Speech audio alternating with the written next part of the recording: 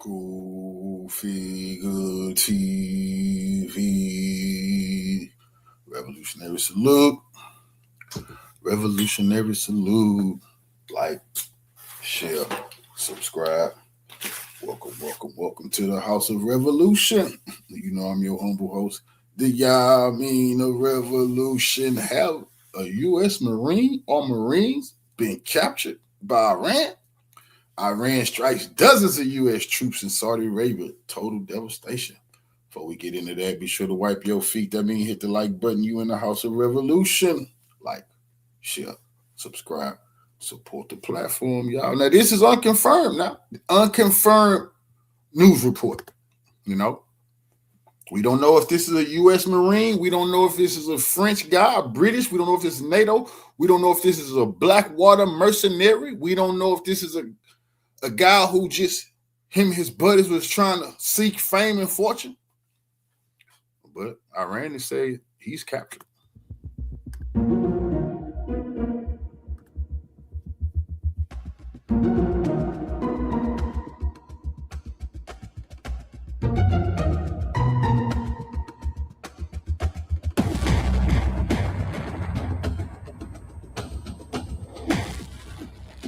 The first American prisoners of war in Iran have just been taken? That's the claim coming out of Iranian state media right now. Yeah, that's the claim. And if true, it could mark a serious turning point in U.S.-Iran tensions. Here's what's being reported. Iranian news says a group of U.S. Marines attempted a landing operation on Kharg Island and were captured by Iranian forces during that operation. And they're not just saying it, they're showing it. The footage being aired includes night vision visuals. Now, I've seen this before in the Russian-Ukraine war. Russia would capture some mercenaries from NATO, who were acting like they wasn't in the armies anymore. All that type of stuff. But they would capture them, and they would put them on interrogate them, and they would pop up just like this. So I have seen this is, it looked like it's adding up to what a POW, a prisoner of war. We don't know, was he a mercenary of Blackwater or was he actually a Marine? But Iran is saying this guy is in their custody now. Soldiers moving under darkness, flares lighting up the sky, and figures in full tactical gear. There's also a segment showing a man in a casual t-shirt, his face blurred, presented as one of the captured individuals. On-screen text describes it as a successful Iranian operation capturing U.S. soldiers and their equipment. Now, to understand why this matters, you have to understand this place. Kharg Island may look like a small island on the map, but it is one of the most critical nakats in Iran's entire economy. Nearly 90% of Iran's oil exports pass through here. That means this island is not just territory, it is leverage. And it sits right next to some of the most important shipping lanes in the world, near the Strait of Hormuz.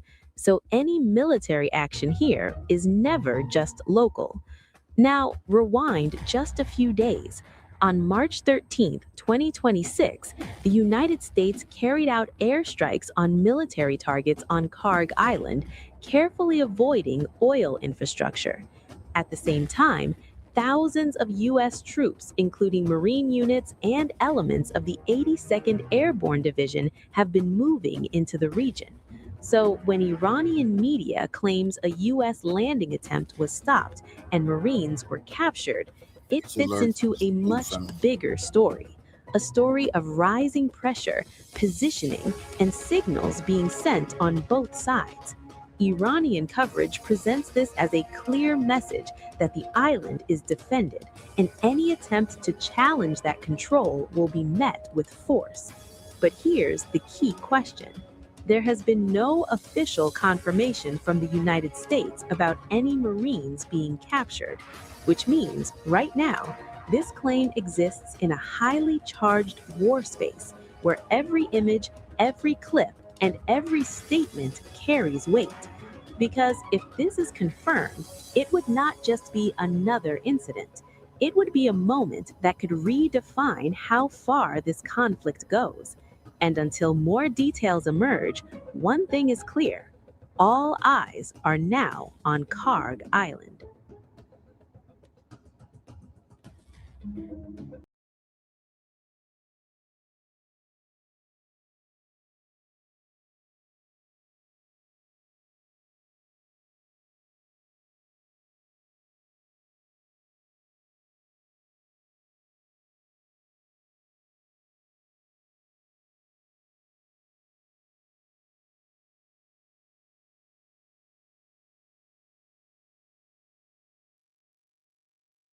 The silence coming out of Washington right now is deafening, but the truth has a way of breaking through, no matter how hard they try to bury it. For the past 28 days, the American media machine has been working overtime, spinning a narrative of precision and dominance in their war alongside Israel against Iran. But what has actually happened in that time is a catastrophe of such staggering proportions that it threatens to shatter the illusion of American military supremacy forever. The United States is weighing a major military escalation in the Middle East. According to a report by the Wall Street Journal, the Pentagon is considering deploying up to 10,000 additional ground troops to the region. Major escalation in the Gulf as Islamic Revolutionary Guard Corps claims it has directly struck American forces. The U.S. military is preparing to deploy at least 1,000 troops from the storied 82nd Airborne Division to the Middle East. We are now in possession of details that the Pentagon has been desperately, and I mean desperately, trying to keep under wraps. A failed landing operation on Iran's Kharg Island has resulted in the capture of 50 U.S. Marines. That's right, captured. In under 1 hour, elite forces of the United States military, trained for exactly this kind of operation, were rounded up by Iranian forces after a bunker. I don't know who was caught. Iran released a video, showed one guy, a white guy, blurry image, could be psychological warfare, could be Blackwater. They saying they caught some Marines trying to get into Kharg Island. We're gonna see how this all unravel. So it's not confirmed, but Iran has released a video of the guy. Bungled amphibious assault that went wrong from the very first moment. A video is circulating online right now, and we have reviewed it, showing U.S. service personnel being interrogated, their faces covered, paraded on live television as proof that the mighty American military machine was sent into a trap and walked right into it. The details emerging from Iranian sources, including statements picked up by Press TV and corroborated by intelligence monitors on X, paint a picture of sheer arrogance met with brutal, humiliating reality. For over 28 days, we have been told by American and Israeli officials that they have been systematically dismantling Iran's defenses. Yet, in that same period, they have failed to gain air superiority. We have confirmed reports, now impossible to ignore, that over 16 warplanes have been downed since this conflict began. And then there is the USS Abraham Lincoln. The Pentagon wants you to believe it was a laundry fire that disabled the ship. A laundry fire. That is the official story given to the American public to explain why one of the most powerful warships on the planet is sitting crippled.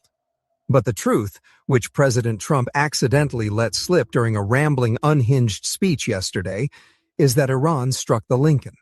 We knew there was a problem when we noticed at 1 o'clock in the morning, every 32 seconds, another airplane, a very fast plane, was coming off the deck of an aircraft carrier. That's actually the biggest aircraft carrier in the world. And every 32 seconds, boom, boom, boom. And it was 1 o'clock in the morning. So we said, okay, I think we're in trouble. But they were ready for us, Johnny. And we were ready. He said we were ready. And then they hit us. And they came from 17 different angles. They were here, they were there. We ran for our lives. It was over. And it was. Now, let's pull back the curtain on what actually happened at Kharg Island, because the official narrative is collapsing faster than they can patch it up. This wasn't just a skirmish. It was a planned, deliberate operation with a strategic goal that reveals the true nature of this entire war. According to intelligence gathered from open sources and corroborated by Iranian military statements, The plan was for U.S. Marines to land on Kharg Island, that tiny but strategically vital outcrop off the coast of Iran, and seize its oil infrastructure. The thinking in the White House, driven by the delusional arrogance of advisors who have never seen a war they didn't think they could win with a PowerPoint presentation, was that establishing a permanent base there would give them control over roughly 1/3 of the world's oil exports. Think about that. The goal was to hold global energy markets hostage, to strangle Iran and its allies by sitting directly on top of the economic jugular of the region. The operation was meant to be swift, a showcase of American special operations prowess. The plan called for Marines to be inserted via submarines and small, fast boats, a classic amphibious assault designed to overwhelm the Iranian military presence before they could even react. They thought they could just walk in, plant the flag, and dictate terms to Tehran from their own sovereign territory. After getting this news and the coming quagmire, Secretary Rubio turned around to say the war is ending. Listen to what the clown had to say. The troops being sent to the Middle East, sir, what role could they serve other than preparing the way for potential ground invasion? And while you speak about several weeks, are you concerned that this could embroil the U.S. in the kind of prolonged conflict, that President Trump came to office promising to avoid? This is not going to be a prolonged conflict. The objectives I've outlined to you, again, I repeat them, because I see these reports as like the U.S. is not clear on what objectives are. We've been as clear as you can possibly be from the very first night of what the objectives of this mission are. We're going to destroy their factories that make missiles and rockets and drones. We're going to destroy their Navy. We're going to destroy their Air Force. And we are going to significantly destroy their missile launchers so they can never hide behind these things to get a nuclear weapon. We are achieving all those objectives. We are ahead of schedule on most of them. And we can achieve them without any ground troops, without any. Now, in terms of why there's deployments, number one, the president has to be prepared for multiple contingencies, which I'm not going to discuss in the media. And again, I refer you to the Department of War, who will probably tell you the exact same thing. But we can achieve all of our objectives without ground troops, but we are always going to be prepared to give the president maximum optionality and maximum opportunity to adjust to contingencies should they emerge. What the Pentagon planners failed to account for, or perhaps chose to ignore because it didn't fit their narrative of a weak and demoralized enemy, was the reality that the Iranian military was not just ready. They were waiting. For weeks, Iranian forces had been watching the buildup. They saw the amphibious warships, the movement of the Marine expeditionary units, and they prepared accordingly. When the American boats approached the shores of Kharg Island, they did not find a sleepy garrison caught off guard. They found an organized, prepared defense. The Iranian military had anticipated the landing zones. They had spread their forces across the island in a coordinated net, and they let the Americans come ashore just enough to commit before springing the trap. Within an hour, it was over. There was no prolonged firefight, no heroic last stand. The Marines, exposed and outmaneuvered, were surrounded and forced to surrender. The submarines and support vessels that were meant to provide cover couldn't intervene without risking being sunk themselves. The operation, which was meant to project unassailable power, ended in abject surrender, captured soldiers, and a video now circulating that will live in infamy as a testament to American failure. Not that video, So, that one. Oh. let's talk about the how. How did the United States think they could pull this off? And how did the Iranian military dismantle that plan with such devastating efficiency? To understand the American approach, you have to understand their playbook. It's the same one they've used for decades: overwhelming force, technological superiority, and speed. In a second attempt, and make no mistake, they are still considering it because they are stubborn to the point of self-destruction. The American military would likely try to use the full might of their Marine expeditionary units. These units are built for this. They would deploy from the USS Tripoli, which we know was rushing through the Malacca Strait with 2,200 Marines aboard. They'd use a combination of MV-22 Ospreys for vertical lift and landing craft to put troops on multiple beaches simultaneously, hoping to divide and confuse the defenders. They'd have F-35s overhead trying to establish air dominance, while Apache helicopters would be used to hunt Iranian fast attack craft. The idea would be to create a bubble of invincibility around the island, a perimeter of steel and fire so dense that nothing could penetrate it. They would try to land in waves, securing the oil terminals first, then the airport, then moving inward. They'd rely on night vision, advanced communications, and the sheer shock and awe of an American landing to break the Iranian defenders' will. That is the theory. But here is the reality, and this is where the Iranian military has proven themselves to be a generation ahead in tactical thinking. They don't need to match the United States plane for plane or ship for ship to win. They've built a defense system designed to bleed the Americans on the very beaches they're trying to land on. Even under overwhelming fire, even if, for the sake of argument, the U.S. managed to land 5,000 Marines in the first wave, the Iranian military has turned Kharg Island into a fortress. According to reports from the ground, the Iranians have spent weeks laying anti-personnel and anti-armor mines along every conceivable landing zone. They've prepositioned shoulder-fired surface-to-air missiles, the man-pads, in the high ground overlooking the jetties. They've moved additional military personnel and air defense systems to the island, ensuring that any landing force would be walking into a kill box. But it's deeper than that. The Iranian military doesn't need to hold the island to win. They just need to make it impossible for the Americans to hold it. They have positioned ballistic missiles and cruise missiles on the mainland, just 15 miles away. That can turn the island into an inferno. So, if the U.S. tries to land again, the Iranian forces would use their speedboats, their drones, and their artillery to strike not just the beachhead, but the amphibious ships themselves, turning the waters around Kharg into a graveyard. The American subs and destroyers can't get close enough to provide safe fire support because the entire Persian Gulf is a shooting gallery, a narrow, confined space where Iranian anti-ship missiles and mines have the advantage. The moment U.S. forces commit to a ground invasion, they become stationary targets. They have to hold ground, which means they can't maneuver, and the Iranian military, from their prepared positions and from the mainland, can pound them with impunity. It is a defender's dream and an invader's worst nightmare. And the lies don't stop there. The American media, the so-called fake news that protects the establishment, continues to downplay the scale of the disaster. We are seeing reports now from sources that the Pentagon is trying to suppress, revealing that hundreds of American service members have been wounded, with estimates climbing past 500, when you account for those who have been quietly airlifted out of the region to hospitals in Germany. The official count is a fiction, designed to make this war palatable to a public that is already turning against it. The Iranian military has turned the tide, not just through force of arms, but through the force of will, defending their homeland against an aggressor that thought they could take it without a fight. They were wrong, and they are paying the price. We will continue to follow this story, and we will bring you the truth, no matter how hard they try to hide it.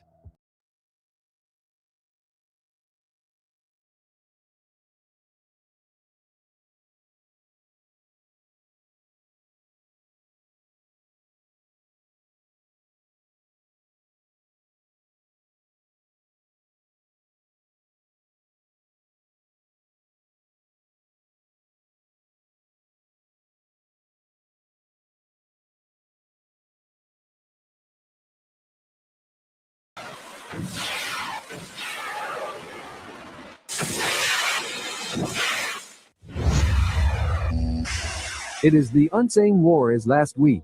The Islamic Revolutionary Guard Corps announced a successful strike on U.S. military assembly point in Bubiyan Island, Kuwait, during the 84th wave that dealt the first blow to Trump's invasion attempt. Kuwait, which contains the temporary HIMARS rocket launch pad, while Bubiyan Island, where about 1,270 troops from the Marine Infantry Battalion and the Delta Unit, brought by the U.S. to invade Iran but has unclear strategy. IRGC Navy has released footage of the mass launch of Shahed 107 kamikaze drone and Hadid 110 jet-powered kamikaze drone, along with Fajr 5C guided missile, in what IRGC called a total annihilation. Spokesman of Qatam Al-Anbiya headquarters, Ibrahim Zulfikari, said on Saturday. IRGC spokesman added that the strike, which used suicide drones and ballistic missiles, wiped out a number of American troops, while the injured soldiers were evacuated to Salah al-Sabah, Muhammad al-Hamid, and Ali al-Salem hospitals.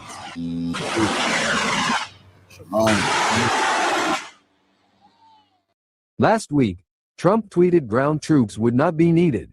This week, 5,000 Marines and more than 1,000 paratroopers were deployed across the Gulf region. But Iran directly attacked the ground invasion force, leading this week hospitals in Kuwait declared a state of emergency. Iran also launched suicide drones on the Mubarak al-Kabir port at the Bubiyan Island crossing, causing a massive fire.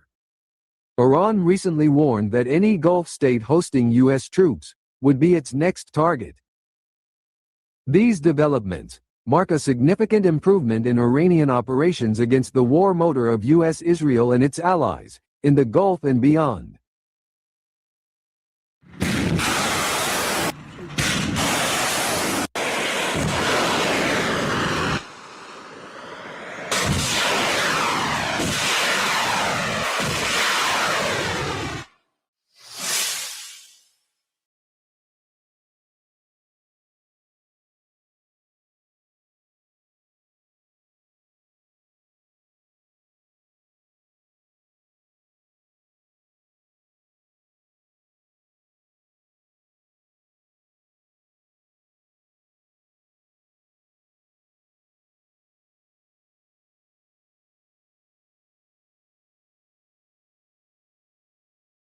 According to recent footage coming from satellite images, Iran also hit several KC-135s in a Saudi airbase that the United States was using. So we're not just talking about the one that the Iraqi resistance downed just a few weeks back.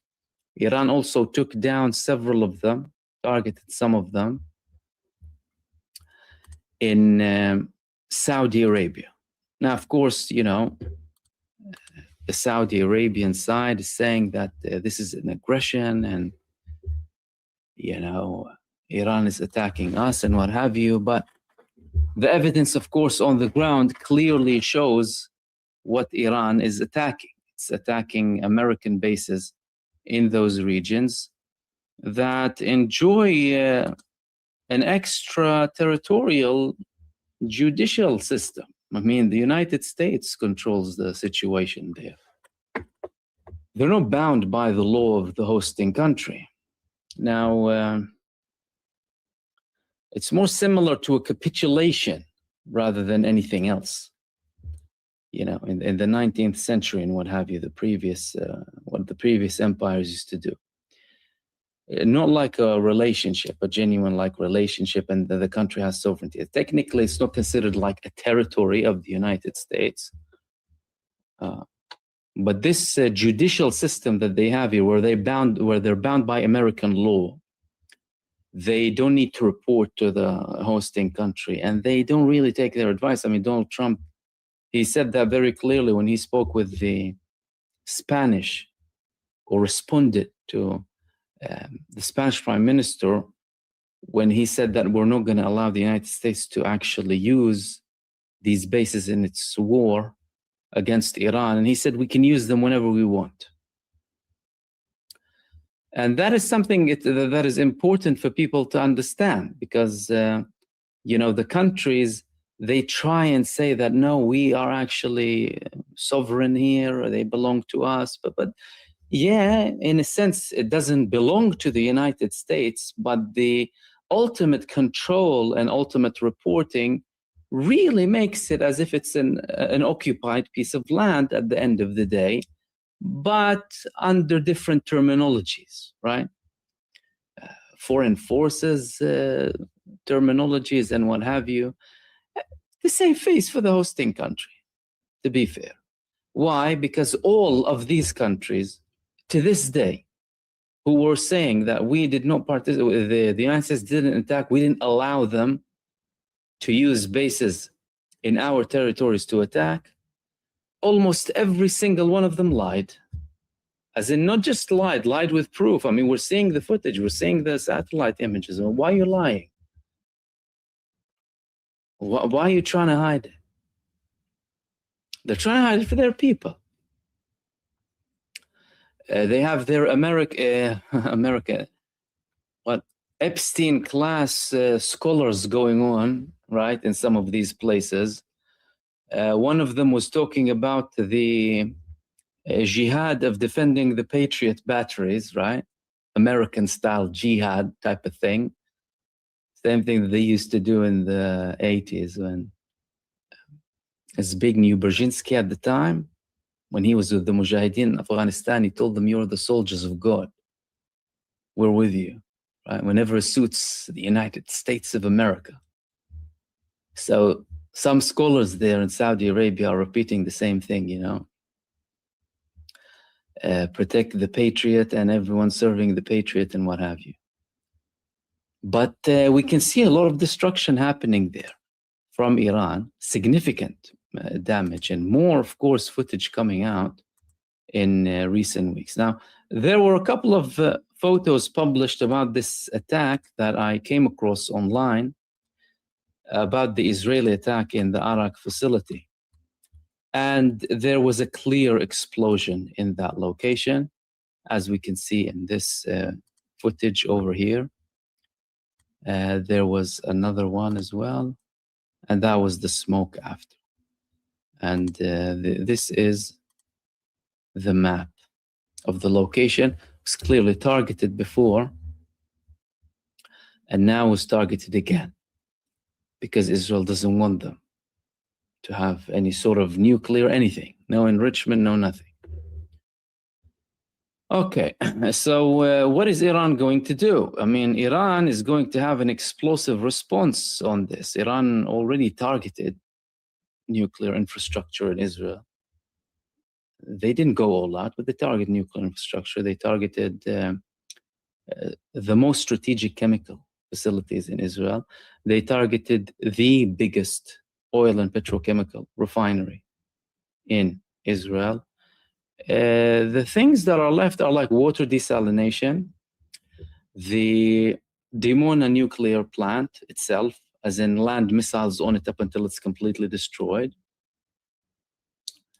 And yeah, a couple of other places, to be fair. They're just keeping it as in, you know, to keep something interesting for the future. You know, they don't want to bore us. You know, we're watching an ongoing war. They don't want to kind of burn everything. They want to keep us on suspense for next week, right? They don't want us to look at everything demolished all of a sudden. You know, they want to give people entertainment on an ongoing basis.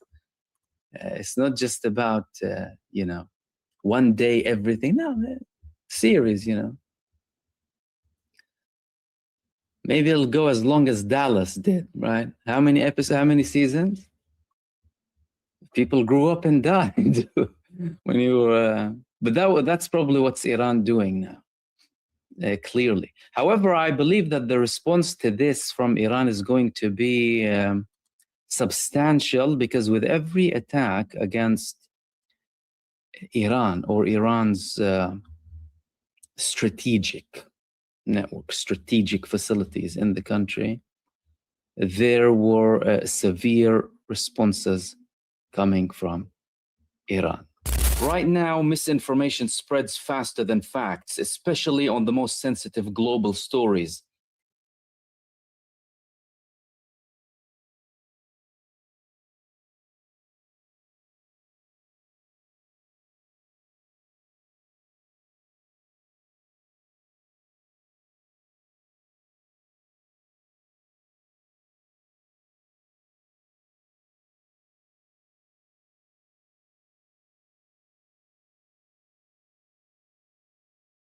IRGC, Islamic Revolutionary Guards Corps, they said that they carried out a composite attack or complex attack targeting the Zionist and American terrorists in a Sheikh port, as well as the coast of Port Dubai, where American soldiers and their tactical equipment were precisely struck within Wave 84. The operation was executed using ballistic and cruise missiles of the Qadr 380 type. 6 American combat landing craft of the LCU type were targeted in the Al Sheikh port. 3 of them sank after being hit, while the rest are ablaze. We targeted the gathering centers of the U.S. Army drone unit officers on the coast and one of Dubai's hotels with loitering drones, and they were precisely struck. The operation resulted in the sinking of the tactical boats and killing a large number of Americans. That is officially coming now from Iran. That means Trump already made the deployment. Okay, they're talking about extension. They're trying to play this game. Iran is aware of this whole game, and it's already happening. The United States is deploying secretly. Well, they said they might, but they sent some troops clearly already. And now it's happening. They're actually sending troops. Let's hear some of the reports that spoke about this. I mean, if you haven't been familiar with it, because there were multiple numbers being spoken about. This was one of the reports here about the United States and Marco Rubio. Of course, talking about de-escalation, but they are, pathological liars. You can't believe these people.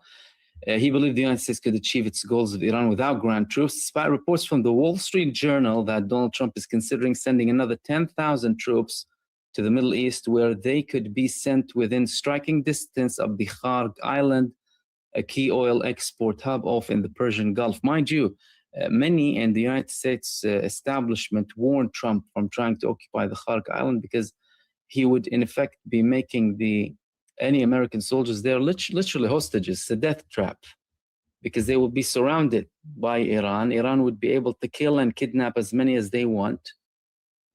And there's no way out of it. No amount of arrogance or anything will get them out of that mud.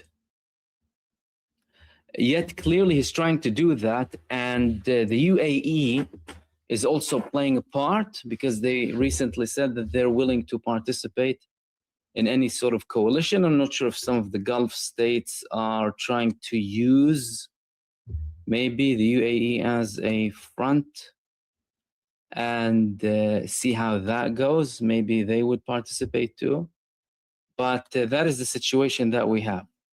Now, all of this is coming as well, and we're going to get back to the developments on the ground, because I'm going to talk to you now about Yemen as well. There was a statement from Ansarullah in Yemen about potentially, or, the participation in general. But in relation to this escalation happening now, Trump is having these conflicting statements as usual. Israel is targeting whatever it wants to target, bombing the complex of the Pakistani embassy, bombing Iran's nuclear facilities, some of the strategic ones too. And despite all of this nonsense from Donald Trump, they're doing whatever they want, which indicates, of course, that they're playing a game between them. And again, there is no difference here between the Epstein regime and the Zionist regime. Two sides to the same coin. Child killing, child murdering, supremacist, psychopathic maniacs. That's the Epstein Zionist regime. Europe is saying that escalation is coming too. Donald Tusk, he had a statement saying that escalation in the Middle East is possible in the coming days. The Polish prime minister said, and clearly he had some information about this escalation from multiple countries. Like we heard before that, before the United States attack, that there's going to be an escalation from multiple sides. When it happened, clearly Tusk is saying that there's something happening. But what did he base that upon? He said that I have reasons to believe, also based on information we've received from our allies, that stabilization is unlikely in the coming days. On the contrary, a new escalation may occur.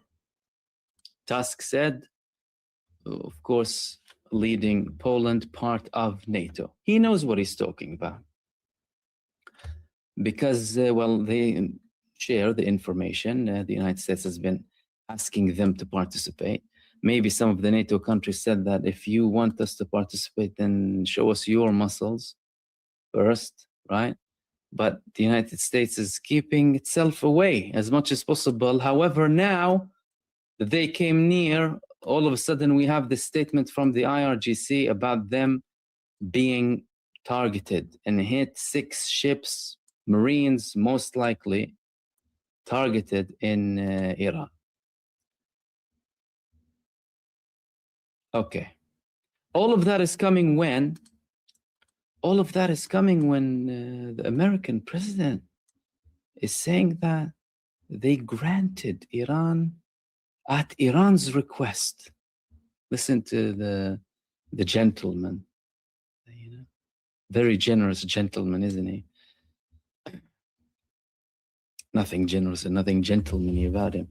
Iran requested to extend the pause on energy strikes. I said, yeah, no problem. Sure, no problem whatsoever. I'll extend it. You know, your wish is my command, Mr. Ayatollah. I'll kill you and I'll do this and that, but if you ask me for something, I'll do you a favor. And he wants us to believe this. He wants us to believe this situation. So, the other thing that I wanted to talk to you about, and then we'll go to Yemen and the actual escalations as well.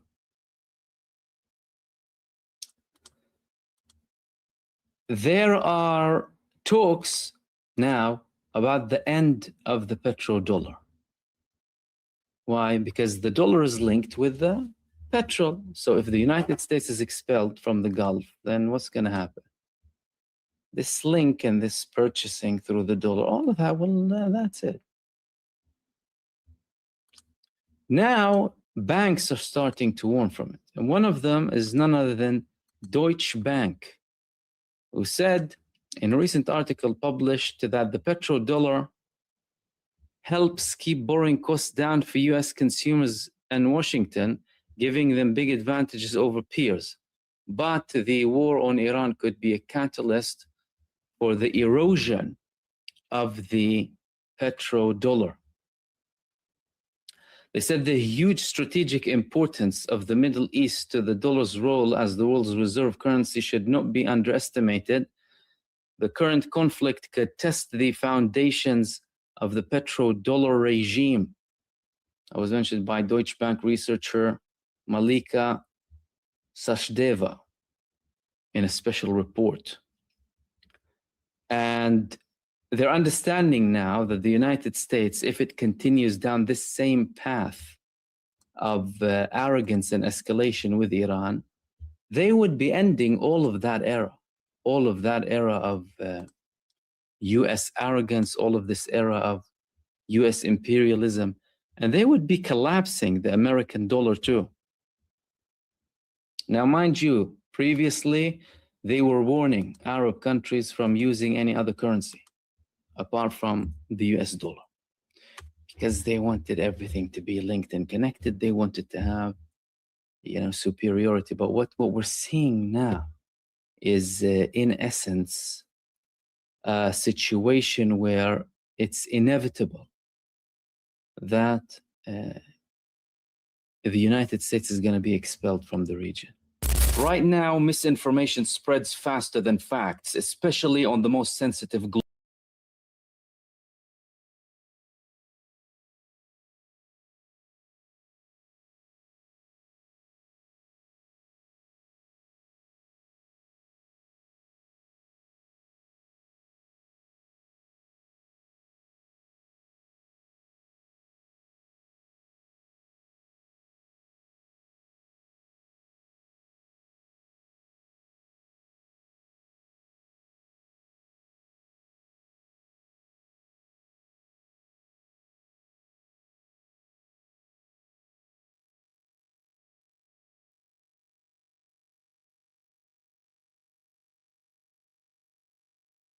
Fong, and I am joined by a good friend of the show, Professor Mohammed Marandi. Professor Marandi, thank you so much for joining me again today.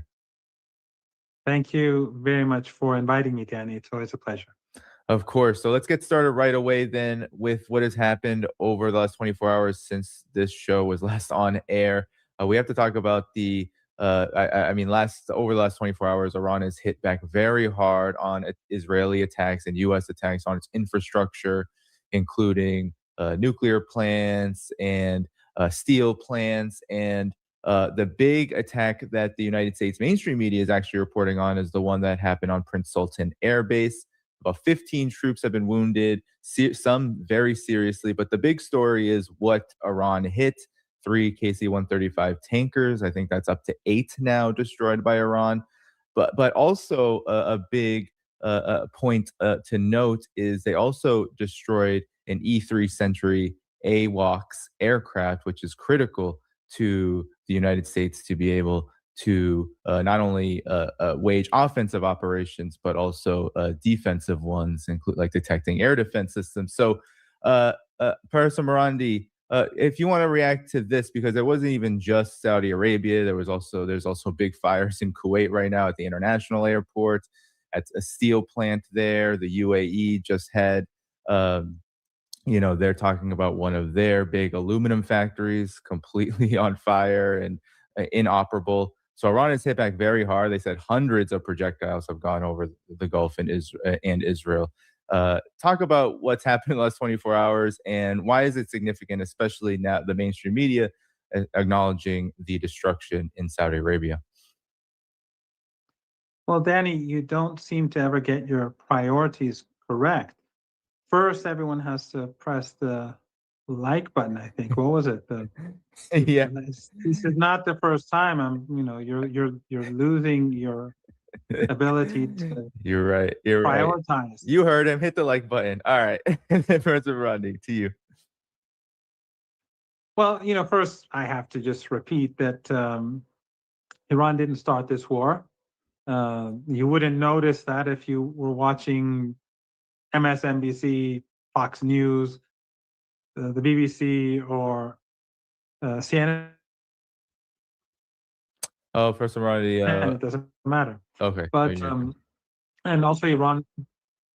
Yeah, so Iran does not want to escalate either, and Iran only strikes when they're struck first.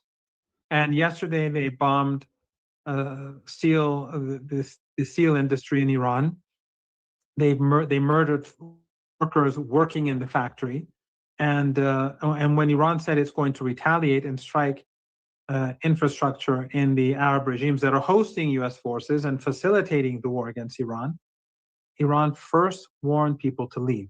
And this is what happened on previous occasions too. Every time Iran warns people to leave, whereas the Epstein coalition, they just bomb and slaughter and move on. And Western journalists, they have no concern. Legacy media journalists have no concern for Iranians, just as they don't have any concern for the Lebanese and, of course, the Gazans. And now we know that they've struck Iranian national radio and television many times. Why? Because they don't want the world to know what's going on in Iran. Just as they're now murdering journalists in Lebanon, today they murdered 2 very famous journalists. Yes. A young woman from Al Mayadeen TV. Her brother was also murdered, and then a very well-known and another very courageous journalist from Al Manar. And they murdered them because they want to do to South Lebanon what they did to Gaza. And they don't want the world to know, because Western journalists are not going to do anything about it. They are part of the problem. They are foot soldiers for genocide, as they've always been. They'll say these are Hezbollah strongholds when they're bombing, apartment blocks, and so that people would, not understand what's going on. So they've been bombing. They've murdered a large number of medics. Apparently, they murdered 50 medics so far in Lebanon during the last couple of weeks. So they're targeting journalists and medics. And of course, we have to remember that's what they did in Yemen. They bombed a newspaper in Yemen during the war. They massacred a large number of reporters at a newspaper. And of course, in Gaza, we remember very well that they murdered about 250 journalists there, including another one rather recently. So the West and the Israeli regime don't want the world to see the truth. And I just thought we should have our reminder that as we speak, there are some people very courageously on the ground trying to expose the truth, and they are being slaughtered like everyone else. And there are others who are trying to save people, to save kids, and they bomb their ambulances, just as they bombed ambulances in Iran, and they bomb hospitals, and they bomb the Red Crescent Society, and which is the sister organization of the Red Cross. And this is what we're dealing with. Yesterday, they also bombed. Last night, they bombed a very important university in Tehran, and before they bombed another university, another important university in Isfahan. So they're targeting civil society. They're targeting the youth, the younger generation, the future. And of course, they began with the slaughter at the Minab school, where they killed 168, or maybe even more. Someone told me it's 175 or so. I don't know. I remember 168. They slaughtered 168 little girls.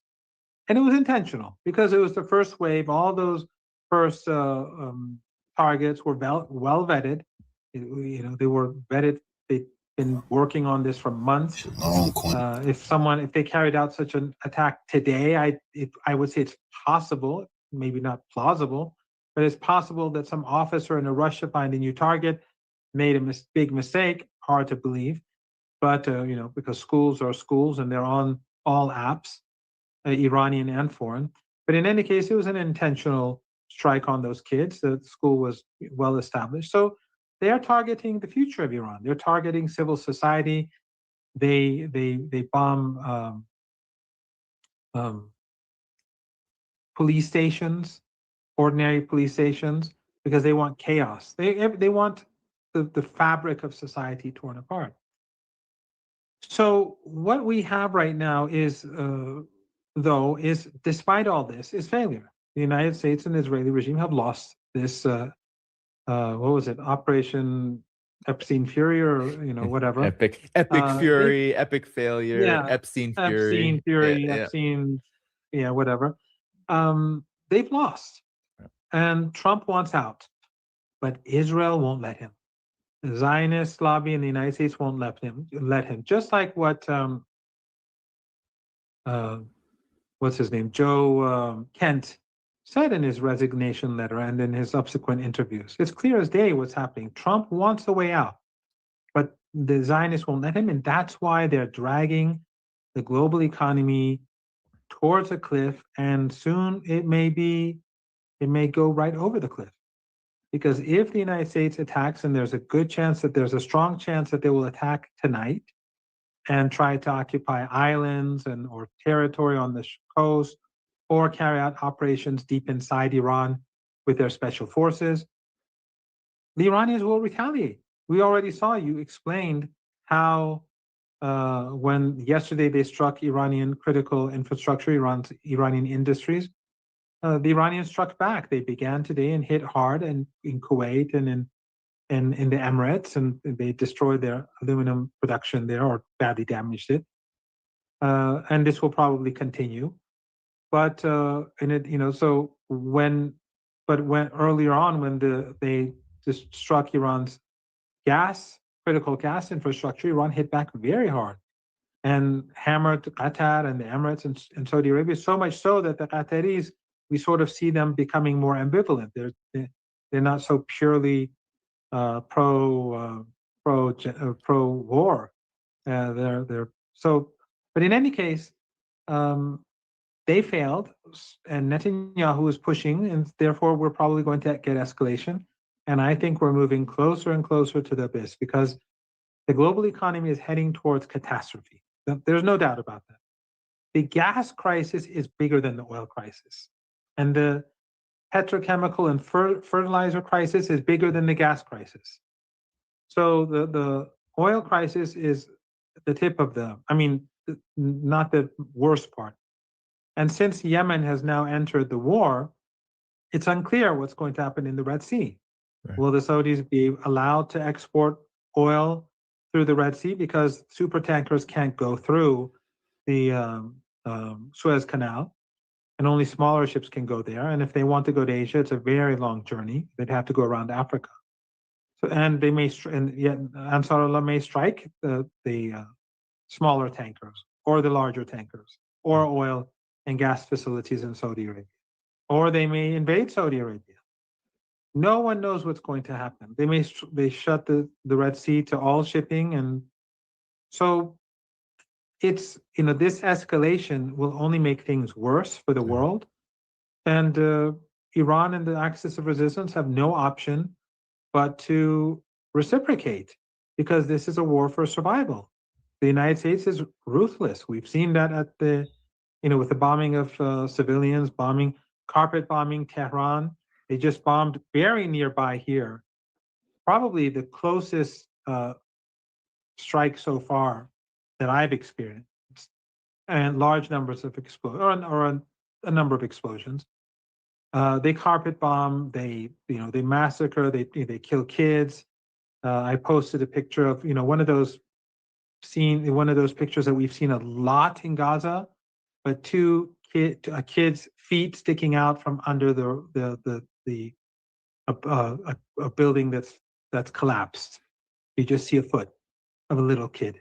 This is what the West is all about. This is what Western civilization, at least the way in which Western elites have pushed it. This is what it's all about. The Epstein class. They have a thing for kids too. So it's not unexpected, not surprising. Yeah. But the point is that Trump will not succeed. And it's miscalculation after miscalculation. During the 12-day war, they said Iran's going to collapse. They lost them. Yeah. Now, a much bigger war, they thought Iran would collapse. Didn't collapse. Then after 4 or 5 days, they said they're running out of missiles, running out of drones. Now they're hitting harder than ever. Iran is hitting harder than ever before.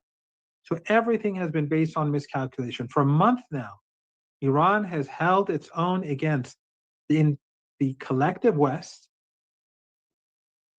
and their regional proxies, the full capacity of the U.S. Air Force, and all these proxies that are at the service of Trump, from Erdogan to Abdullah in Jordan to these little regimes in the Persian Gulf with all their wealth. And so if they escalate, it's obvious that they're going to get the same results: more dead people, more dead civilians, more dead soldiers, and perhaps American soldiers taken captive. Who knows? But ultimately, Iran will have to strike back and destroy more of those key facilities on the other side of the Persian Gulf. Yeah, I mean, I think there's a pattern here, Professor Marty, that you're pointing out.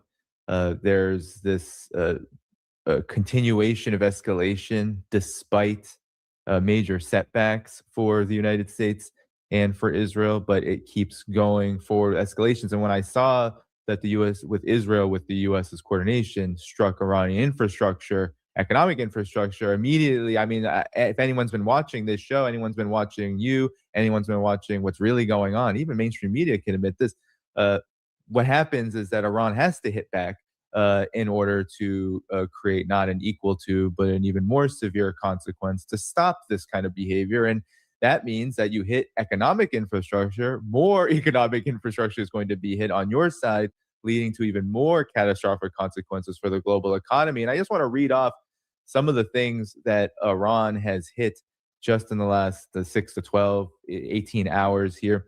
I'll just read off first what they hit overnight.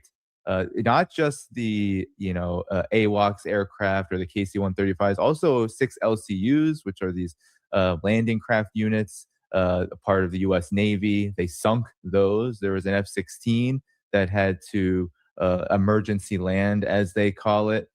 They've also hit, as you said, Professor Marty, that they're going to hit back at infrastructure as well. That Emirati's global aluminum plant, it's a massively important one in UAE's economic zone. And as we speak, I think missiles are firing over the UAE. So over and over and over again, Professor Marty, this is the pattern here. It's the United States and Israel go further in attacking certain, especially civilian sites and economic targets. And Iran says, well, we need to retaliate, and they do. And that's causing this global economic catastrophe, which is very much here, and it's only going to get worse. Yes, and I think people really don't understand, and neither do I really, because it's so mind-boggling what can possibly happen. But we don't really understand how bad the situation is for the global economy. This lack of energy is beginning to beginning to show itself. Prices are going up, but when the real shortage hits, because it takes weeks for the energy supplies to go from the Strait of Hormuz or the Persian Gulf to its destinations. And then when that natural gas, that LNG, that was already on its way or had reached those destinations, when they are gradually depleted, that's when it's going to hit harder. And I think that we're going to see this begin. And so they say. I'm not an expert, but I've read around that it's going to get worse in a week, and then within 3 weeks, it's going to get very bad. And that, and if they push, and the assets in the Persian Gulf are destroyed, the tankers and the oil and gas installations and electrical power plants and so on, then that's permanent. Then the Strait of Hormuz becomes irrelevant. That's the problem that Trump cannot find a solution to. Let's say he takes an island. Let's say he takes 2 islands. Let's say he takes 3 islands. Let's say he takes territory.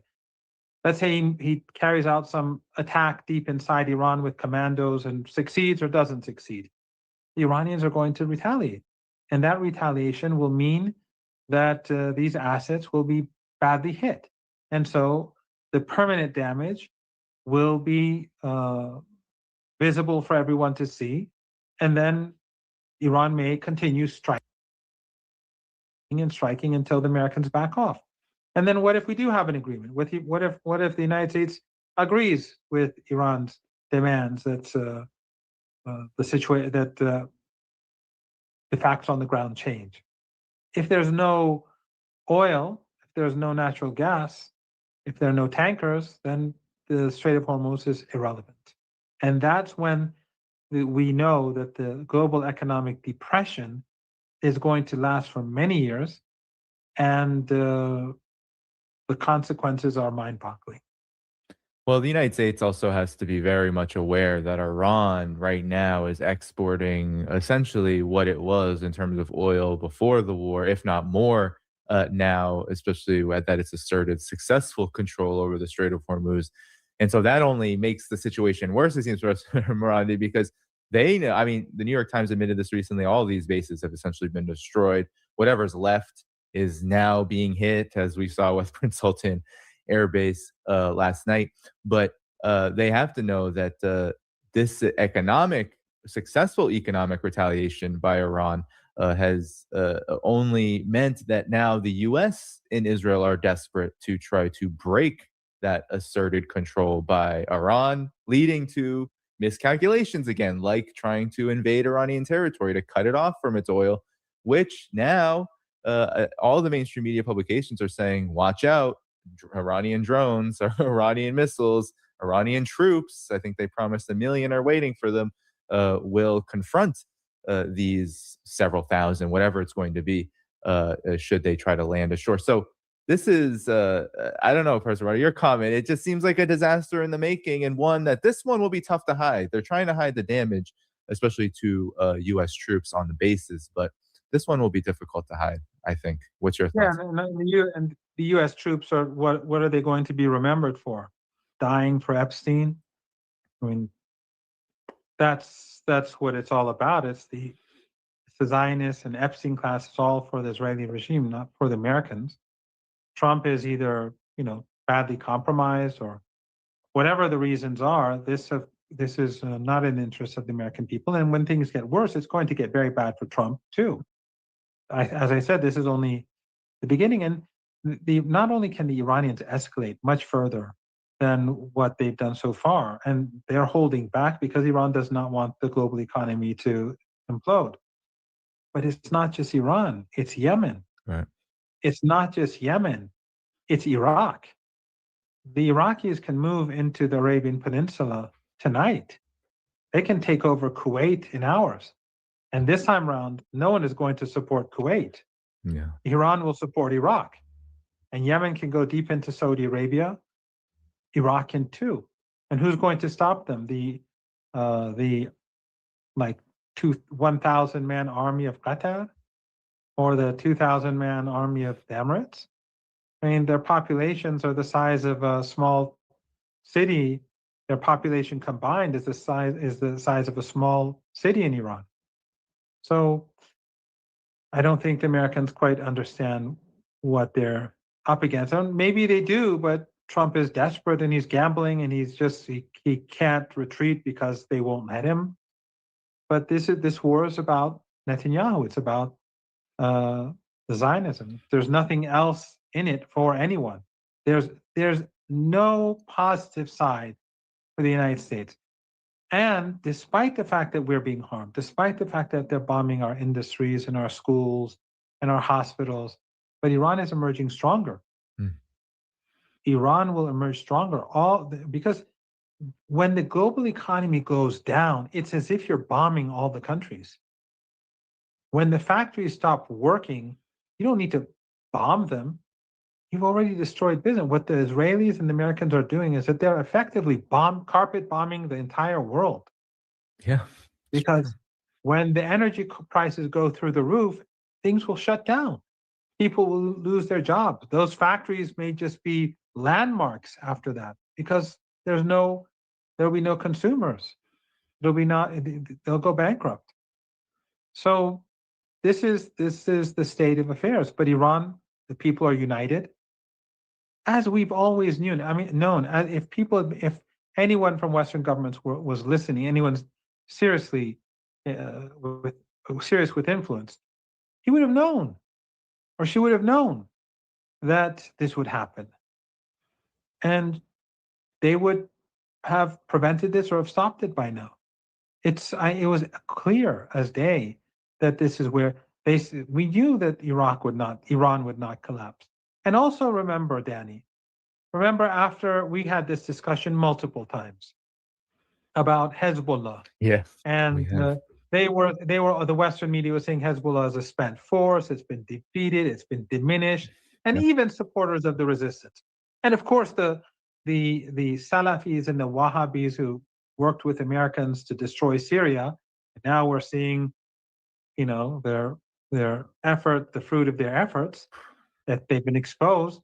They were like gloating over the marchers of Hezbollah and ridiculing them after the ceasefire, even though Hezbollah did an extraordinary job in drawing forces away from Gaza. As 40% of the country was against them. The United States has enormous influence in Lebanon. Yeah.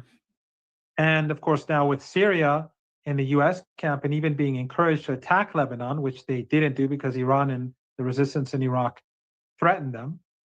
But the Salafis and Wahhabis were gloating after the ceasefire. Well, look at Hezbollah today. All those predictions and all those analyses about the resistance in Lebanon turned out to be utterly false. Hezbollah is hitting the Israeli regime hard.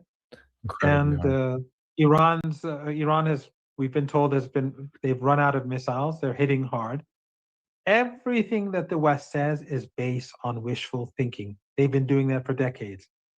So when they say the Iranians mass murder peaceful protesters and all that nonsense, it's basically propaganda to reinforce the narrative that this is a regime and it's unpopular.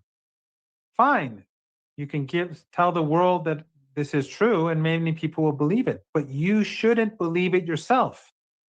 Because when you believe your own propaganda, then your policies they're not based on reality. They're based on your fake narratives. And then you hit a brick wall. So they hit a brick wall in Iran. They hit a brick wall in Lebanon. They hit a brick wall in Iraq. Look at Iraq today. Iraq is finally being liberated from NATO and the United States. Finally being liberated. The people are rising up and they're kicking them out. This is the result of Trump's policies. And then there's Yemen. So yeah. Western, and of course in Gaza, Hamas is still an Islamic Jihad. They're still there, and the Israelis, if they after 2.5 years of genocide, they haven't eliminated them. So the whole myth that the axis of resistance has been broken is nonsense. And with regards to Syria, many people who supported this dirty war in Syria, they're waking up to the truth, and that is unifying people across the region and beyond. there are those who keep their eyes closed. They were the ones who cooperated with the Americans. They got money from Qatar. They're funded by Qatar and the Saudis and the Emiratis. Yeah. As long as that money flows, they'll continue to say that this was a blessed revolution. But when that money disappears, and it quite possibly will with the current situation in the Persian Gulf, then maybe they'll move on to some other form of business with all the money that they've gathered. Yeah, I mean, we heard all of this talk for so many months and months and months, years, really, Professor Marty, since we've been having these conversations of the axis of resistance being dead. But what looks like what actually is crumbling is, as you call it, the axis of Epstein. I mean, we are seeing the Gulf countries. You mentioned Kuwait. No one's going to go save Kuwait. It's not sure what's going to be really left of Kuwait very soon, because not only has all of their military infrastructure, they've been hit arguably the hardest by Iran over this period. Their military infrastructure has been absolutely devastated, whatever Iraq, that was. The resistance in Iraq has also hit them. And by the way, it's not, the thing is that these are all dictatorships, right? With Western support. Yeah. When their economies collapse, and the West obviously does not care about them because their only priority is Israel. And we saw even Korea, South Korea, the Americans imposed an air defense system there, which hurt Korean-Chinese relations. They imposed it on the Koreans, and after all that damage that they did to Korea, they took it away from them and gave it to the Israelis. So these regimes in the Persian Gulf, when they no longer and they no longer have the West no longer has the ability to keep them in power, and when they no longer have the wealth to enforce their will on the people and to appease others through that wealth, then are they going to remain in power? Mm-hmm. Will the people come to power? Will we have the same family dictatorships in the Emirates and Qatar and Bahrain and Saudi Arabia and in Kuwait in the years ahead? Who knows? Yeah, I mean, when we can just look at the damage, Professor Marandi, in terms of this crumbling of the axis of Epstein. You had the mayor of Kiryat Shimona in Israel absolutely in tears, literally in tears, because of what both Iran and Hezbollah have been doing over the last several days in and around the area of central and northern Israel. Now, there's also, of course, Professor Marandi, there's something called the Merkava massacre now. Over 100 tanks, what is it, March 28th? 100 tanks nearly, if not over. There are varying numbers going around, but those are $6 million each. Hezbollah has just put out hundreds of millions of dollars worth of Israeli tanks out in just a matter of weeks. I mean, it's an incredible thing to see, and they're firing missiles into Israel, and they're confronting whatever is left of Israeli troops. The IDF chief is saying that the Israeli military is on the verge of collapse. And you had Donald Trump himself talking to a bunch of financiers, the Wall Street section of the Epstein class. He said MBS has to kiss his behind. I mean, this is just utter degradation and humiliation. These Gulf states, we've had other guests on this show, like Scott Ritter, say, could be regime change for them rather than regime change on Iran. And that really looks like Bahrain, their massive protests right now. It looks like that's the direction things are going in. And then you add in a ground operation. I mean, this sounds suicidal, but yet they keep going. So my question to you, Professor Marandi, is this. What do you make of those who say that Israel and the United States do not care about all this damage that they're taking, as long as they can inflict significant damage on Iran, even if they have to stop at some point soon, they'll just do it again, and hopefully that the accumulated damage will eventually lead to the outcome that they want, a la Syria. What do you say to that? Because that seems to be where some who look at this a bit more pessimistically maybe point to. Yeah, I thought that they were out to liberate the Iranian people. And these analysts, and we now see, like on CNN and MSNBC and these outlets, they're just like Fox News. And they bring on these analysts who talk about what will happen to Iran. They don't talk about aggression and the murder of children and the shamelessness of the Trump regime for not taking responsibility. In fact, that people here believe that the attack on that school and other civilian targets are for the most part intentional. And that school was, as we all know, the first strike, and those targets were well vetted. They were They had months to vet them, and I'm sure they did. And it was a known school, so no one here believes that it was an accident. And of course, Americans trying to blame Iran. Western media has been indifferent about it, and no one has apologized. But again, they have a thing about kids. So I think that what is going to happen is that Iran, as I said earlier, is going to emerge stronger. Iran is not going to break apart. They've united Iranians in ways in which I've never seen before, not even in the 1980s. And that was like after the revolution and when Saddam invaded Iran. You see people on the streets under missile fire. The Americans and the Israelis fire missiles at rallies, and people have been killed. At a rally that I was at, a woman was murdered, but people didn't budge. So how are you going to break up that country? Teenager girls didn't go home to do what teenagers do. They stood their ground. So how are they going to break down that country?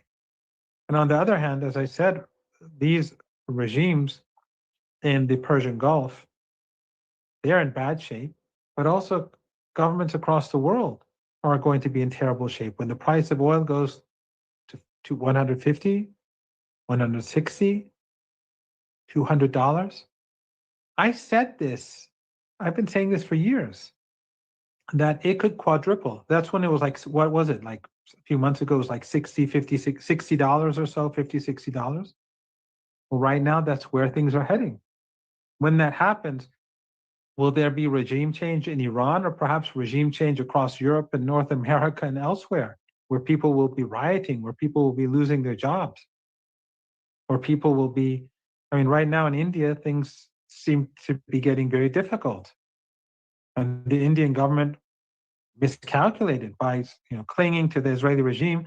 The Israeli regime, look at what the Israeli regime has imposed on the people of India. They don't care about Indians. They don't care if the global economy crashes. They care about Zionism. They care about their own interests. And so do American elites. They don't care about the United States. So is there going to be regime change in Iran or in Washington? I would bet on Washington rather than Iran if I was a betting man, which I'm not. So we're going to be hurt, no doubt about it. They're bombing our factories. They're bombing our hospitals. They're bombing our kids. Of course we're going to be hurt. They're bombing our universities. Revolutionary salute to our brother Vincent Brown Scott for the donation to the war chest. Revolution is a way of life. Absolutely appreciate the love, soldier salute. But we know that we are on the side of right. And that our sin is that we wanted to be independent and that we supported the people of Palestine. We support the people of Cuba who are being strangled. We support Venezuela. That's Iran's sin. That's the sin of the axis of resistance. That we support the oppressed. That's our sin. There's no other reason.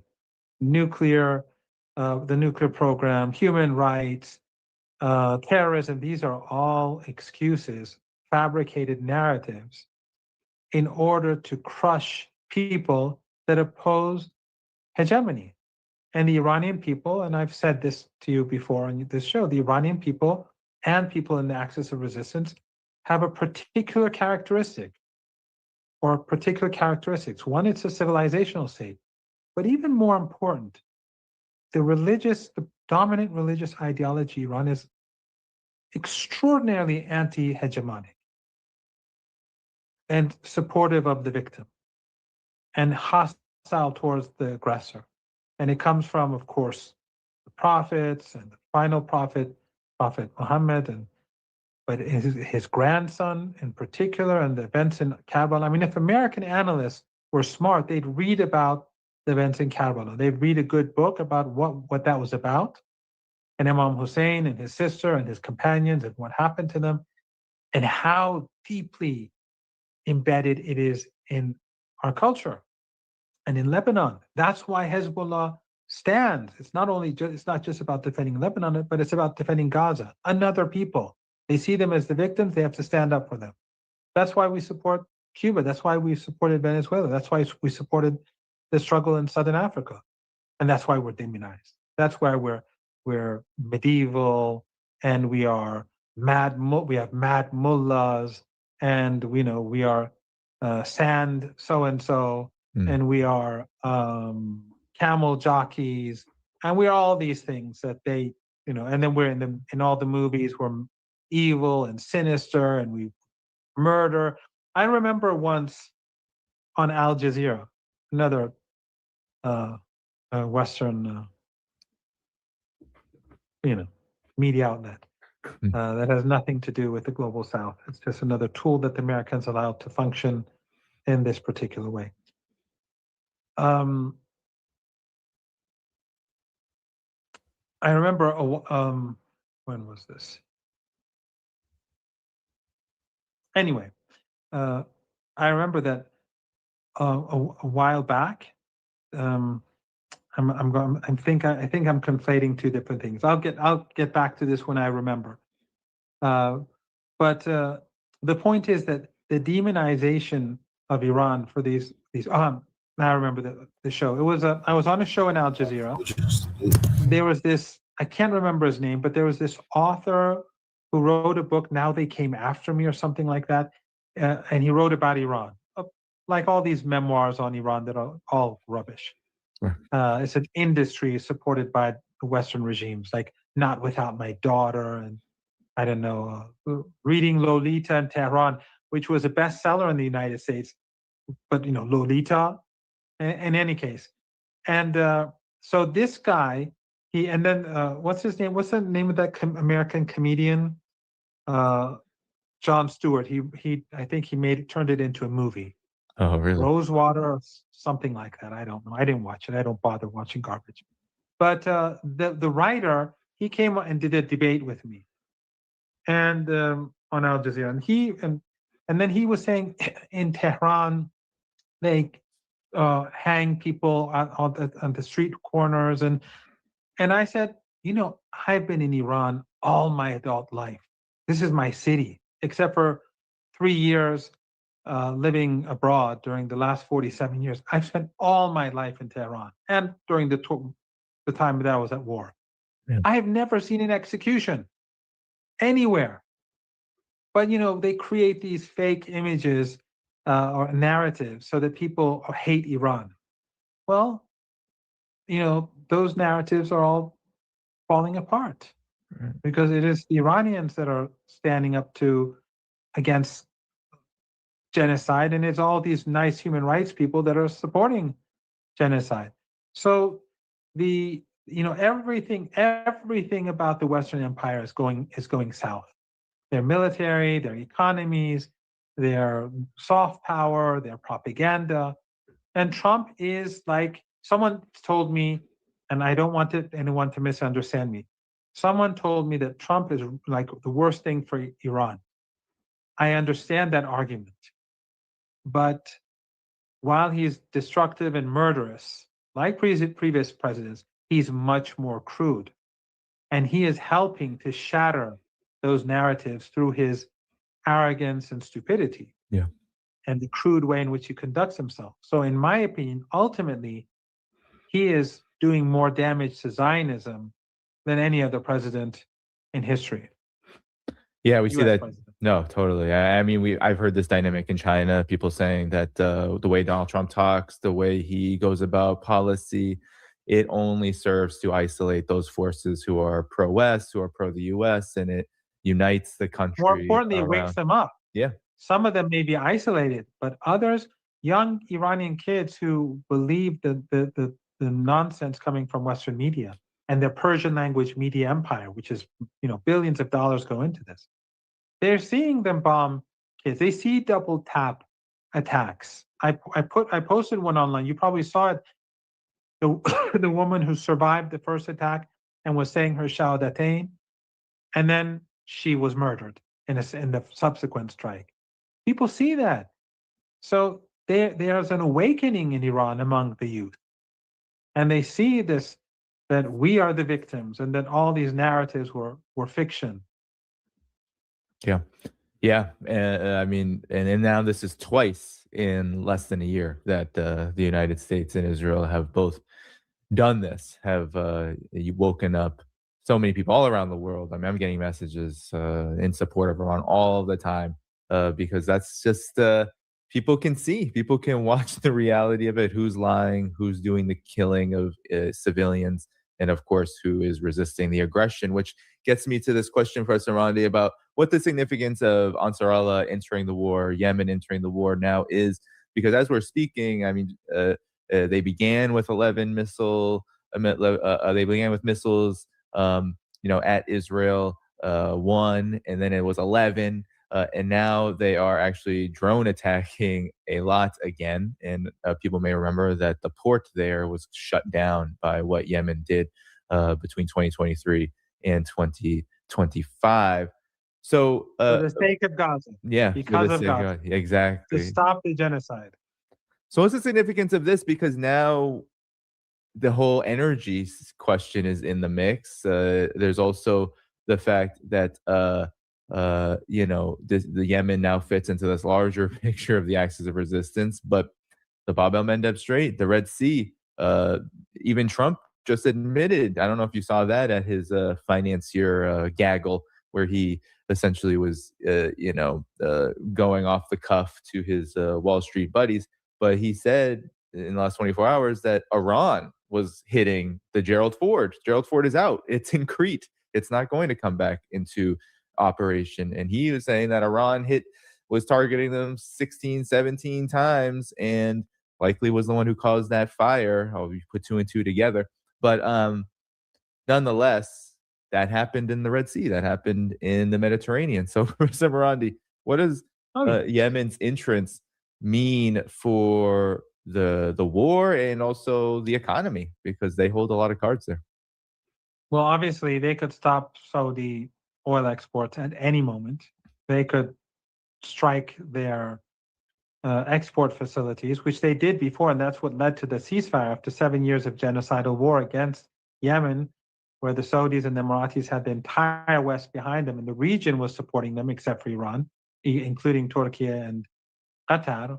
But then they distanced themselves after the Saudis and Emiratis targeted Qatar a year or two later. But so they could do that again. They could destroy Saudi oil infrastructure. They can destroy the tankers. They can shut down the Red Sea. They can invade Saudi Arabia, Iraq. The resistance in Iraq can invade Saudi Arabia. They're much more, and they're tough. They're strong. They've been through war. The Saudis don't know how to fight. They send mercenaries to fight. But that's not going to happen this time around. So I think that it's like they're like a sword hanging over the Epstein coalition, and the Americans can't do much about it because they're focused on Iran, just like they can't do much about Iraq. In Iraq, the resistance is pounding the Americans and their assets day and night, and the Americans can't do much about it because they're focused on Iran. And remember, Yemen and Iraq are big countries. We're not talking about Bahrain or Kuwait or the Emirates or Qatar. The combined populations of these four countries that I mentioned, the combined population is nowhere near the population of Iraq or the population of Yemen. And within the population of these countries, many are not happy. And many of them are just foreigners or, indentured servants. They have no rights, nothing. So they are not in a good position. And again, to me, anything that Trump does against Iran, he takes an island, he takes two islands, he takes three islands. The price of energy is going to go through the roof. Iran will hit hard. These groups and these countries will get more involved. The Iraqi resistance will expand its offensive attacks, and the same will be true with Ansar Allah. So it's just going to be a quagmire that gets worse, and things will be out of control. They're already out of control. Things will get out of control, and the global economy will collapse. And Americans will have to retreat, because when it collapses, you just can't sustain it anymore. Right. You can't keep all those troops there. You don't have the money anymore. But it's going to be it's going to be catastrophic for everyone. It's going to change the lifestyles of every single person, most probably, watching your show now. Yeah. Who are the good people? The bad people is going to hurt them too. Yeah. Hopefully, it'll hurt them and not others. But when the global economy goes down, who benefits? Yeah, and what is so shocking to see, first around, is that despite all of this, despite all of these miscalculations, the conclusion is, well, let's flirt with. It's unclear what kind of operation the United States is actually going to engage in, but it's going to be something, and it's going to happen soon. They didn't bring 10,000 or so Marines and paratroopers, et cetera, to the Middle East to sit around, but it could be tonight. But it could be tonight. But and that's what's shocking is that I just looked at Axios, this mouthpiece of the U.S. government, of the Pentagon, of the CIA, and even they are saying, "Hey, let's reality check all of the things about Iran's military." And it turns out none of what the United States has been selling as Kool-Aid about it is true. Iran still has its drones and missiles, and Iran has this massive military that. Personal Rodney, just a couple of days ago, they were saying, "Come closer. Let's do this." And not just us, but all of us are ready to fight. Iraq is ready to fight. The entirety of the resistance is ready to fight. So that is. And remember, things in Syria are not as they appear. No, it's very. People are not happy with the regime. The money will not flow like before for the Al Qaeda, and the supporters of the resistance, they're not small in number. So, and one other thing that I think is important is that Trump is the reason why Trump is so isolated among his own allies is because they all know what's going to happen. So you speak of Axios, this Zionist mouthpiece, and tool of propaganda. It's European leaders who are desperate to have Trump to be in Trump's good books, but this is just too much for them. They recognize where things are going. Again, it's not as if it's going to, Iran will defeat the United States, but Iran will pay a heavy price. But Iran has no option. This is an existential war. It's a fight for survival. A few days ago, a very good friend of mine, a Brazilian friend of mine, was saying that a very senior figure in leftist politics in Brazil, and it's not just the left, but this particular person is a very important person in the sort of radical. He's like one of the key communists of Cuba, and he was saying we need this culture. We have to become like the Iranians. We have to get this culture of resistance from the axis of resistance and learn about their ideology and their worldview, and maybe we have to change to be more like them. So the United States is basically making the axis of resistance a role model for resistance across the world. Right. And again, no matter how you look at this, it's not good for Zion. And people across the world, who are they going to blame when they lose their jobs?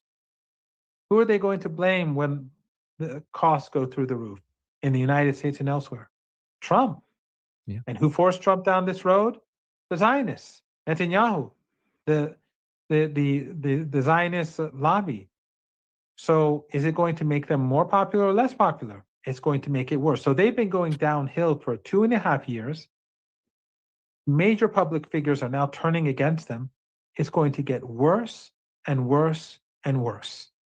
In other words, they're bringing about their own destruction. Yeah. Yeah, and even Axios, First Morandi, is reporting, while they won't verify the 1 million number given by Iran's military in recent days, they're saying at least 150,000 from what limited they know about Iran, which is very little, of course, but 150,000 is still far more than anything the U.S. can send into Iran. Danny, the Iranians have been preparing for this war for 25 years. Yep.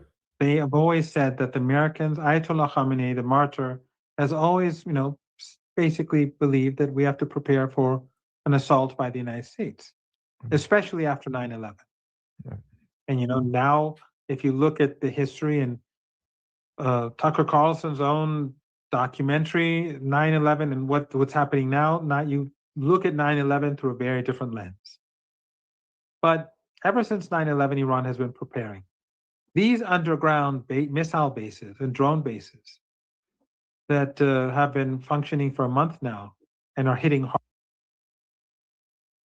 than they were weeks ago. Does anyone in their right mind think that the Iranians have not prepared the Persian Gulf region and the islands and other places for an American assault? They're crazy.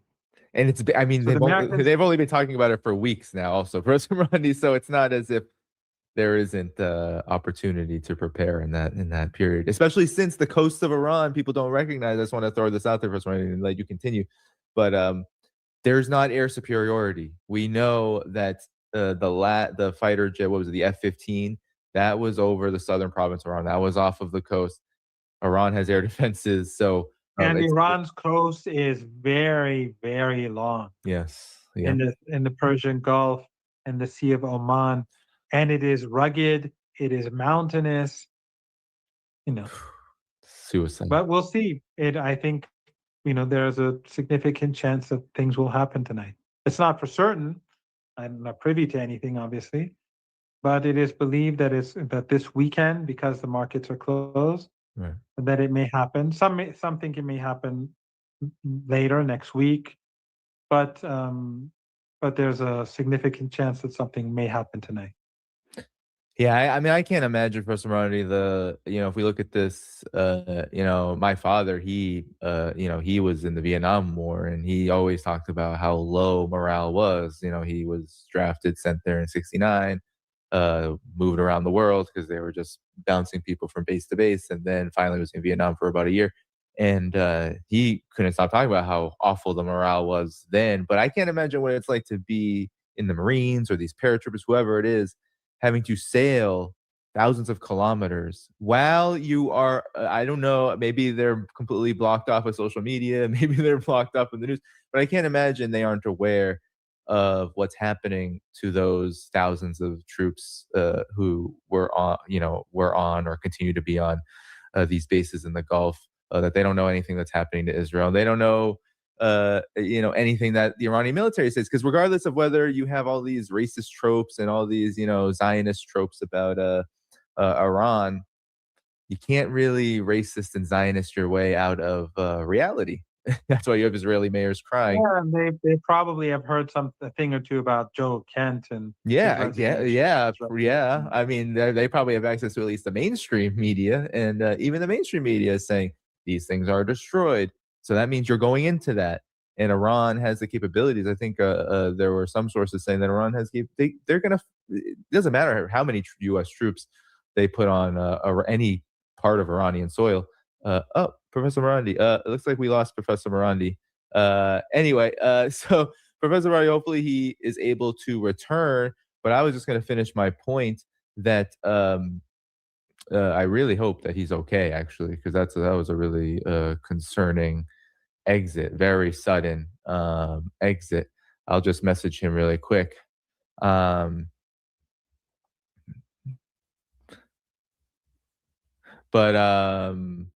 Yeah, so I'll just wait to see 5 to 10 more minutes, see if he's able to return. But I was just going to say, I can't imagine what it's like to have to go into that knowing that you not only have to face the military that wants to face you, but you also have to face all of the various capabilities of Iran.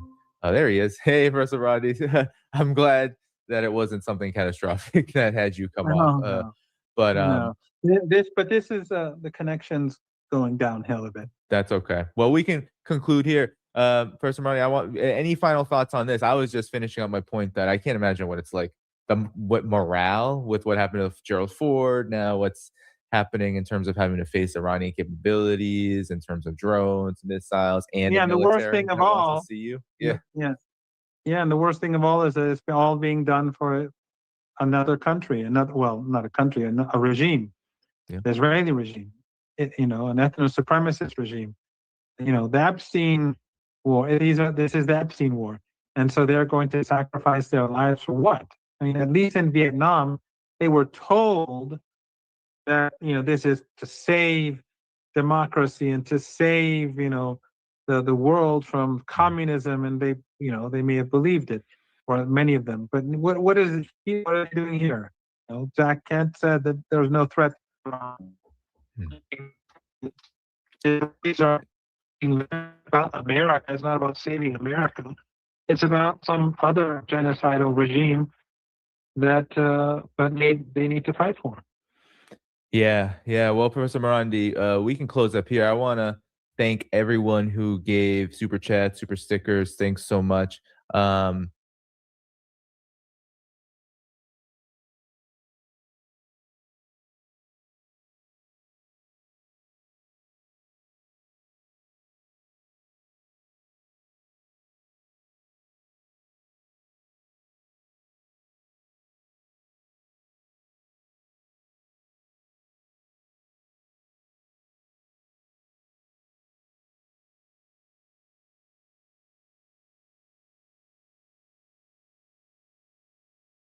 And there has definitely been a new development in the United States war against Iran in the Middle East. And that is now we've been looking for this for a while, the entrance of the Houthis into the conflict. This was the statement from the Houthi spokesman just today. Done its first military attacks with a barrage of ballistic missiles against military sensitive attacks in Israel in the south of the occupied Palestine. This operation coincides with the heroic operations by the Mujahideen in Iran and Hezbollah in Lebanon. The operation has achieved all the goals with the help of Allah Almighty. Our operations will continue till we achieve all the announced and declared objectives. The former statement of the Yemeni armed forces until the aggression against all the fronts of resistance will stop.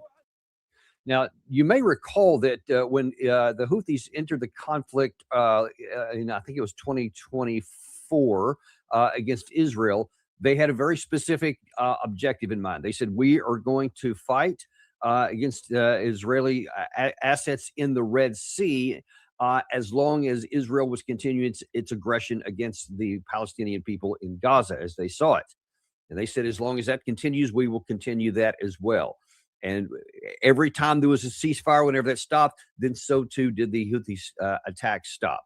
So relatively speaking, what their objective said, once they were met, then they would stop. And of course, Israel was hitting the Houthis significantly. The United States joined in with that, both under the Biden administration, under the Trump administration.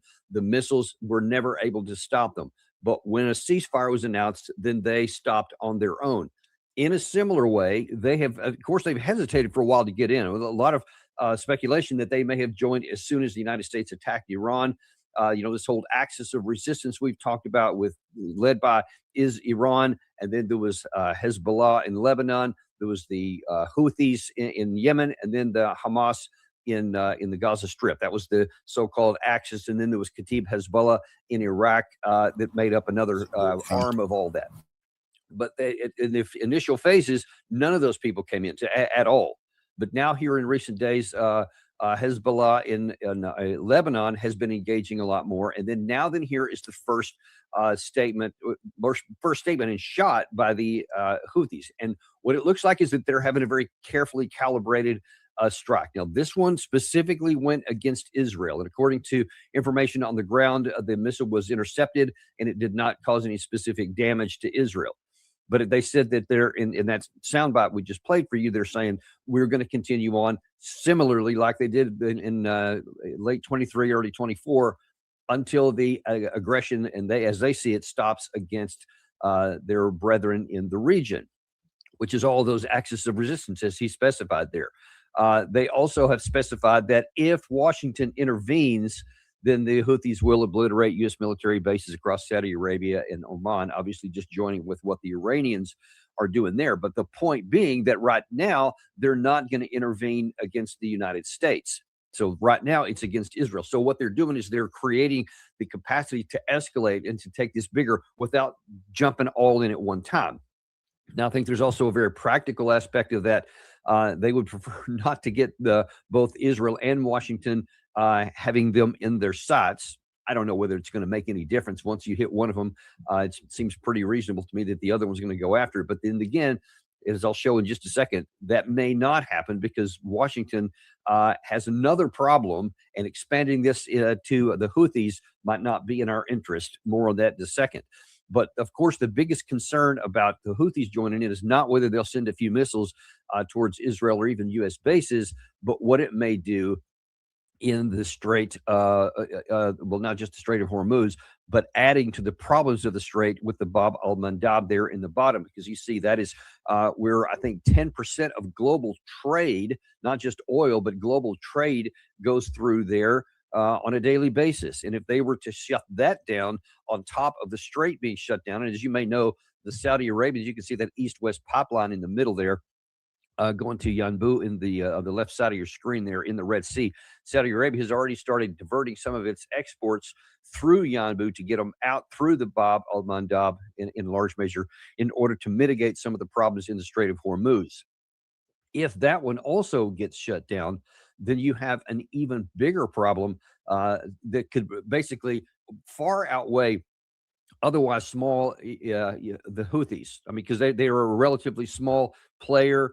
They don't have that many assets. They do have missiles. They do have drones. They do have the ability to shoot down ours. Remember, we've lost already, at least officially, 12 MQ-9 Reaper drones over Iran. But we also lost 7 of those drones over the Houthis in 2025. And one of the reasons why we stopped that operation with the Red Sea, try to keep it clear, because they have the ability to shoot those down. So they're not without power, but it is limited. But if they decide to use it to stop down that Bab al-Mandab, then you can have a huge strike crisis, because we've already shown, Israel has already shown that it was not able to bring Houthis to heel, even with some really devastating missile barrages that we both the states launched against the Houthis in the past. They have shown that they have a lot of long-suffering capabilities and are not easily bowed. As a matter of fact, as this report shows here, the Houthis have a long history of not bending to much more superior air powers. The Gulf states have gone up against the Houthis before, and this will certainly be something that will be raising the alarm. In 2014, Yemen's civil war began. In 2015. The Saudi-led U.S. and Western-backed intervention into Yemen saw them embroiled in the civil war, in a fight they did not have to get into that lasted for years and cost Saudi Arabia, the UAE, a lot in terms of blood and treasure. They extricated themselves from that, but not without it exacting a cost. And the Houthis, a much weaker force, went up against a coalition of 8 or more, backed by the U.S., backed by the UK, backed by every major weapons manufacturer in the world. Airstrikes happening constantly, and they fought them to a stalemate. So that's, again, just like with Iran, the Houthis don't have to defeat the United States or Israel militarily. They just have to survive. They just have to remain militarily and politically viable. And they have shown over an extended period of time that they can take all kinds of missiles in the teeth. They can take bloody noses, whatever you want to call it, and remain viable. And they'll continue to send missiles up. We've tried to get their mobile launchers. We've tried to find their sites for other kind of fixed sites. And we find some, but we don't find them all, or else they repair them or they find new ones. But the bottom line is they have continued to remain viable. Now, obviously, these hits have had an impact and have harmed the Houthis a lot. And that's one of the reasons why they have kind of gone back into the shell periodically, and they're not looking to carry this on further. They just have limited objectives. But right now, in coordination with everything else that's going on in the region, this is becoming a potential major point. So now then, the limited capability they may have in the Red Sea could be decisive when combined with everything else. And that is the big issue here with the progress of this war here. You keep having the United States, and Pete Hegseth during the president's cabinet meeting a couple of days ago, again, was bragging about how we have control over all the air. We're putting the pedal down to the metal and increasing all this kind of stuff. And yet, even with over, and this is 5 or 6 days old now, 10,000 missile strikes into Iran, and now all this, putting forward all the power to continue going in there, and air power and missile power that the United States and Israel is launching, We still cannot bring Iran to its knees. We still have not opened up the Strait of Hormuz. And then the battlefronts are expanding. So not only have the Houthis joined, but we also have the Hezbollah in Lebanon, which we talked about. And of course, Israel itself is on the ground in southern Lebanon. So they've got a two-front war there, both on the ground and in the air. But Hezbollah has now been striking targets deeper inside of Israel. And that's on top of then we have the Iraqi, what's called the Kataib Hezbollah. Some of the Shia militia in Iraq are also coming to join the fray. So now you have Shia militias in Iraq, you have the Hezbollah in Lebanon, and you have the Houthis in Yemen, all of whom had been joining in with Iran. And we were concerned, the United States was that they might have done that right at the beginning. Well, it looks like they have a phased approach. So now the United States has a bigger problem because we have expended so much ordnance on Iran right now that now we are limited and we don't have enough to go after all of these players together. And that may have been their intention all along. The Iranians may have said, hey, we're going to just take the brunt of this and we're going to suck down all kinds of missiles and drones from the United States and Israel until our inventories start getting depleted. And then we're going to get these other guys who would be more vulnerable to a heavy barrage.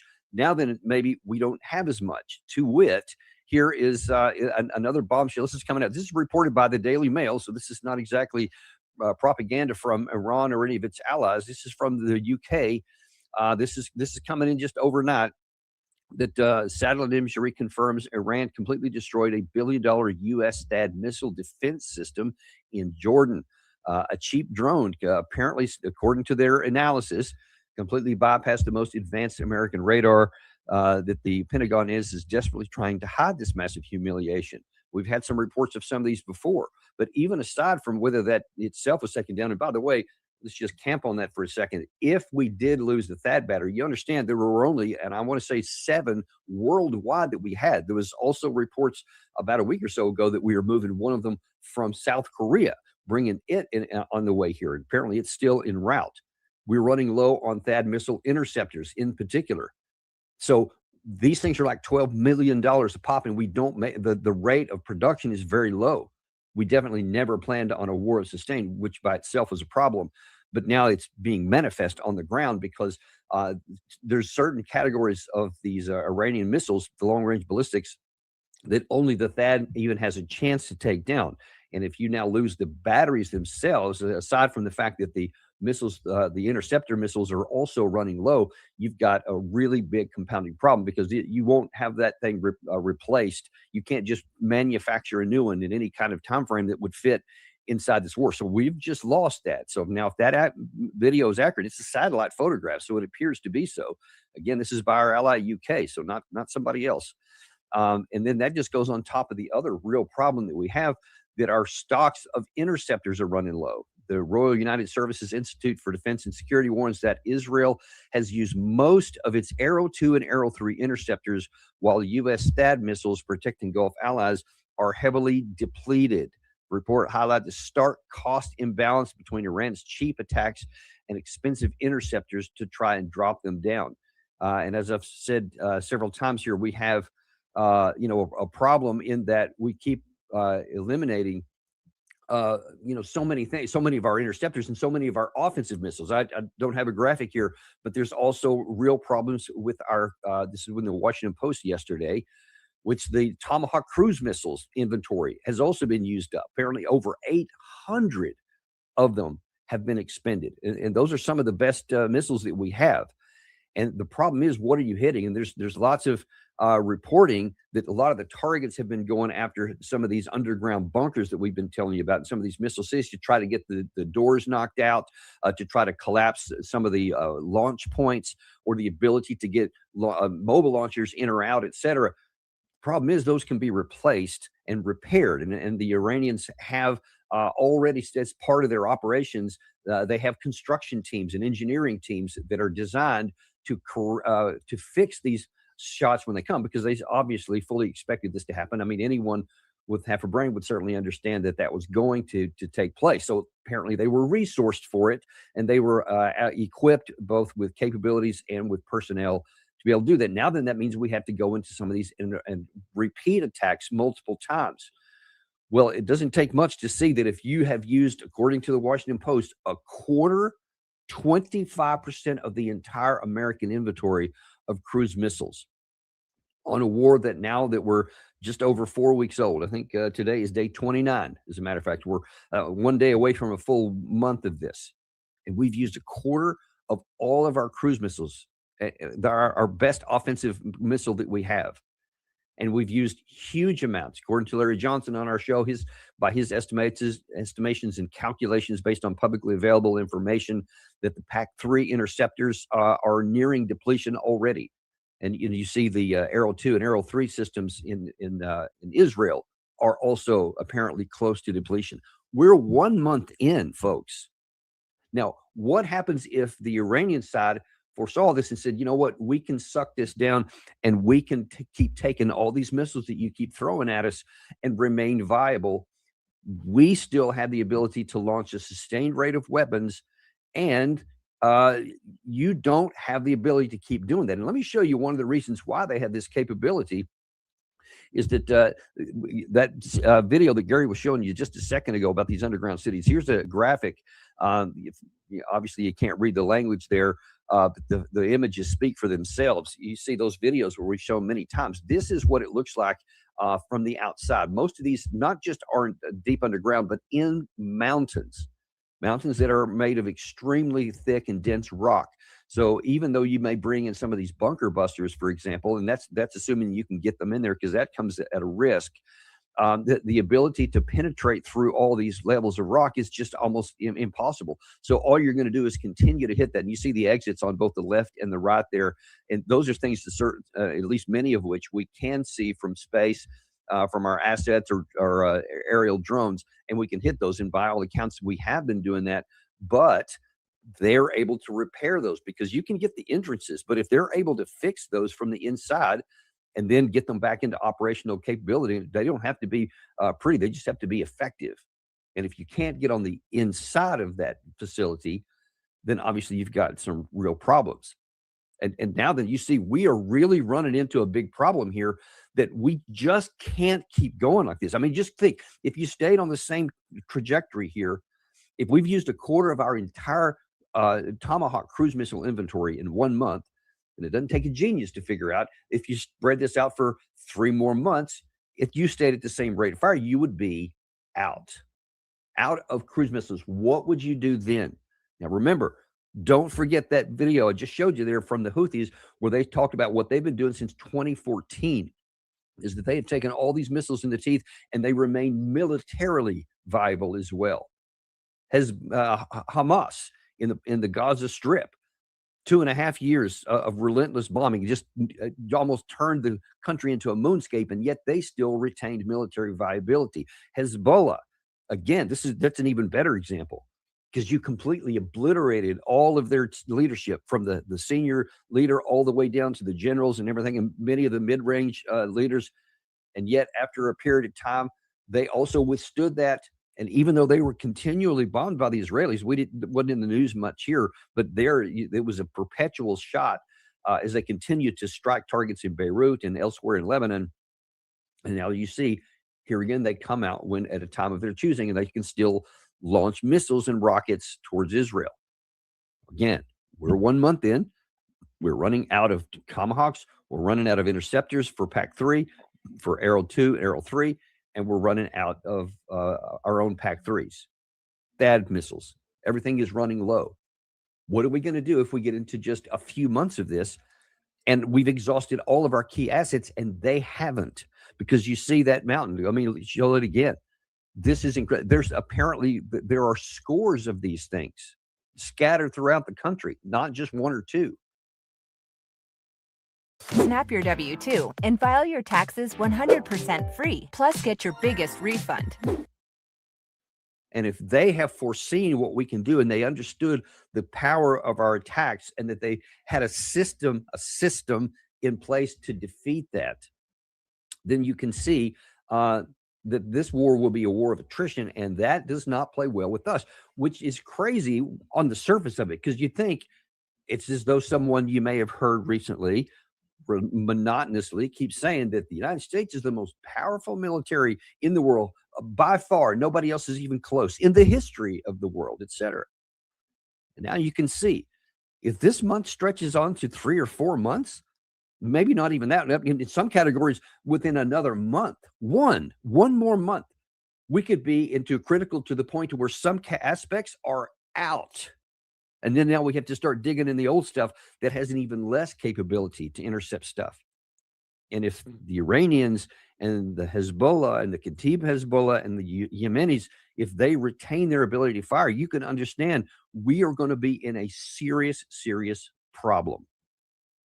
And that, of course, leads to desperation, which is why I'm concerned that we could be on the cusp. Nothing happened over this night, but we could be on the cusp of saying, you know what, we have to try something on the ground.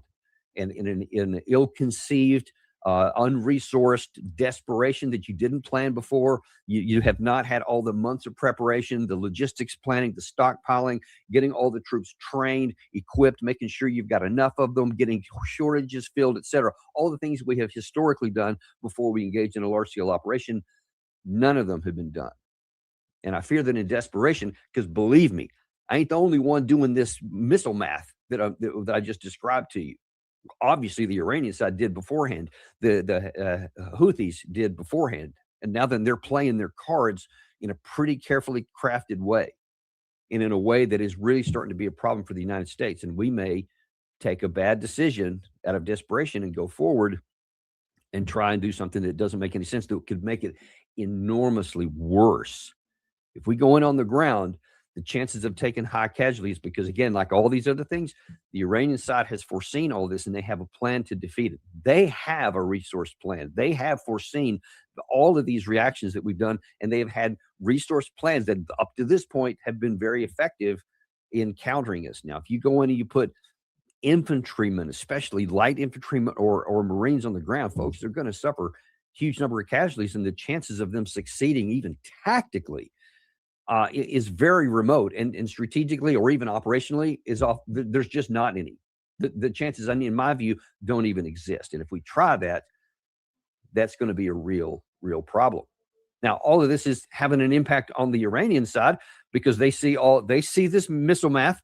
They see it going negative in our direction, and now they see the joining of the Houthis, Hezbollah, Kataib Hezbollah in Iraq, and they're feeling a little bit more cocky and confident. Here's the Iranian spokesman today showing just that.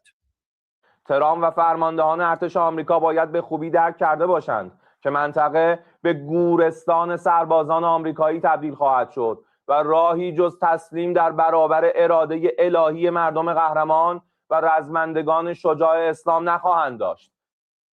And listen, I mean, he's like, yeah, I mean, you can see that they're more confident now because they have by themselves already withstood everything we've thrown at them for nearly a full month now, and they are still completely viable. They took it in the face. They had a huge bloody nose.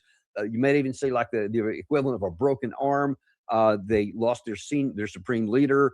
They've lost a number of other senior officials, military and civilian, political, but they've weathered them all because, again, they had a plan which they articulated beforehand that they already had replacements. They even specified for the senior leader, supreme leader, all these other folks, every one of them had been replaced. Ali Larijani, their national security advisor, he was taken out. He was replaced right away to validate that they had a plan. They were prepared for it. Psychologically, they understood it. And now that they're continuing to operate here. But here's the problem. I mean, there's a couple of things I keep talking to you about some of these ticking clocks for the United States. You now have the math clock. I just had the interceptors and the offensive missiles. All of that is now a problem. And then there's this one here that keeps on its own, and it's now ticking up. This is Brent, the price of oil here. This was as of the close of business yesterday. Was sitting at 106. So I keep telling you that's going up, and that is causing President Trump no shortage of anxiety. And now that's starting to play out that way because that with the price of oil going up also goes with the price of gasoline. And that's going to make all these odd statements about how we're, knocking everybody out and how we're on the way to victory and all this kind of stuff that keeps happening that Trump keeps talking about. We've got some more to show you that in the intelligence brief, by the way, that's coming up here in about 40 minutes, 35 minutes, sorry. Don't miss that. That's one of our now more popular shows that we have, and we've got a lot of the best of what we learned this week and also some new stuff. You're going to see what President Trump and Secretary of State Rubio had to say about this, which is directly related to this. But that's one set of clocks. But there is another one that's going on, and that is in food. Because the global food supply is facing a dangerous bottleneck.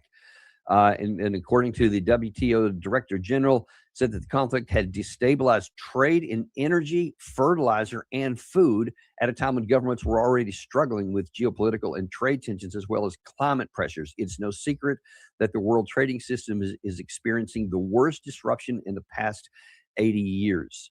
And as we've mentioned several times, it's not just the oil coming out of the Strait of Hormuz that's the big problem. It's also the natural gas and the feedstocks for fertilizer and several other things that are needed throughout the world. Those things are already causing very real political problems, geographic problems in different parts of the country, and agricultural problems.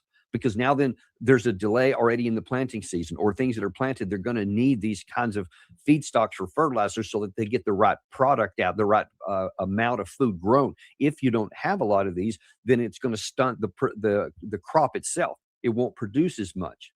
And so you see, these are compounding.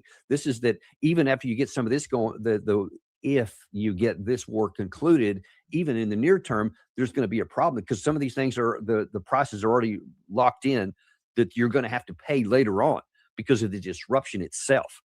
But if you don't get that turned into, you see, this is going to go to potentially a food crisis, not just an economic crisis, not just the price of a barrel of oil and all the things that go along with that, diesel, et cetera, because everything, certainly in the United States and most of Europe and many countries, runs on diesel fuel with these big trucks and some of these trains, et cetera. All of this is starting to be factored in. It's going to cause problems for everybody, not just those here. And it's going to get harder for officials in the United States to keep saying that everything's fine and don't worry about it. We're on the right track. We're about to beat them. They're all but defeated. They're begging me for a negotiated deal. You see at the face what's going on the ground. Nobody's begging the United States or Israel for any kind of a deal. They continue to strike.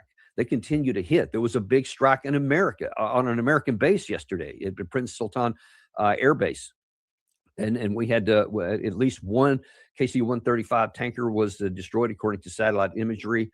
At least one report said 12 Americans were wounded in that one strike alone. And by the way, the current statistics officially from one source I found said that 15 Americans were KIA. That's two higher than it was. I hadn't been able to track down where those two additional ones came from, but now 328 total wounded in action. That number keeps going up too. And that's going to start to cause some domestic political problems here in the United States. Ergo, one more pressure point on the president if we don't get this knocked out really quick. And so far, we're not getting that done. But if you don't get the oil, the food, the fertilizer, the natural gas problems open up pretty soon, then the pressures will just mount from all over the world on the United States and Israel to bring this to an end, because most people recognize that this was a war of choice. It should never have happened. There was no imminent threat at all.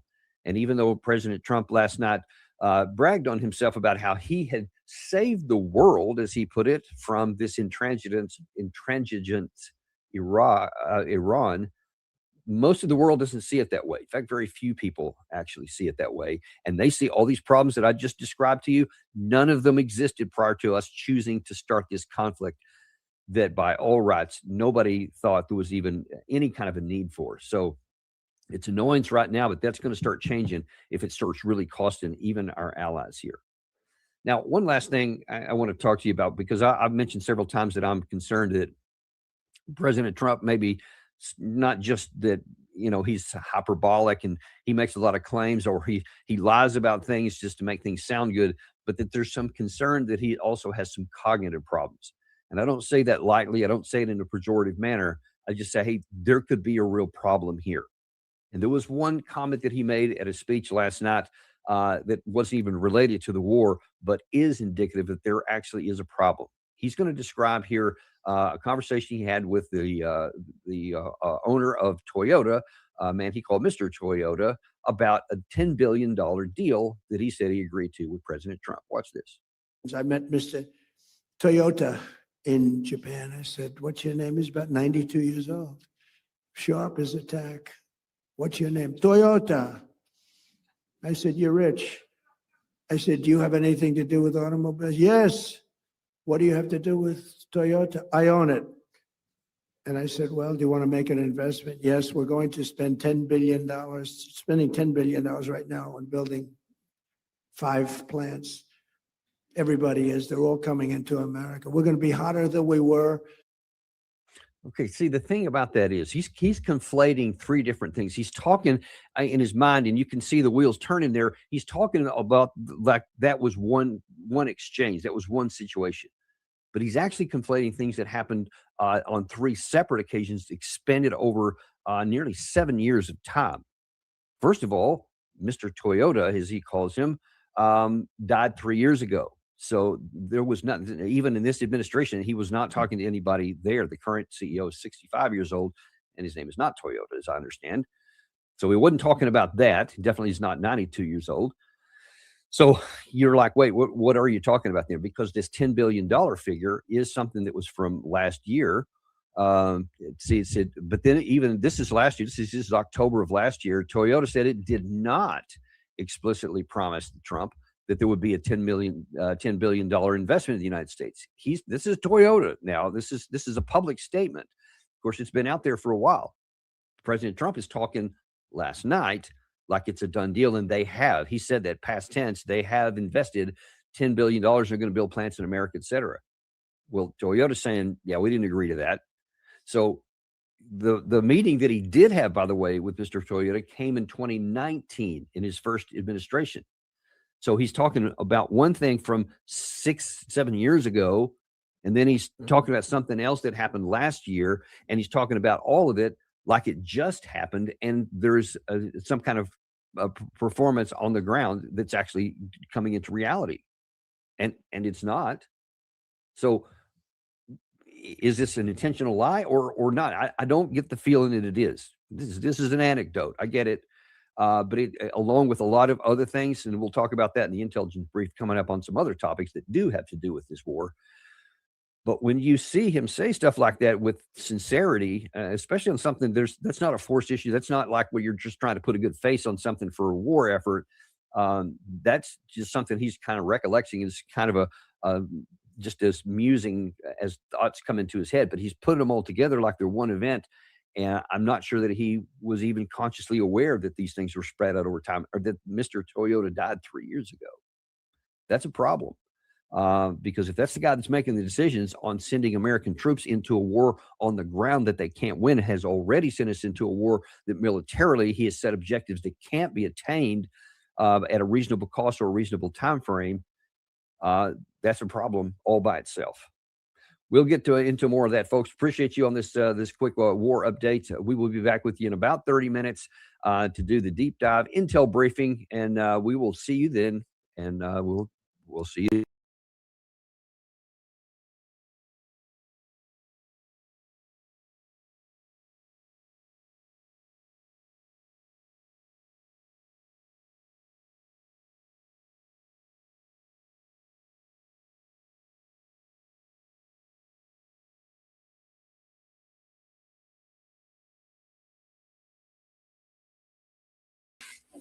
Hello, everybody, and welcome to Geopolitical Trends, where truth matters. Excited to be with you. As always, the last time the United States ignored the warning, 58,000 soldiers came home in body bags.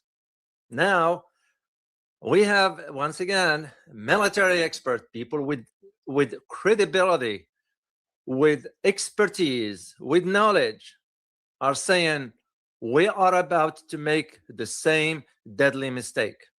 Except this time around, Iran has already mined the beaches, trained 1 million fighters, and is waiting for us to land. The clock runs out on April 6th. That's when the deadline is supposed to be. And the big question that begs us to ask is that, are we walking into the most catastrophic trap in American military history? It's a fair question. And that's what I'm going to be addressing for you in this live stream. Events are moving at a faster pace that I can keep up with.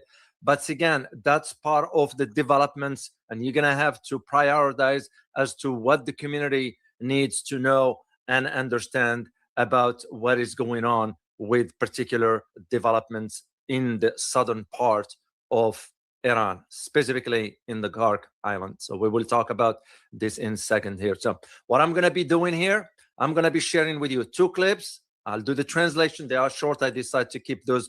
The second one is long, but I'm only going to keep it short. Then I'll provide you my own analysis about these developments and conclude with some clips that you need to know, and also gives you an idea about what I'm going to be covering next week as far as these developments of the ongoing war between the U.S., Israel, and Iran. What we have right now, we have people with knowledge, a background in the military, a background in foreign policy, a credible background in geopolitical aspects, are going on the record right here in the U.S. with chilling warnings. Iran is setting a deadly trap for U.S. ground forces, and Washington is about to fall into it. This is exactly what they're saying. So the idea is, and I kind of support that argument, it's because to land on an island like Kharg Island, if we shouldn't be naive to think that Iran didn't think of this scenario years and years, if not decades ago, and they didn't have a strategy and plan in place. It will be naive of us to just assume that Iran has no plan whatsoever.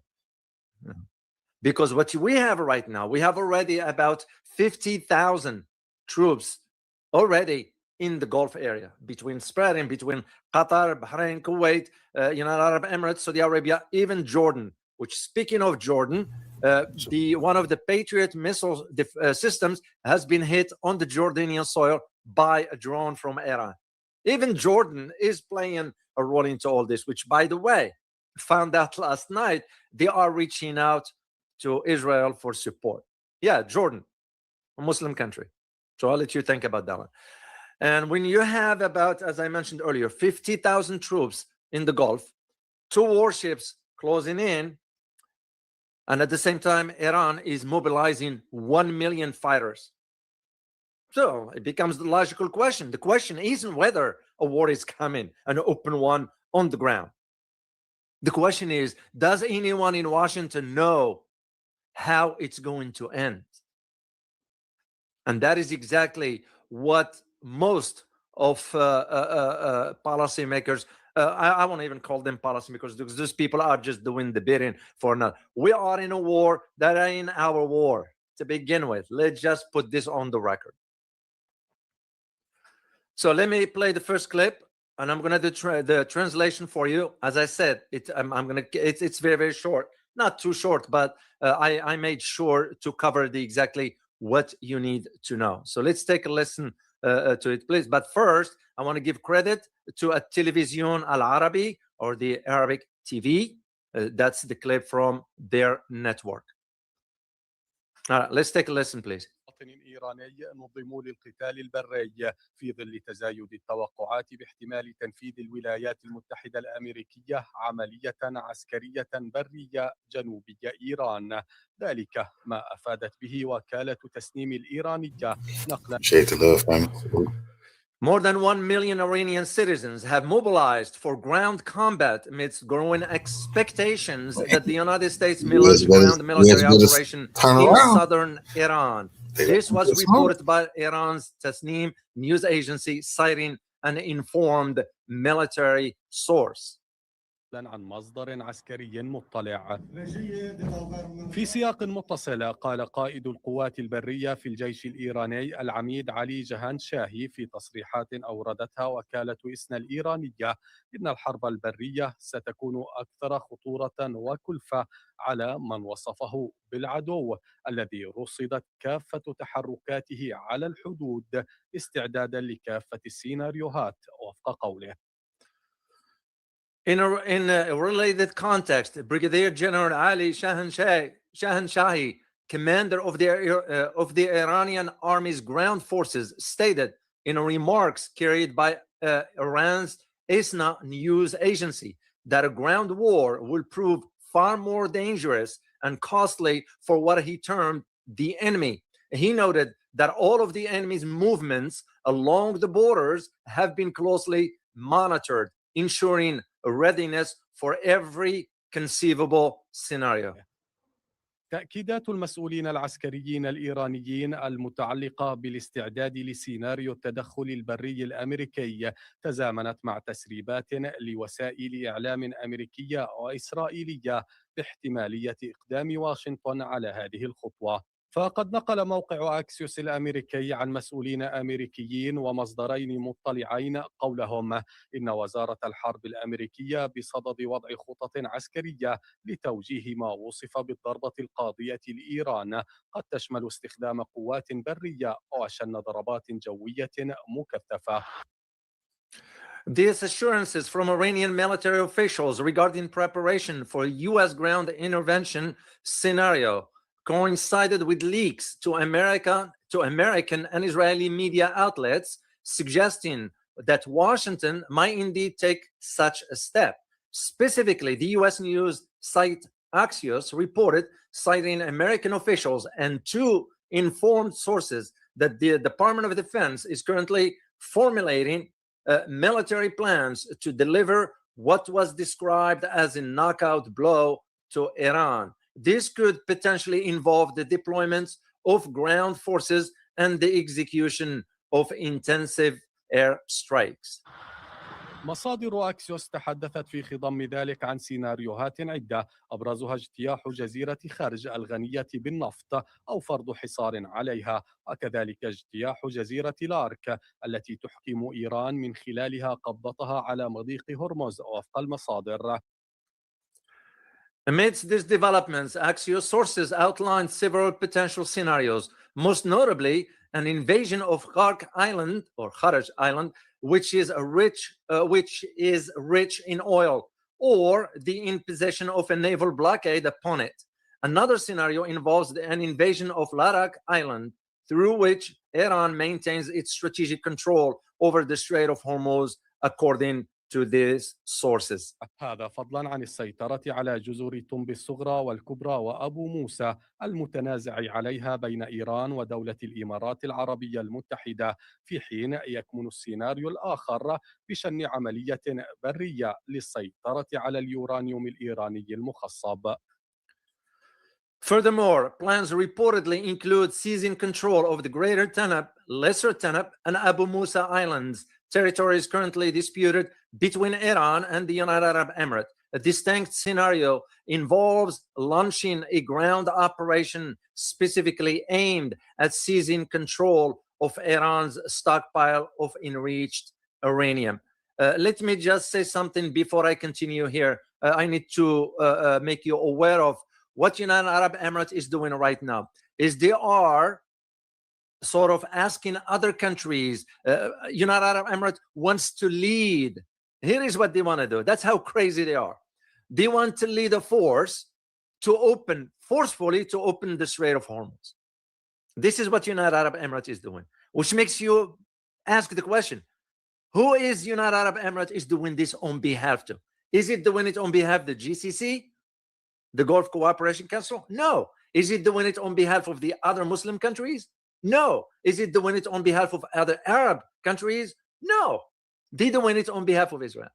And if it is the case, why would United Arab Emirates, okay, if they have issues with Iran regarding Abu Musa Island and the Tanab Island, why aren't they talking to Iran about this island instead of focusing about the Strait of Hormuz? And that right there tells you the story about who's really doing the beating for whom. This is exactly for us, Americans. Who are we fighting for? We're not fighting for the U.S., we're fighting for Israel. And that's, I just want you to be aware of this particular aspect here. Let's continue our conversation here, or listening to the video rather. في إطار الحديث عن جزيرة خرج، نقلت صحيفة جيروزاليم بوست الإسرائيلية عن مصادر قولها إن واشنطن سرعت وتيرة نشر قواتها بالمنطقة في إطار استعدادات لتنفيذ عملية إنزال محتملة في الجزيرة. بالتوازي مع ذلك، نقلت شبكة CNN الأمريكية عما وصفتها بمصادر مطلعة على تقارير الاستخبارات الأمريكية قولها إن إيران نصبت خلال الأسابيع الأخيرة كمائن، ونقلت مزيدا من الجنود والدفاعات الجوية إلى الجزيرة استعدادا لعملية أمريكية محتملة. In the context of Kharg Island, Israel's Jerusalem Post, the newspaper, cited sources as stating that Washington has accelerated the pace of its troops' developments in the region as part of preparations to execute a potential amphibious landing operation on the island. Concurrently, the U.S. network, CNN, reported sources privy to the U.S. intelligence reports stated that over recent weeks, Iran has established ambushes and deployed additional troops and air defenses to the islands in preparation for a potential U.S. military operation. استعدادات طهران لاحتمالية تنفيذ الولايات المتحدة مغامرة برية كبيرة ضد البلاد تعززها وفق مسؤولين إيرانيين وقائع عدة، آخرها إعلان وزارة الحرب الأمريكية قرب وصول 1000 جندي على الأقل من الفرقة 82 المحمولة جوا إلى المنطقة. تضاف إلى ذلك توقعات بوصول آلاف من جنود مشاة البحرية الأمريكية مع انقضاء المهلة التي منحها الرئيس الأمريكي دونالد ترامب لإيران لفتح مضيق هرمز. According to the Iranian officials, Tehran preparations for the possibility of a major U.S. ground offensive against the country are bolstered by several factors. The most recent of this is the U.S. Department of Defense announcements regarding the imminent arrival of at least 1,000 troops from an airborne division to the region. In addition, there are expectations that thousands of U.S. Marines will arrive as the deadline given by U.S. President Trump to Iran to open the Strait of Hormuz expires. Now, all of this is again where you think about in terms of where this is going. The idea is that we are not thinking through this. The U.S. there is no way, common sense. You don't have to be a military expert. Common sense suggests that Iran has prepared for this scenario from way back. That just, and if we think that we're gonna just get in and control the island, we haven't learned anything from Vietnam. We haven't learned anything from Afghanistan. We haven't learned anything from Iraq. It's just common sense. And this is, again, where you see this problematic of how the U.S. thinks in terms of flexing the military muscles, if I may use the term, and thinking, oh, this is going to do it. This is what's going to work. Not necessarily. Not necessarily. And this is, again, one of the ideas that we have failed to understand regarding these aspects. So what I'm going to do here, I'm going to play another clip. I'm not going to play it in its entirety, just the first, I think, 5 minutes or so.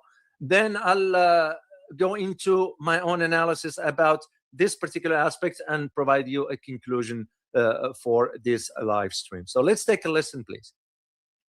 And for this particular video here, I give the same credit to the outlet that translates this one here. So let's take a listen, please. أعلن الحرس الثوري استهداف مراكز قيادة عسكرية إسرائيلية وصناعات مرتبطة ببنى تحتية نووية في البحر الميت، وقواعد ومرابض طائرات أمريكية في المنطقة خلال الموجة 82 من عملية الوعد الصادق 4. وقال الحرس الثوري الإيراني إن هجماته بالمسيرات والصواريخ المتطورة ومتعددة الرؤوس طالت كريات شمونة وحيفا شمال وجنوب تل أبيب ووسطها، ودمرت رادار باتريوت ومرابض لطائرات التجسس في قاعدة الشيخ عيسى وقاعدة علي السالم. The IRGC announced that during the 82nd wave of Operation True Promise 4, it targeted Israeli military command centers, industries linked to nuclear infrastructure near the Dead Sea, and U.S. bases and aircraft hangars in the region. The IRGC further stated that its attacks utilizing drones and advanced multi-warhead missiles struck Khirat Shimona, Haifa, areas north and south of Tel Aviv and central Tel Aviv. These strikes reportedly destroyed a Patriot radar system as well as hangars for reconnaissance aircraft at the Sheikh Isa and Ali As-Salim bases. إلى ذلك نقلت وكالة تصنيم عن مصدر عسكري إيراني قوله إن أكثر من 1,000,000 مقاتل تم تجهيزهم للمعركة البرية مع الولايات المتحدة. وفي الأثناء أفادت وسائل إعلام إيرانية بسماع دوي انفجارات في العاصمة طهران مع تفعيل الدفاعات الجوية للتصدي لأهداف معادية. Furthermore, the Tasnim news agency quoted an Iranian military source as stating that over 1 million combatants have been mobilized and equipped for a ground battle against the United States. Meanwhile, Iranian media outlets reported hearing the sounds of explosions in the capital, Tehran, as air defense systems were activated to intercept hostile targets. وأفادت وسائل إعلام إسرائيلية بسماع دوي انفجارات في تل أبيب الكبرى والقدس إثر هجوم صاروخي إيراني مع سقوط شظايا في منطقة مودعين غربي القدس. هذا وأفادت وسائل إعلام إسرائيلية في وقت سابق بإصابة عدد من الأشخاص جراء سقوط شظايا عقب هجمات صاروخية إيرانية في عدة مناطق بإسرائيل. Sorry. Where is this one? Right there. Separately, Iranian media reported hearing explosions across greater Tel Aviv and Jerusalem following an Iranian missile attack, with shrapnel reportedly falling in the Mobilization area west of Jerusalem. Earlier, Israeli media has reported that several individuals sustained injuries from falling shrapnel following Iranian missile attack in various regions across Israel. من جانبه أعلن الجيش الإسرائيلي تدمير مواقع لإنتاج الأسلحة في طهران ومناطق أخرى وسط إيران، مشيرا إلى أن أكثر من 60 طائرة مقاتلة شاركت في الهجمات خلال 24 ساعة الماضية. إلى ذلك قال وزير الدفاع الإسرائيلي إسرائيل كاتس قال إن الجيش قتل قائد سلاح البحرية في الحرس الثوري الإيراني. For its part, the Israeli military announced the destruction of weapons production sites in Tehran and other areas in central Iran, noting that more than 60 fighter jets participated in these strikes over the past 24 hours. Additionally, the Israeli Defense Minister Gallant stated that the military had killed the commander of the IRGC Guard Naval Forces. للتعليق مشاهدينا معنا مباشرة من طهران الخبير الاستراتيجي صالح القزويني. كيف تقرأ الردود الإيرانية على المطالب الأمريكية أو ورقة البنود 15 التي تقول واشنطن بأنه تم تمريرها للجانب الإيراني عبر باكستان؟ Before I'll do this, I want just to this interview with this expert inside Iran provides really. I listened to the entire clip. It's long, but it's very important to understand the dynamics of how they are framing, meaning this expert and providing the Iranian perspective regarding this development. That is the reason why I wanted to play this part for you. So let's take a listen, please. First of all, the anchor said to discuss these developments, we are joined live from Tehran by strategic expert Saleh Al-Qazwini. How do you interpret the Iranian responses to the U.S. demands, specifically the 15 points document that Washington claimed to have conveyed to the Iranian side via Pakistan. بسم الله الرحمن الرحيم. تحية لك أخي الكريم أستاذ كمال ولكل المشاهدين. يعني لا شك أنه بعض هذه البنود يعني مريحة لإيران. أعتقد أن إيران طالما يعني طالبت بها، وخاصة في قضية يعني إلغاء العقوبات بالكامل عن إيران، وكذلك الحال عدم تفعيل آلية الزناد مرة أخرى. ولكن هناك يعني بنود أخرى يعني لا أعتقد أنه إيران سوف توافق عليها، منها قضية أنه التخلي الكامل عن البرنامج النووي أو تخطيب. In the name of God, the most gracious, the most merciful, greeting to you, my dear brother and colleague, Mr. Kamal, and to all the viewers. Undoubtedly, some of these provisions are favorable to Iran. Indeed, I believe Iran has long advocated for precisely these points, particularly the complete lifting of sanctions against the country, as well as the assurance that the trigger mechanism will not be reactivated. Trigger mechanism is in a reference to a reimposition of sanctions, basically. That's what it's saying. However, there are other provisions that I do not believe Iran will agree to. Foremost among them being the requirements to completely abandon its nuclear program. أو حتى أنه قطع علاقات إيران مع حلفائها مع أصدقائها. هذه من أبرز البنود التي أعتقد أن إيران سوف ترفضها بالكامل. ربما يتم التوصل إلى اتفاق بشأن اليورانيوم المخصب بدرجة تخصيب 60% أو أكثر من 60%، ولكن فيما يتعلق بالبرنامج النووي الإيراني، إغلاق البرنامج أو تفكيك البرنامج النووي، أعتقد أنه إيران من المستبعد أن توافق على ذلك.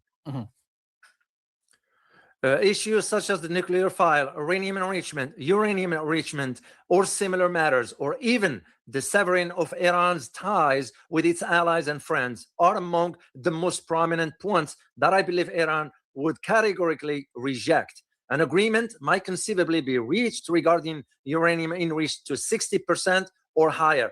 However, concerning the broader Iranian nuclear program, specifically its closure or dismantling, I consider it highly unlikely that Iran will consent to such terms. طيب إلى أي مدى يبدو أن هناك حالة من الاستعداد في إيران وتوقعات لعملية برية محتملة، خاصة في المناطق الجنوبية قرب مضيق هرمز أو في جزيرة خرق؟ The question was, to what extent does this appear to be state of readiness, to be a state of readiness within Iran, and an expectation regarding a potential ground up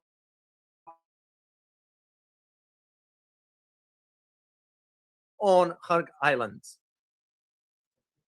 يعني مع تصريحات ترامب قبل تقريبا ساعتين أو أكثر، لا يبدو أنه هو عازم على ذلك. يعني لا أدري إن كنتم قد تابعتم تلك التصريحات عندما قال دعوناهم إلى، يعني يقصد الأوروبيين الناتو وغيرها، أنه تعالوا نشارك في عملية فتح المضيق، ولكن تخلوا عن ذلك، رفضوا ذلك.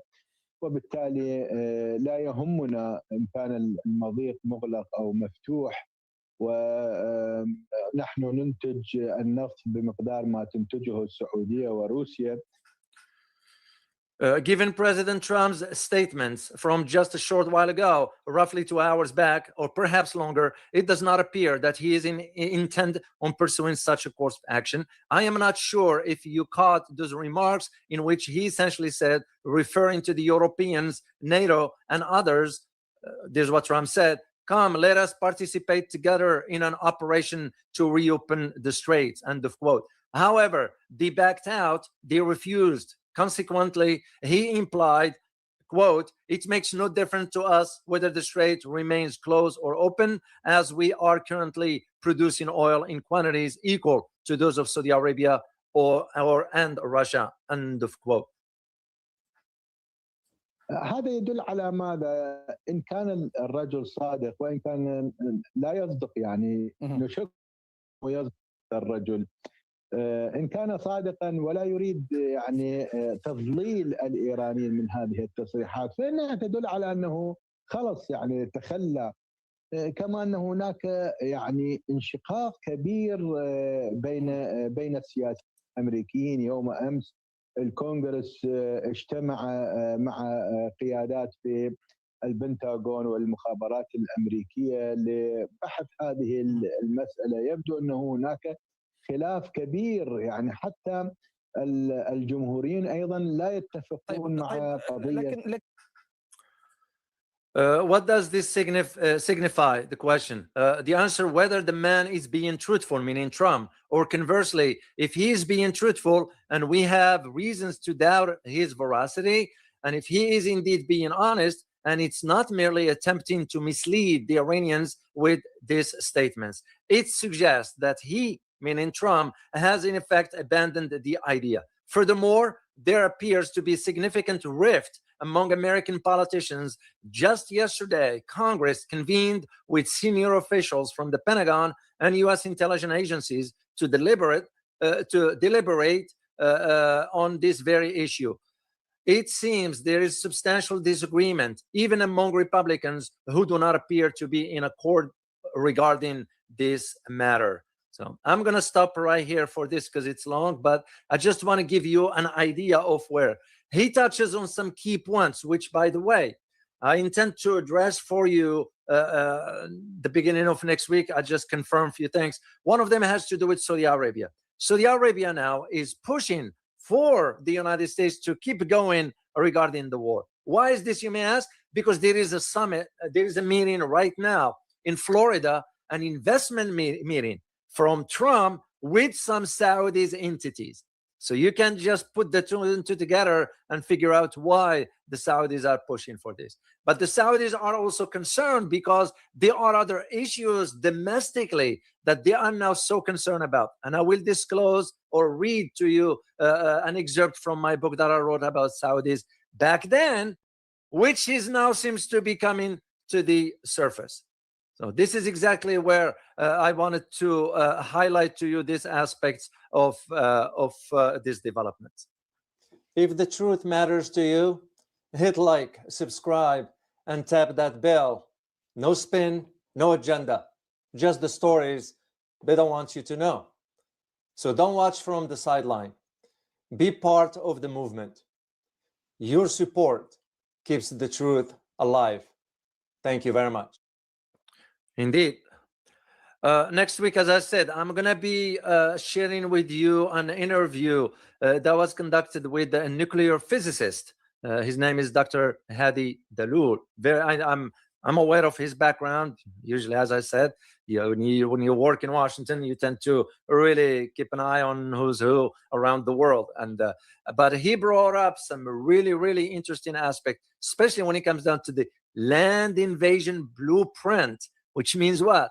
Iran has already put a plan in place regarding this scenario.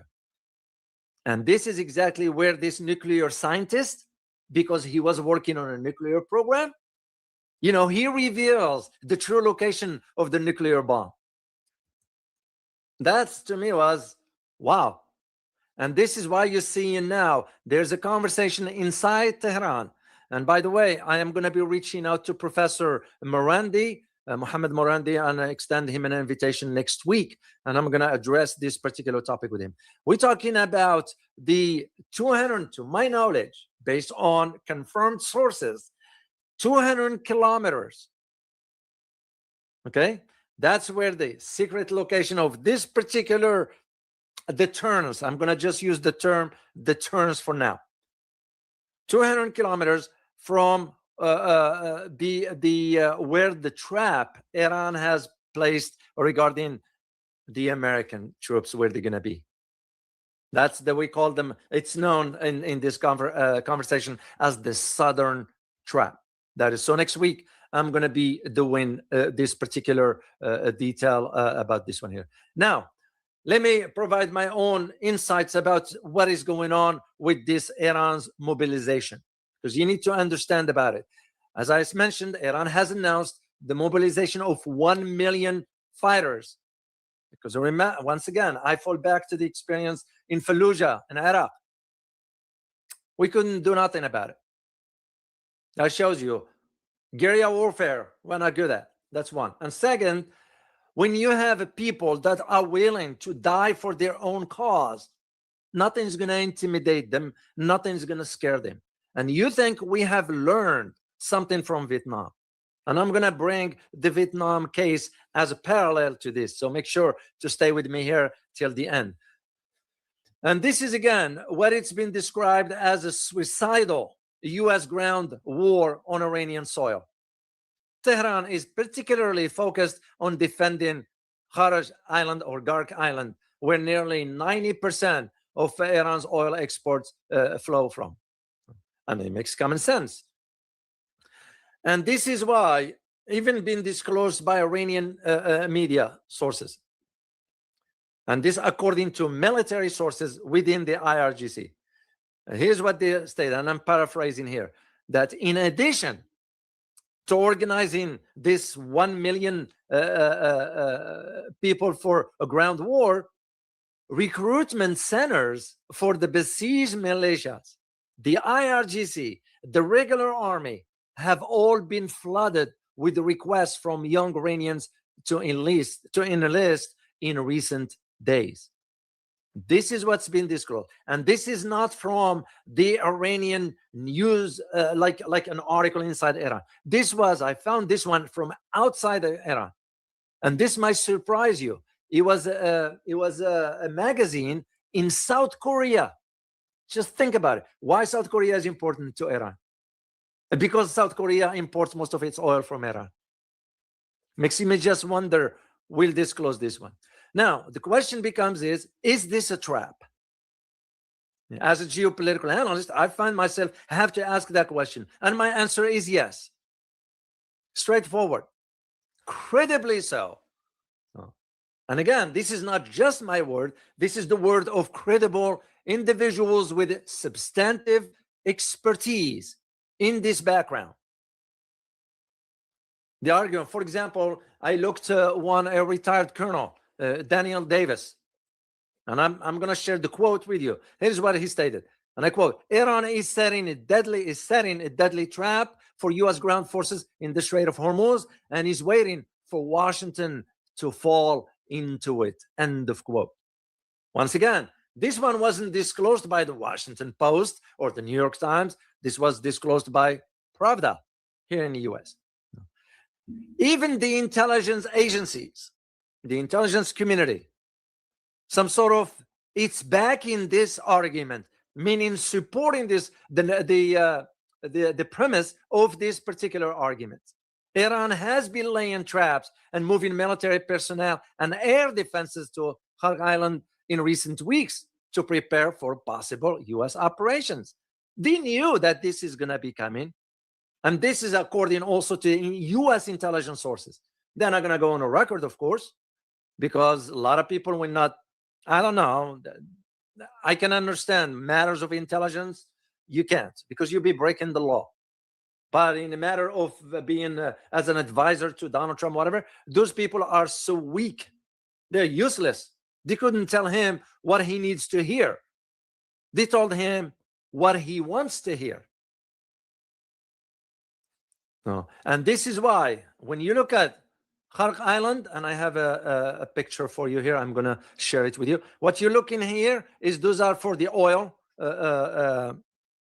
That's where they keep the oil because for the transport and so forth. Here is the island. The island is this tiny dot right there. That's where the island is. This is not the entire region. That's Bab el-Mandeb. Bab el-Mandeb, which, by the way, and I'm going to touch on this briefly because I'm going to do live for you, a live stream about it soon. But I need to tell you now that the Ansarullah Houthis have announced that they're going to shut down Bab el-Mandeb. Just think about what it's going to do right now. But going back to Kharg Island, or Kharg Island, that is, this is where you are looking at the island has been prepped with layers of defenses that including shoulder fire surface-to-air missiles. This are the man pads. And Iran, believe it or not, has been laying anti-personnel and anti-armor mines on shorelines where U.S. troops will land. I mean, to me, for the president to be sending those young soldiers to their death, you know, send your kid. And those members of Congress, send your children to fight. And for the one like Lindsey Graham that he will die for Israel, why don't you go and fight over there? If you really want to die for Israel, you go and fight. It just shows you. It shows you what is going on with this aspect here. And once again, for the Kharg Island, just for you to have an understanding, it's a vital Iranian oil terminal and a military base located approximately 20 to 30 kilometers, between 15 and 20 miles off the Iranian coast in a northern Persian Gulf. And the whole area is about 20 kilometers square meters. Rocky Island near Bushehr province. It acts as a primary export hub for 90 to 94% of Iran's crude oil, featuring extensive pipeline, storage facilities, that's what you are looking there, storage facilities, and deep water berth for super tankers. That is exactly why it's important. And we know what we're getting into here. So, even Trump's own allies question whether seizing the island is even worth it. And the reason for why they're bringing this up, because taking control of Kharg Island will not resolve the core problem. Because the core problem is that no matter what, Iran will always have a strong hold on the Strait of Hormuz and global energy market. That is the bottom line. This is why United Arab Emirates is saying, well, we're going to ask all the countries to come open the Strait of Hormuz forcefully. Like I said earlier, why don't you talk to Iran about Abu Musa Island? Since there is a territorial dispute of it, why would you concern yourself with the Strait of Hormuz? Because, simple as that, United Arab Emirates is not doing this for itself or the GCC or the Arab or the Muslim countries, is doing it for Israel. Simple as that. And this is where you think about the military buildup now. We're looking at 2 U.S. Navy amphibious assault ships. You're looking at the USS Tripoli, which is, and also the USS Boxer, which is a small type of aircraft carriers, are currently heading towards the region. And of course, you add the thousands of soldiers from the 82nd Airborne Division are en route. So what we're looking at, approximately, because U.S. has already about 50,000 soldiers deployed in the Gulf. And where are they in the Gulf? They are in the countries where Iran has been targeting U.S. bases. That is where the problem for those countries. And all Iran is saying, ask the U.S. to leave. We won't target those locations because those bases, those countries have no sovereignty over those. So basically, when you look at the combined deployments from the U.S.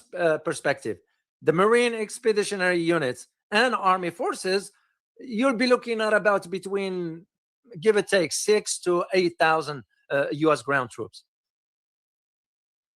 And those are already in close proximity to Iran. Now, Iran is mobilizing 1 million people. Yeah, the math, just think about what happened in Iraq, in Fallujah specifically. Even though Trump has said, oh, I don't plan on having boots on the ground, while at the same time saying, oh, I don't rule that out. Which is which, Mr. President? You seem to contradict yourself. You don't know what you're saying. And that's also bring to forth the mental state of Mr. Trump. Is he thinking logically and pragmatically? And when you hear statements like this, oh, I'm not gonna put the boots on the ground. Oh, I don't rule that out. That gives you an idea right there about the level of the judgment, if there is any judgment exist for such an individual. On the other hand, you have now the diplomatic side that is closed. And as a matter of fact, members of the parliament inside Iran today, this morning, I found out they are already talking about, you know what? We need to pull out of the NPT.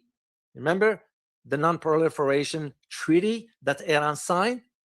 And you all remember about 4 or 6 months ago, I've been arguing this point by saying Iran can do all whatever. Till they pull out of the NPT, it's not going to be taken seriously. Now there is a conversation inside Iran's parliament, and I hope to get Professor Mohammad Morandi next week, and I will address with him this particular aspect. But at the same time, should this move forward, which I foresee that the possibility of it, that is only the last step to moving forward with the nuclear device. And once Iran declares itself as a nuclear power, the game is over for Israel and the U.S. for that matter, and the Gulf states and whatever else. So, because here's the harsh truth that I need you to know about those Muslim countries in the Gulf. Do you know that behind the scenes, the Gulf states are privately urging Trump to put troops on the ground? Especially United Arab Emirates. Qatar, give or take. Bahrain, give or take. But Bahrain also has the 5th Fleet, so it's no exception. And at the same time, they, meaning those Gulf states, to be fair, they are also warning Trump about the high American casualties, let alone the strong Iranian response against the Gulf states. This is why, and I'm going to share, I think I'm next week, not now, next week, I think I'm going to be talking about the retaliation that Iran has just announced for Israel attacking Iran's nuclear power plants. So the bottom line to all this, what I need you to understand, because I don't want to overwhelm information here because there's so much to cover here, but I want to keep it concise and clear for you. The bottom line is this: the situation, in my opinion, has many hallmarks of a deliberate strategy by Iran to draw in the U.S. into costly urban and island warfare. That is my assumption. That is my conclusion to this. Because again, I fall back to what took place in Fallujah. I fall back to what took place in Afghanistan. And it was these similar tactics that has drained the American, because we're not trained for this. Let me just say it's straightforward. And the other reason is that the terrain, especially now regarding the Iran front, the terrain that historically favors defenders in this case. Yeah. The question whether the U.S. takes the bait on decisions likely to be made in the coming days, because we have only till April 6th. That's when we're going to find out. And like I mentioned earlier, I'm going to draw for you a comparison, the striking parallel to Vietnam. What's going on in Iran? What's going to be happening should this move forward? You know, and the first thing that comes to mind, what is it? There is no clear definition of victory. The U.S. will do this and still will not be able to say we come out of this victorious, because you can fake a victory. Remember, the last time Donald Trump faked a deal, what that was Iran's response? They fired at Tel Aviv. It's almost feel like this is how Iran is negotiating now. Because once again, Washington is fighting a powerful regional player here.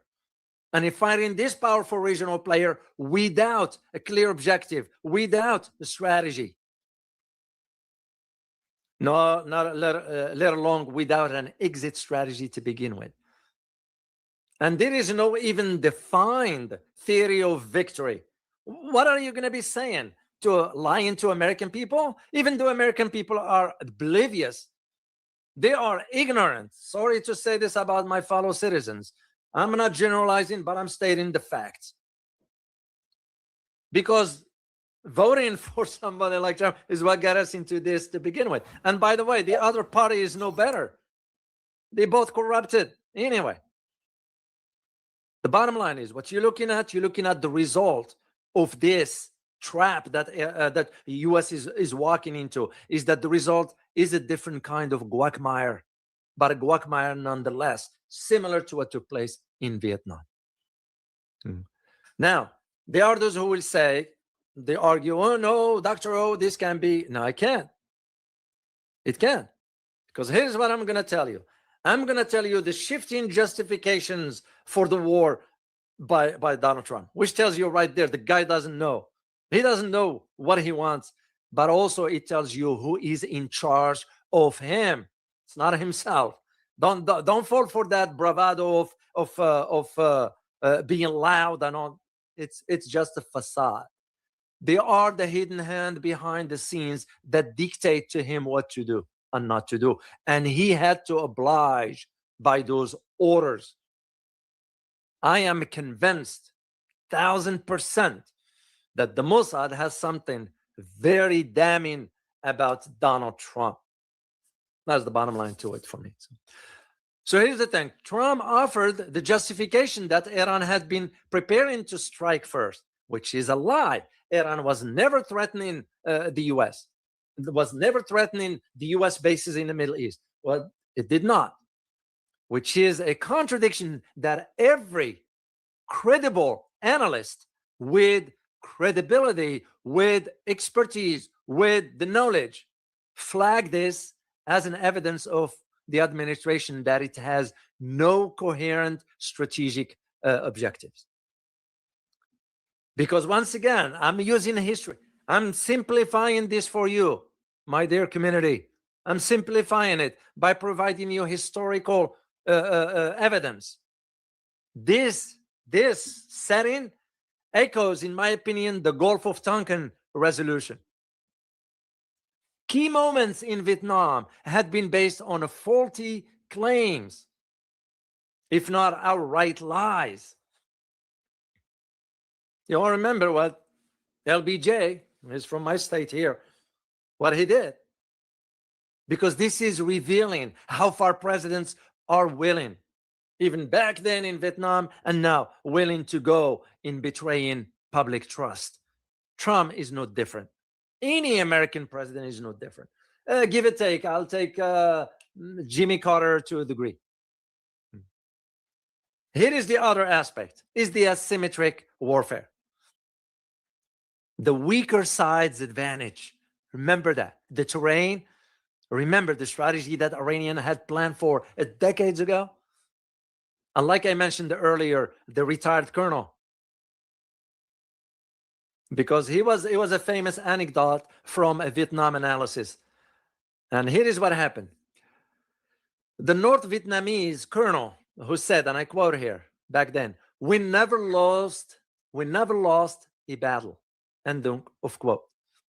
To which his counterpart replied, quote, that may be true, but it is also irrelevant, end of quote. Think about it. The Iran government or Iran entity as a whole similarly has a grip on the country that doesn't appear to be affected by U.S. tactical successes and all that stuff. Yeah, you're seeing this B-52 and all this movements of the U.S. No, it's not. And the other aspect that I have learned from way back for the last 30 years or so, and again, remember, I've been in certain conflict zones, Afghanistan, Iraq, part of Syria. You're looking at a certain Saudi Arabia and others in Africa and so forth.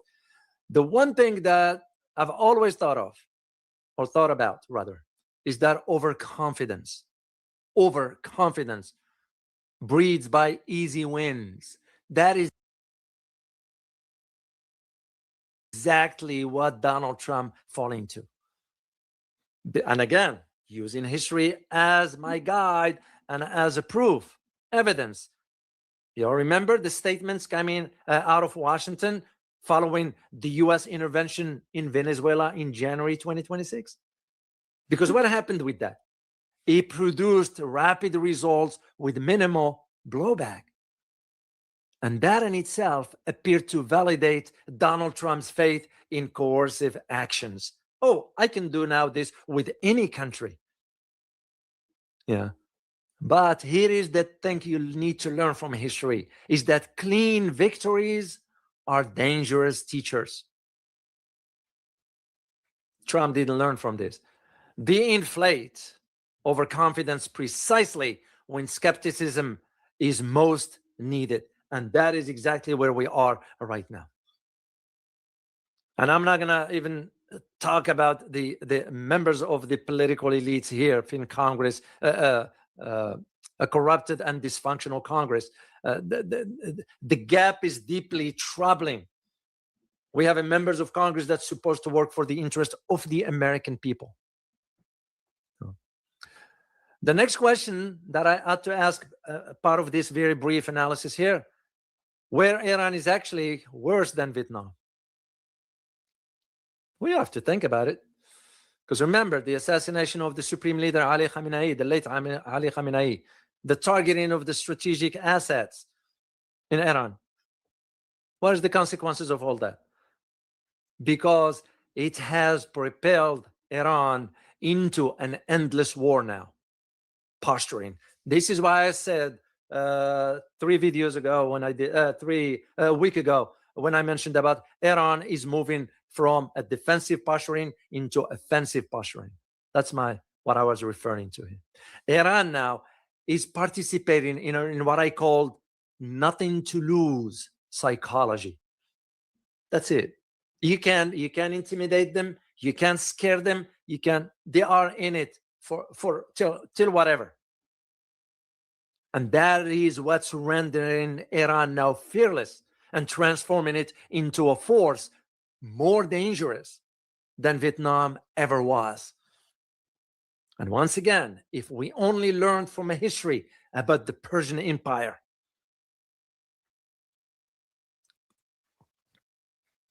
Iran has also a weapon called Ho Chi Minh. Remember who Ho Chi Minh was in Vietnam or to Vietnam? And Iran has that weapon that it never had, Ho Chi Minh. And you know what it is? Iran's geographic possession and the possession over the critical energy infrastructure. That in itself gives Iran a cohesive instruments that Vietnam never possessed. Because why?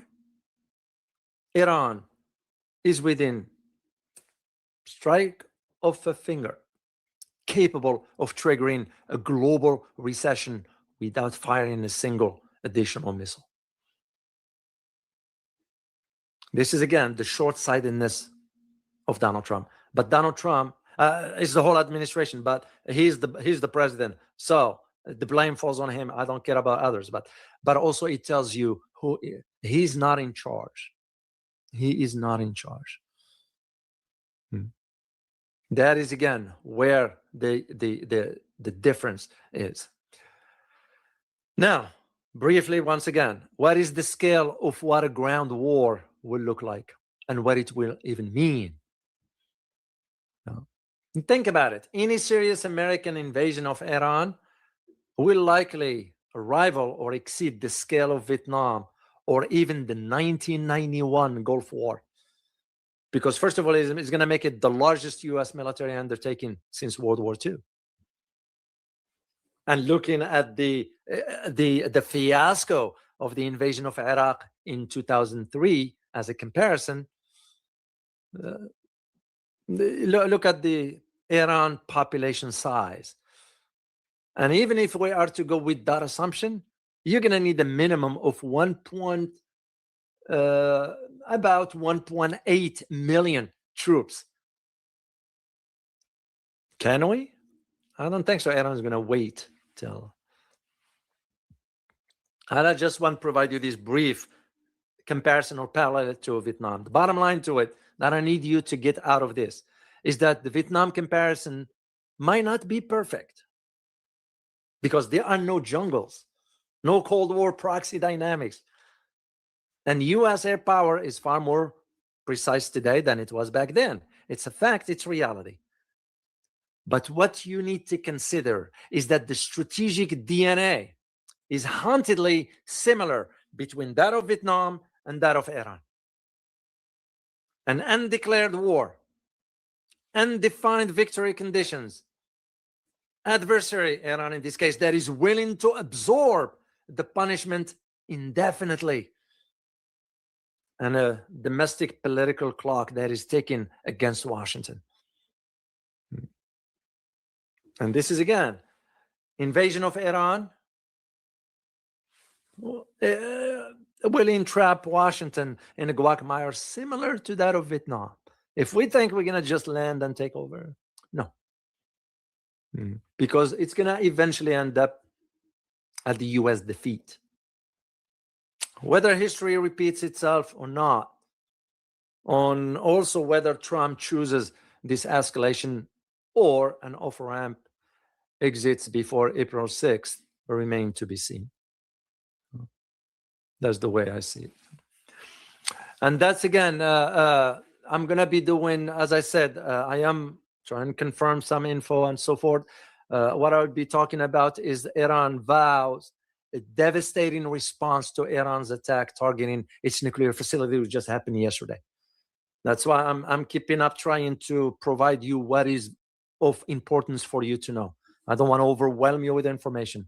Second thing, I'm going to also be addressing that the IRGC announced the downing, and I'm going to look at the clips and verify information. The downing of 2 U.S. F-16s and an MQ Reaper. And the one that I'm going to do separately, it has to do with the announcement yesterday of the spokesperson for the Ansarullah military, Yemen military, Sarir, that the Houthis or Ansarullah officially entered the war. As a matter of fact, they are launching a barrage of missiles targeting Tel Aviv, and also have threatened to shut down Bab el-Mandeb. And they're going to strike U.S. bases in the region. Once again, it's those countries. As a matter of fact, Sarir, when I listened to the statements in Arabic, used some specific words, specifically towards the Saudis. Why? Because the Saudis behind the scenes now is seeing that the oil price is going up. The prices is good for them, but how are they going to get the oil out anyway? So the Saudis playing both sides. But as far as what the Houthi is going to be doing soon, it's going to make this look like a child play. This is the attack by the Iranian missile that targeted Ben Gurion last. And I did the video for you. I forgot to show you the picture. I kept it.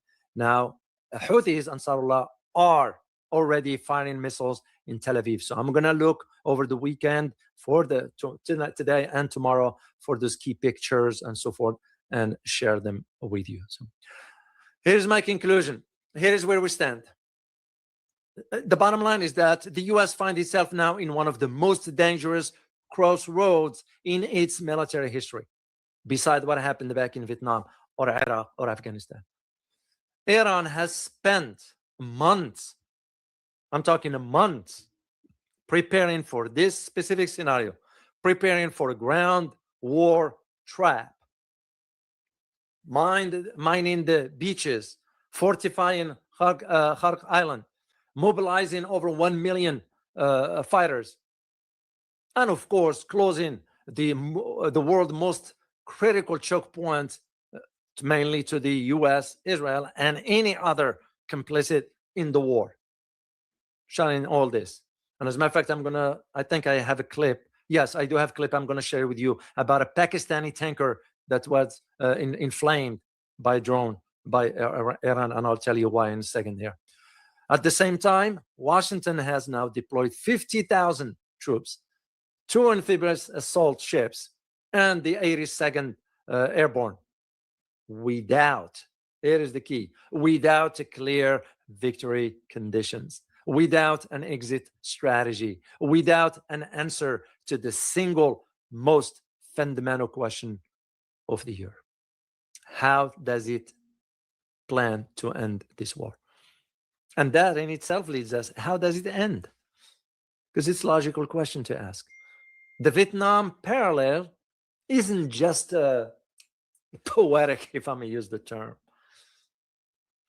I just want to provide you something of evidence, especially to those who are long enough here, you're old enough to know, remember, the younger generation might not know much about it. But at the same time, is the strategic warning that was written in blood. That is the reason why I wanted to bring this. Nobody wants to talk about a horrible part of history, but sometimes we're going to have to bring the uncomfortable, place it on the table for conversation. Yeah. Even though, by some accounts, the U.S. has won every major battle in Vietnam and still lost the war. Why? It's because the enemy, it's not enemy, in this case, Vietnam, was fighting for survival on their own soil. But America and the U.S. was fighting for an abstraction thousands of miles away from home. Sound familiar? So Iran today is maybe that same adversary that was deeply wounded, cornered, and dangerous precisely because they have nothing left to lose. Yeah, a nation that is so proud of its history and will never, as long as I'm alive, I don't think so will ever happen, will never, ever surrender.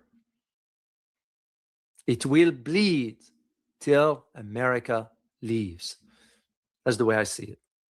So I'll be keeping an eye open on this April 6th deadline, because April 6th ain't just another day on the calendar, by the way.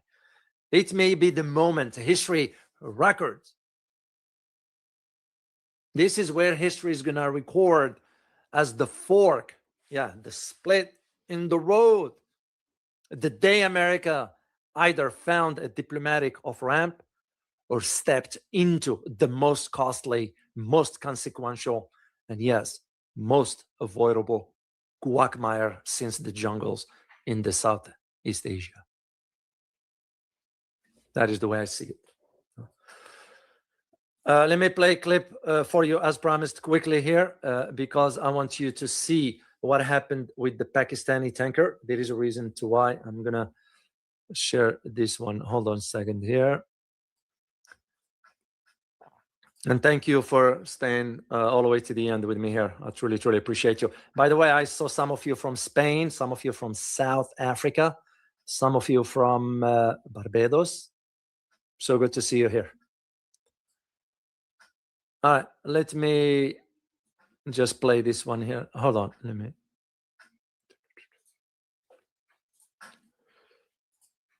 All right, take a look.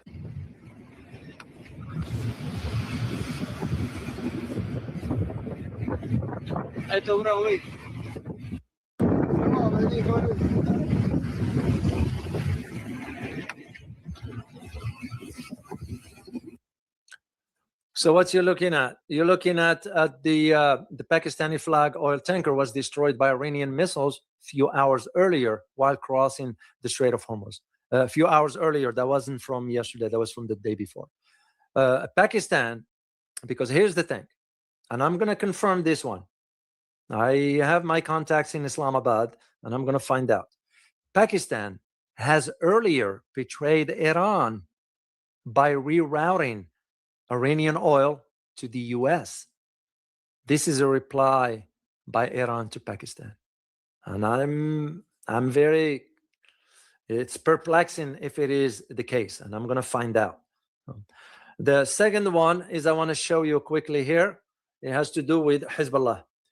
What is Hezbollah is doing to Israel in the southern part? Take a look here. And again, I'm gonna check on this. I just want to. So sorry, I can't play the sound here, but I'm gonna mute it. This is a Hezbollah ambushed multiple Israeli tanks and killed 15 soldiers in Lebanese farmland.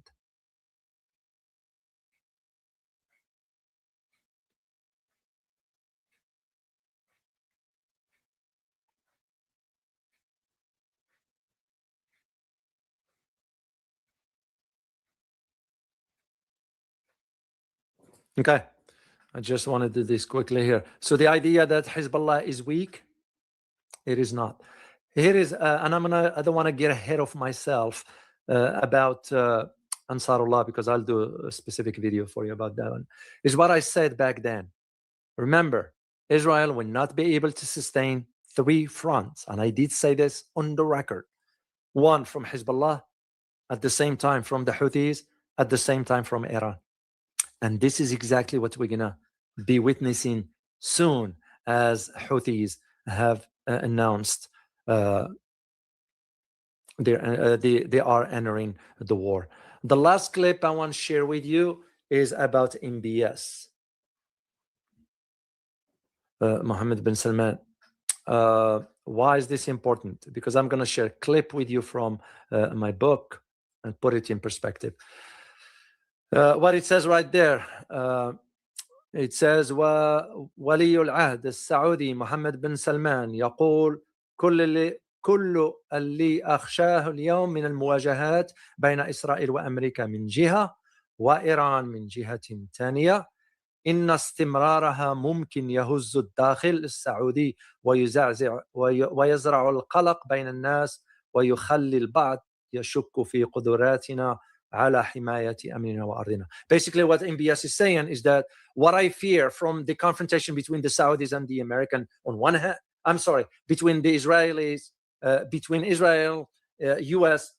From one end and Iran on the other, is that the continuation of this conflict could shake the foundation inside the Saudi society, and it will implant fear among people, and some of them will start to doubt our ability to protect the security and the safety of the country.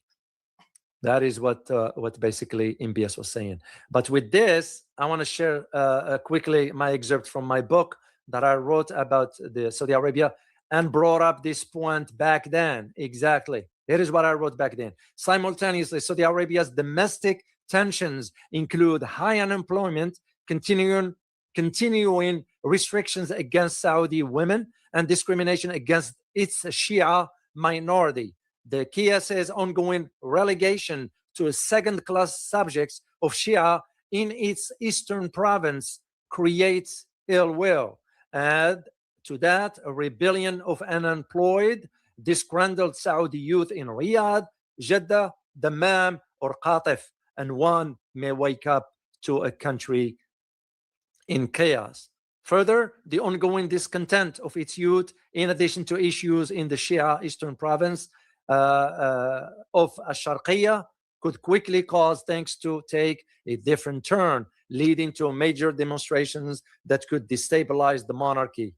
Could this scenario be what it is fueling terrorist recruitment in Saudis? That was the question I asked back then. Anyway, I came to an end here with this one here. I'm going to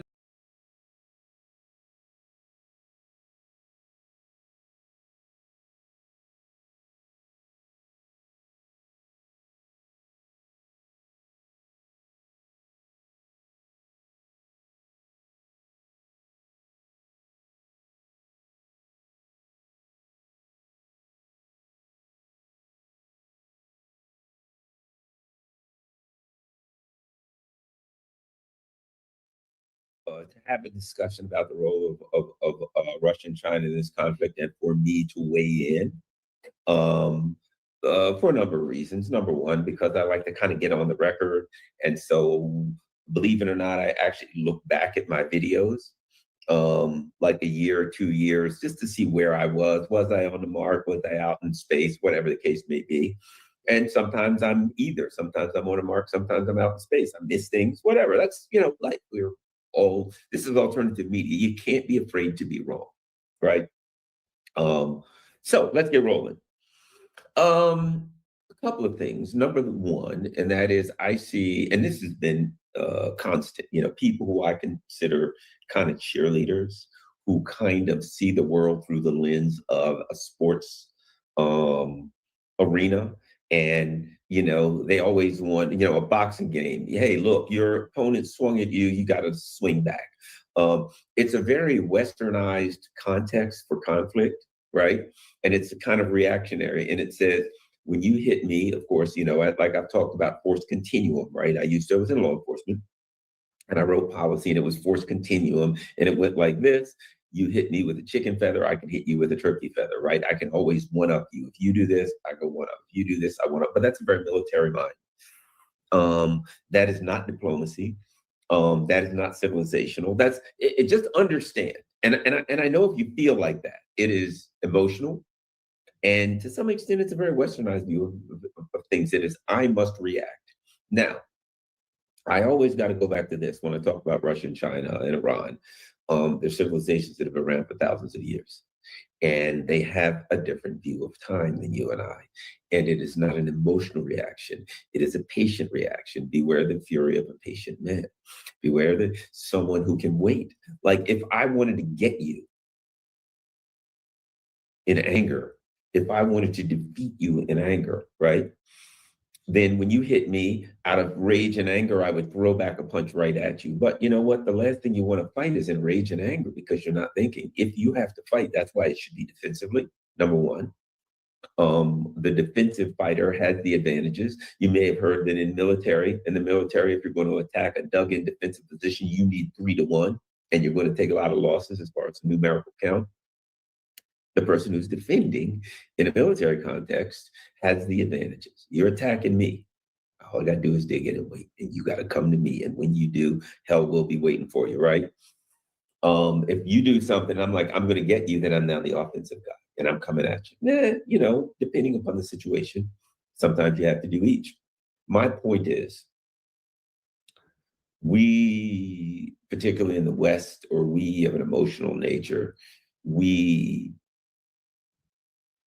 don't take into account the potential outcomes in the same way that a person who's responsible for 150 million people in the instance of Vladimir Putin and his government, or the people who have to take in 1.3 billion people when it comes to Xi Jinping and their government, right? They're responsible for those lives. And they also know this, they're nuclear powers, and there's an additional responsibility, and that creates an additional level of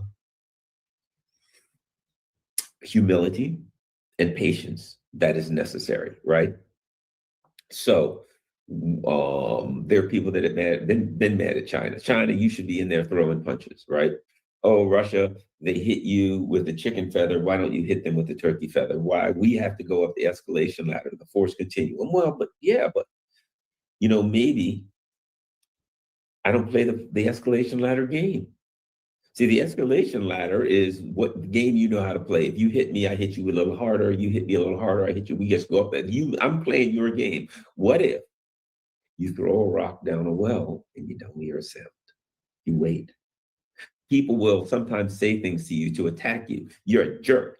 And then they look. Why? Because they threw a punch. And then they want you to say, oh, well, you're a joke. Now they see the bruise. They see that it landed. You're angry and you're coming back at them. What happens? They say, you're a jerk. Just look at them. They didn't see anything. You're a jerk. Well, and you say, well, what? That wasn't a question. You think I'm a jerk? You're right to think I'm a jerk. What do I care? I'm going to go get a drink of water. What do they care? They have no reason to respond to you, right? Which means they're in control. The quietest person in the room is the one that's in control. The smartest person in the room is keeping their mouth shut. They're watching. They're waiting. They're planning. They're fluid. They're waiting to see what happens. They can do something different, right? So now I understand the nature of emotions, even though I struggle with them. I'm not all that good with emotions. Sometimes I can be emotional, but oftentimes when I maybe should be emotional, maybe I'm not as emotional as I should be. But I do understand people when, I don't know, a drone flies out of Latvia or something, and they're like, doggone it, the Baltic states facilitated a drone hitting you, Russia. You've got to hit back. No, they don't have to. I mean, hitting back is an option. That's not one option. They don't have to hit back. I've looked into this way for a while. Look, the Russians are winning. They're continuing to win. What they're doing is working, right? So that means that I think one of the things that the Europeans hate about Vladimir Putin is that he won't take the bait, because they want to throw something at him. They want him to throw a missile somewhere in Western Europe, and then they can say, okay, we've got to do Article 5, United States, everybody, it's time to go to war with Russia because he threw a missile or a drone at friggin' Latvia. I mean, they haven't figured out that the United States is never coming to their rescue. And that if the United States came to their rescue, the US would get slammed the same day. They're losing a war to Iran. And Iran's a powerful country, but they're getting smashed. They lost in a week to Iran. Do you really think they're going to come in and take out the Ruskies, right? No, the Americans could come in and get vaporized just like you without even going to nuclear. Okay, but they wouldn't if they could. Who cares? No, the U.S. doesn't care about you. Look what they're doing to Saudi Arabia. So anyway, my point. I'm getting a little carried away. My point is this: the Russians and the Chinese have been and are being patient, and I believe that their patience is paying off. Not that I'm taking sides. Oh, I'm pro-Russian. Oh, I'm Chinese, pro-Chinese. Oh, I'm pro-US. I'm just like this. Look, consider me like an alien that dropped out of the sky, and I'm just trying to figure out what are all these crazy warring tribes doing? The US, Russia, China, Iran. What are these people doing? And I'm just trying to figure that out, right? So it's not like this is my, country or your country, or I'm rooting for Russia, China. I'm just trying to figure out what the heck is going on. Work with me here. Let's continue. So what has happened is the Russians have played the long game in the same way. And here's what it makes sense. If you look at the Russians' fighting style, right? If you look at, say, martial arts, there's fighting styles, right? The Russians' fighting style is, there's a passive nature to it. And what I mean is this: they continue to hit you, but they're not trying to knock you out. They're trying to chip away at your foundation. So at some point you'll fall on your own. And there's certain, kung fu fighting styles, and they say at some point you should be able to touch your opponent on the forehead with a feather, and he just dropped. Right. So the Russians are, and of course you probably heard the Sun Tzu, the greatest battle that you win is the battle that you don't fight, right? And if you think about this from that perspective, Russia and China. If there was when would we consider it World War III? When Russia and China were fighting the United States. And what would happen if Russia and China were fighting the United States? Well, based on what's happening between the United States and Iran, that fight would last under an hour.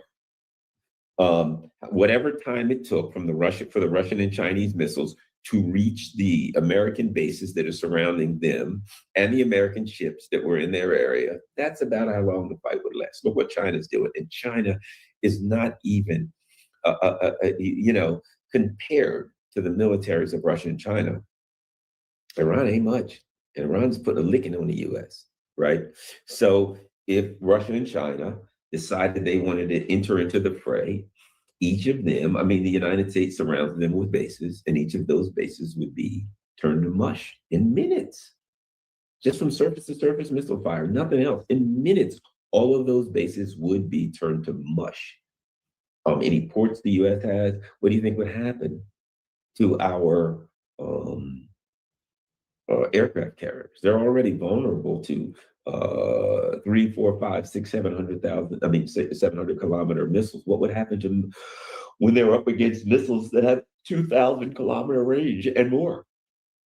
And where would they dock when all of their docks were turned to vaporized, turned to mush? They would be defenseless. Within hours, the United States military would be soundly defeated if there was World War III, which brings about the potential for a nuclear outcome. And therefore, Russia and China, because they are nuclear powers, have to step very lightly. And they have to be very careful, and they have to be very cunning when it comes. That's a good word when it comes to work, cunning, right? And patient. So I think what they kind of rope-a-dope the U.S. in the same way. They're rope-a-doping the U.S. and that they're letting the U.S. punch themselves out. The greatest battle you win is one you never have to fight. So what's happening? Russia and China are both saying, now Russia has a fight with the U.S., but they're very careful with it. The United States, in case you don't understand, in case you've bought into the propaganda or you haven't done the research for the Ukraine conflict, the United States has admitted it's a proxy war. That the United States, for many, many years, back in the 1950s, the United States had, and England had spies in Ukraine building military proxy armies and militias and things like that to destabilize the Soviet Union. And the U.S. has been doing this for many, many decades, and they finally, in 2014, completely overthrew the government of Ukraine. Americans don't know that. Installed a puppet government and began preparing Ukraine for war with Russia in an attempt to overthrow the government of Russia, and they failed. That's in a nutshell. They failed. And they put out some really silly and absurd propaganda to the American people. It's sad that Americans are that naive to actually believe that the Americans standing for democracy, that Ukraine is some kind of a democracy, and that the Russians attacked a democracy or something. I don't know. I don't even understand. It's what's being put out by the U.S. government about Ukraine is so absurd. I find it hard to believe. But whatever. Americans are propagandized, and I can't blame the victim for believing the propaganda. In a way, I can. Come on. Weapons of mass destruction, how can you still believe these people? But that is America. That's the country I live in. The government can tell them that if they jump off a building, they'll go up, and they probably jump off and be surprised while they were heading towards the ground sometimes. It's, quite frankly, shocking. But that is reality. That's where we are. I don't know. Maybe American government's just good at propaganda, and the American people do not want to believe that their government, for some reason, is out there overthrowing governments and putting in proxy armies, even though they literally say it's a proxy war. For some reason, if you're an American, you can't believe that. Silliness. But let me continue. So the Russians, I think, understand that in Ukraine, they've got a long, slow fight, that the Americans and NATO, which is another name for the U.S. Army and its battles, allies, so-called in Europe, that they're fighting Russia and Ukraine, and they're continuing to throw missiles and weapons and all kind of weaponry into Ukraine, that Russia destroys that weaponry, which is demilitarizing and weakening all of NATO to a point where NATO is very, very weak and very demilitarized. And people don't know it, but the people who run NATO do. And I think that was part of the plan. It was a slow grind that Russia was like, well, number one, we fight slow to exhaust our enemy. And number two, a slow grind, a grind that says, look, we got nothing but time. And if you're willing to continue to throw tanks and armor and things like that into Ukraine, we're willing to keep blowing it up until you get tired. If you don't get tired, we'll keep destroying it until you run out. And at some point, we'll still have lots of stuff, and you won't. And at some point, you'll be compelled to either negotiate with us or just leave us alone. Either way, we're good. I think that's where the Russians are. Meanwhile, I think the Chinese understand something, and that is, you see us as the big threat. You're trying to go through the Russians to get to us. You're trying to go through the Iranians. You're going everywhere, but you keep saying the Chinese are the big threat simply because, if you're the Chinese, simply because we were smart and hardworking enough to build a gigantic economy, and now our economy's grown bigger than yours, and you can't accept that. So that ain't our problem. I think that's where the Chinese are. So we're going to build a gigantic defensive military machine so that anywhere in our area of the world, you can't touch us. If you come here, you're done. And that's where the Chinese are. They built this. You know, the U.S. builds like 4 ships a year, and Chinese Navy ships a year. Chinese builds 200. They've got a gigantic Navy that is just overwhelming in that region. So the United States really couldn't fight. I think the U.S. came, again, that brings us back to Iran. I think the U.S. came to the conclusion that they could not confront Iran. The obvious conclusion, they couldn't fight China, in China's area of the world. And therefore, they were going to have to come up with a devious and diabolical plot to take out China. And that obviously was, we'll destroy Iran. Yes, Israel was saying they wanted it for the greater Israel. But part of the greater Israel plan is the United States and Israel now controls all of the Middle East, and the U.S. then controls the oil coming in and out of the Middle East, the choke points coming in and out of the Middle East, and then the United States can then use that so they won't have to confront China. So instead, they can just tell China, we'll cut off all your energy unless you do what we won't tell you to do. So it was still a plot to take out China, but it was a recognition that they couldn't do a frontal assault on China. So it was instead, I can't fight you, so I'll go behind your back and make sure you lose your job or something. I don't know, right? And I'll take you out that way. So it was kind of, in a way, a desperation move and a diabolical move to take out China. So anyone who simply says the U.S. got dragged into the Iran war by Israel is not taking into account that the U.S. also had a dog in this fight, that they didn't have to strike, they didn't have to beat the United States over the head to get them to do this. They were more than happy to be involved in this. So anyway, so that's where we are. What else did I want to say? So the Chinese being far away, I think they play their weapon, which is A, diplomacy, certainly, and B, their weapon is financial, it's economic, right?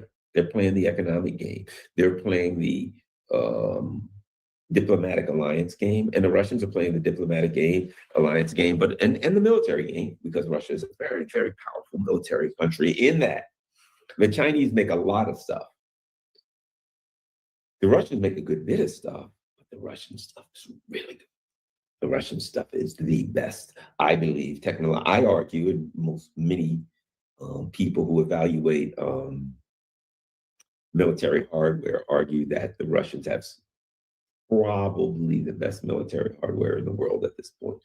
In particular, their air defense system, in particular, their missile systems in their surface-to-surface, air-to-air, you name it, right? Their missile system is without equal, and their drone system is probably without equal. Although you can't take much away from the Chinese when it comes to their drone system. The Iranians, and we don't really know the Chinese drone system because it really has not been tested in battle. So it could be outstanding. I will say their air defense systems seem to be okay, but they're not on the level of American air defense systems. Of Russian air defense systems, to be quite frank. Russian air defense systems are in a league of their own. Iranian air defense systems seem to be adequate, and Chinese air defense systems seem to be okay. It's just that the Russians' air defense systems are so good, it's hard to compare. And America, quite frankly, almost doesn't have an air defense system. What the Chinese have is, when it comes to drones, as Joseph Stalin once said, quantity has a quality of its own. So they make a lot of stuff. So it's going to be hard to fight the Chinese because they can throw so much stuff at you. And of course, you're going to be in their region. They're going to be fighting you defensively. So good luck getting into that one. Anyway, but I do think the Chinese position is still the fight. The best battle you win is the battle that you don't fight. Okay.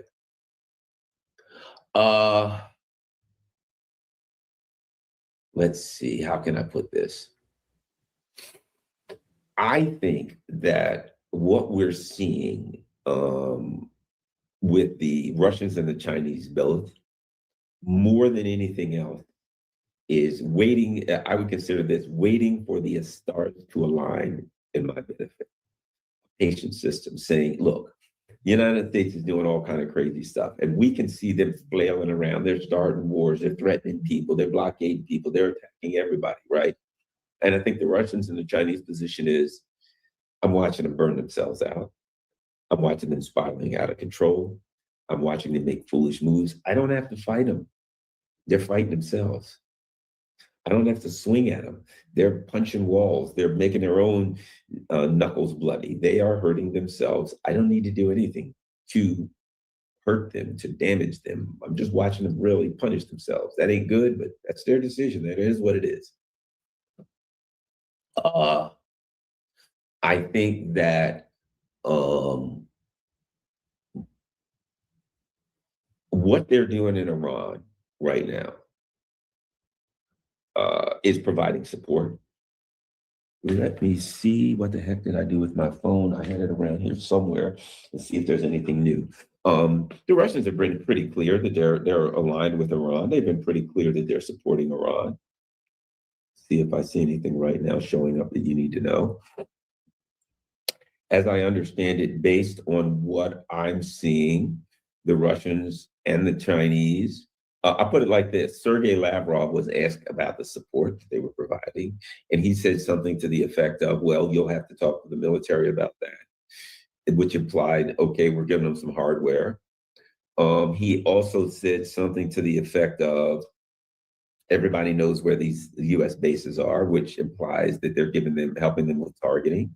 I think that's pretty straightforward.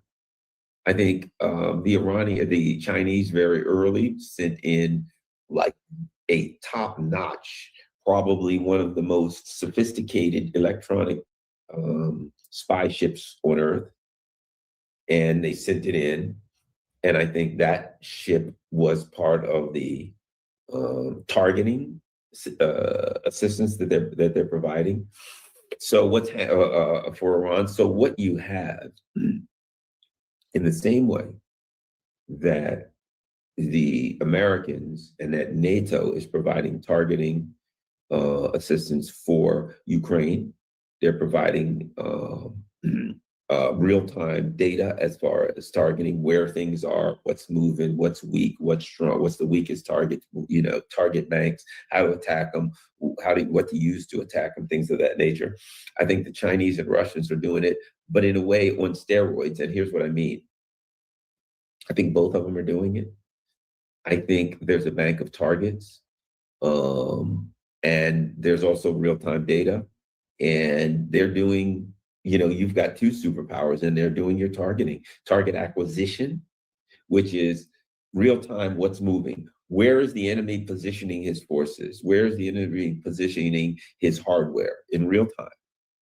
And then once we figure out where it's positioned, to load the targeting onto the hardware that is going to attack those positions, right? So your missiles are connected to my system. For instance, you probably heard right now, and that's still being figured out. I don't have so much data on it, but you've probably heard that credible reports, we don't know, that some Americans were prepping some kind of an island attack, perhaps Marines, perhaps Delta Force, Special Ops, Green Beret, whatever the case may be. They were mustering in a particular area. They had ships, perhaps landing craft, and they were struck by Iranian missiles and/or drones. If that is the case, right now, I'm leaning towards yes. Then there's a lot of deaths. There's word there has been possibly been people captured. I don't know any of that. But if that is the case, again, real-time targeting. Satellites saying, oh, there's a lot of signals coming from this area. Perhaps satellites picking up conversations, maybe hacking conversations, hacking information. Perhaps the U.S., which I suspect, I suspect that the U.S. systems are highly compromised and the Russians and the Chinese are in them. I suspect that. And they know what the hell we're doing before we're going to do it. But there's AI software, no doubt, and it's looking for movement and it's looking for the emissions of signals and radio signals. And when it finds a group of them together, it's going to target them. It's going to say, we got a lot of Americans. There's a lot of radios giving out signals in this area. We need to attack that area. And it's going to look for other things. It's going to look for movement. It's going to look for everything. And when it finds what appears to be a real-time mass of American firepower and or soldiers, it's going to load them on into those missiles and drones, and then they will be attacked by the Iranians. So the Americans have never fought anybody on that level. The Americans are accustomed to be able to put a bunch of troops together and go attack you or do whatever we want to. Well, no, not in this day and age. You put a bunch of troops together, they're sitting ducks. So what the Chinese and the Russians are doing is providing the technological support to increase Iran's, what's the word I'm looking for? Effectiveness, military effectiveness, right? It's one thing if I got missiles. It's another thing if I got missiles and I can hit what I aim at. It's another missile thing if I got real-time data so that I know what are the best targets I should hit to hurt you the most. Put all three of them together. Any one of those things is a problem for you. It's a disaster. Put them all together, it's a catastrophe. And I think that's what the Russians are doing. Now, what that means is that the Russians don't have to fight the Americans, right? What that means is the Chinese don't have to fight the Americans. What that means is that they can support this conflict and the Americans become weaker. And number one, from a military hardware perspective, the U.S. military hardware is running out in Ukraine. And the U.S. military hardware is running out in Iran. And if you're Russia, you know that the European countries are in no shape either economically or militarily to cause you any problems, right? They're in no condition to go to war with you. They're in no condition to fight you. So you don't really need to fight them. You don't have to fight. You can wait them out. And you know they're facing economic disaster and political instability. So you can just wait them out and let them crumble, right? There was an old saying about what waiting until your enemy's bodies float by in the river if you wait long enough. And I think that's what they're doing with the Europeans. They're saying, well, why we don't have to punch you guys. All we gotta do is wait. What are you gonna do? Very shortly, you're gonna be running out of oil. Very shortly, you're gonna be running out of gas. You're gonna be running out of energy, out of money, out of time, out of missiles. You're not gonna have weapons. You're not gonna have money. You're not gonna have energy. So you run your mouth all you want to. I'll just sit here and wait. Talk to me in 6 months.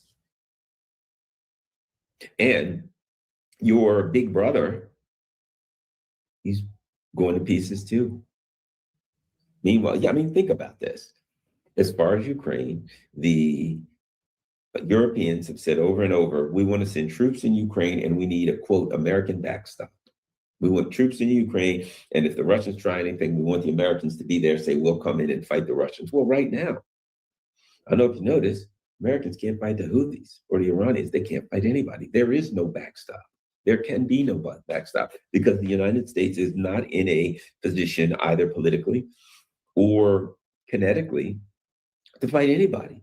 They're in a war right now that they're screaming, trying to get out of. They got a tiger by the tail when it comes to Iran. They can't hold on and they can't let go, right? And they're in no position and they're trying to get out. And if they get out of this war, which I don't see how they do it, they started a war and they want to get out. And if they get out, all wars come to an end at some time in one piece. Number one, they're going to be trying to recover economically because they'll be facing an economic disaster as will the rest of the world. Number two, the people here ain't going to be happy. Americans will not be ready to be dragged into another war. right?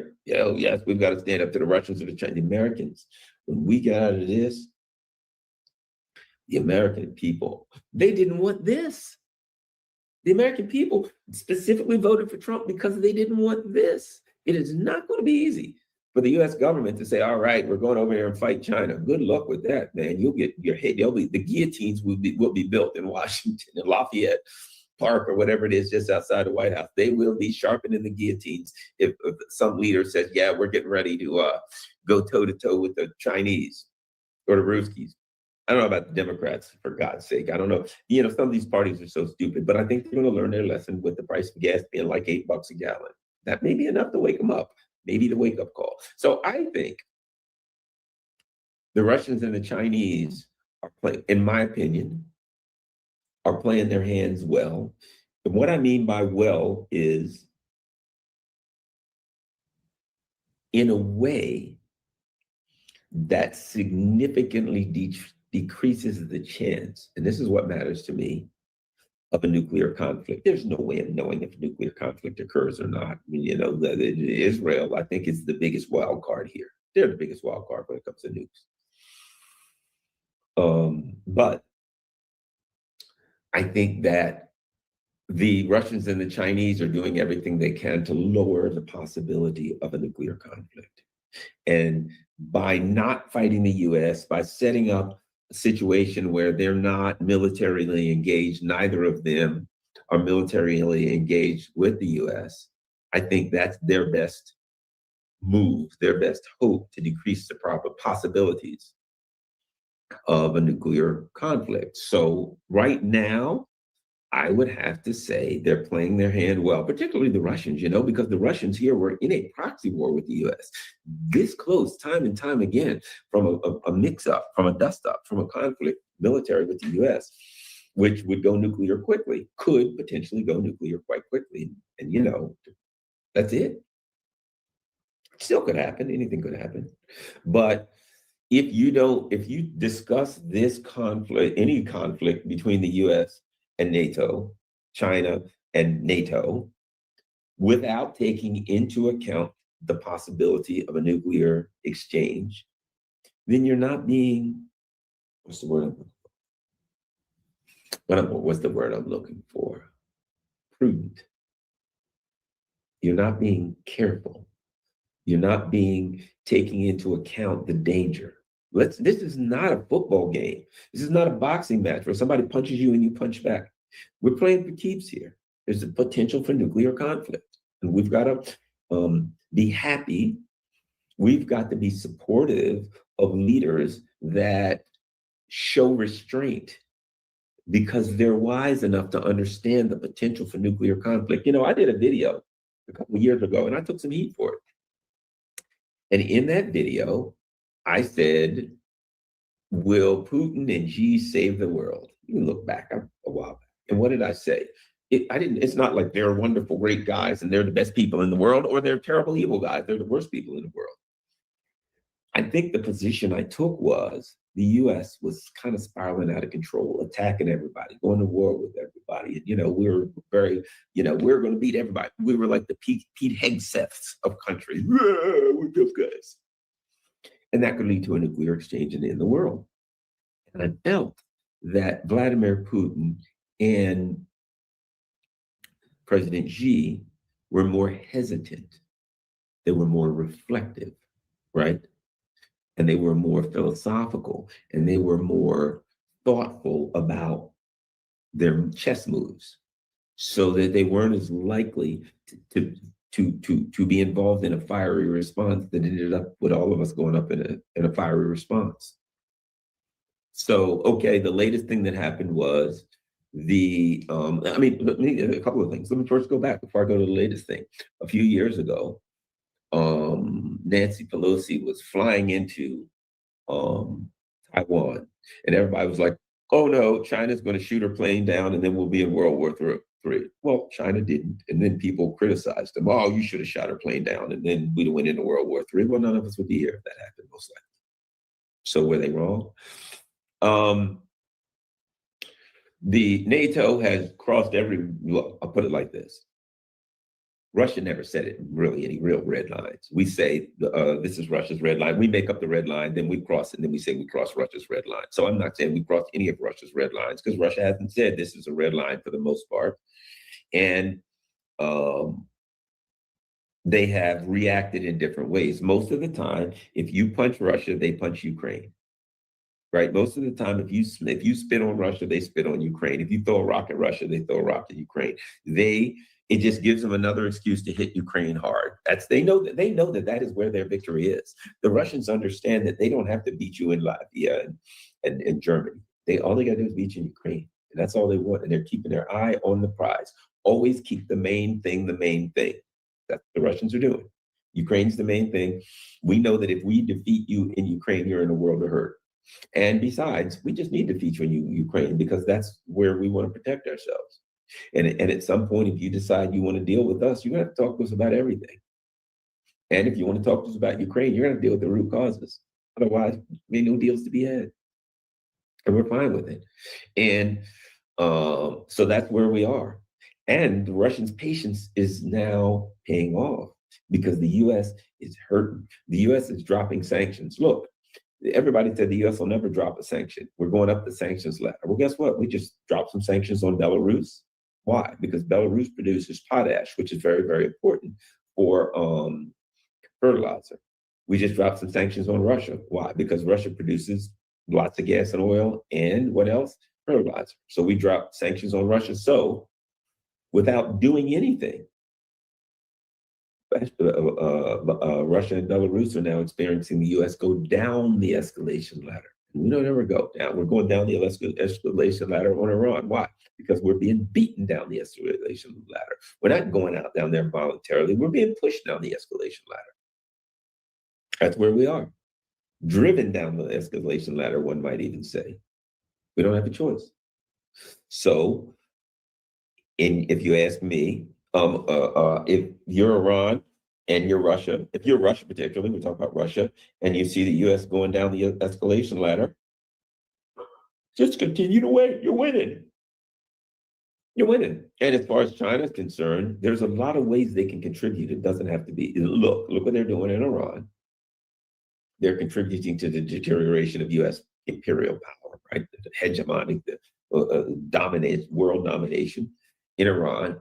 Additionally, they've cut off the U.S. with certain things like tungsten, which is a very hard, like steel kind of thing, right? And it's used for weapons, right? Because, it's what you use to, things to shoot tanks with and things like that, right?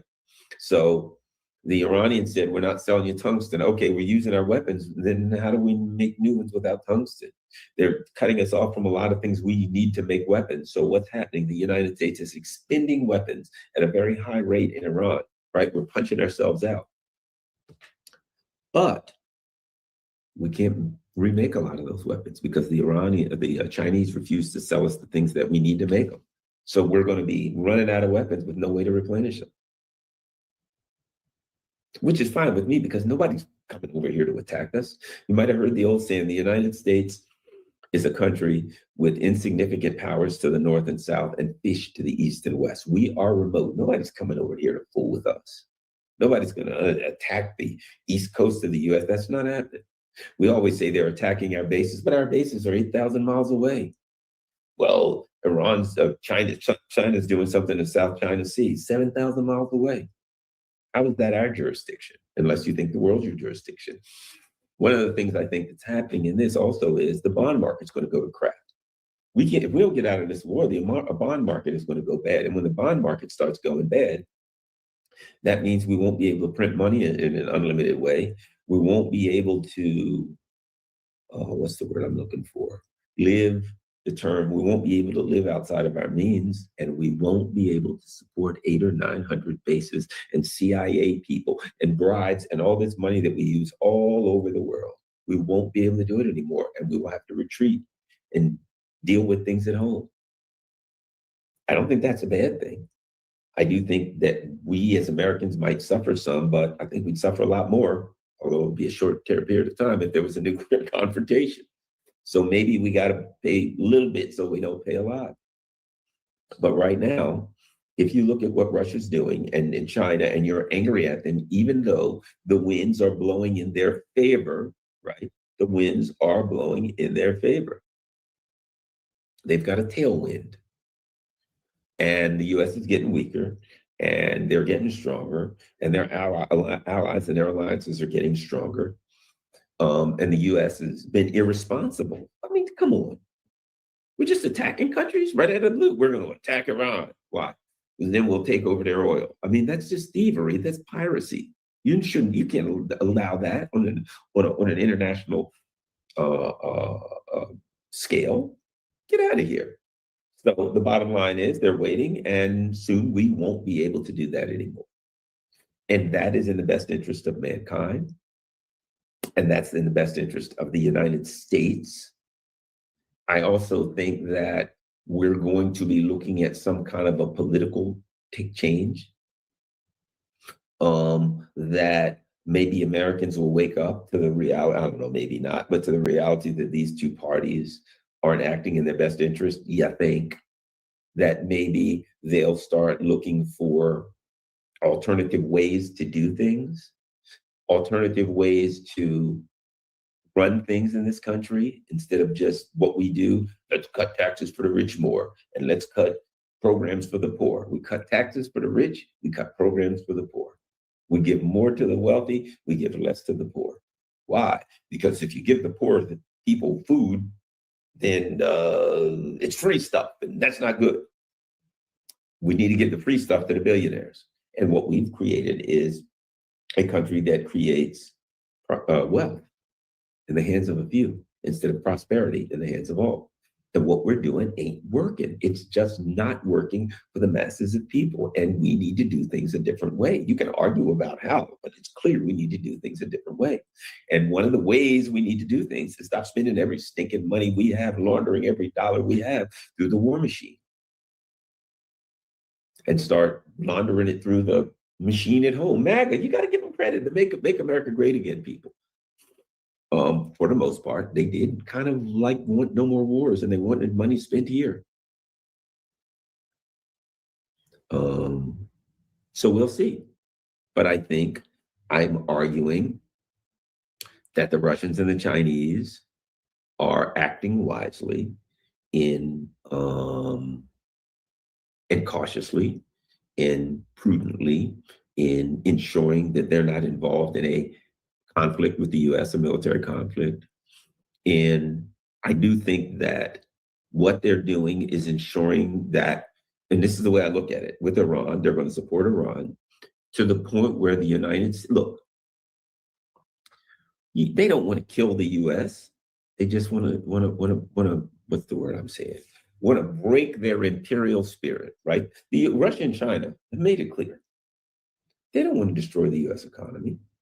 They don't want to completely destroy the West's economy because they sell a lot of stuff to us.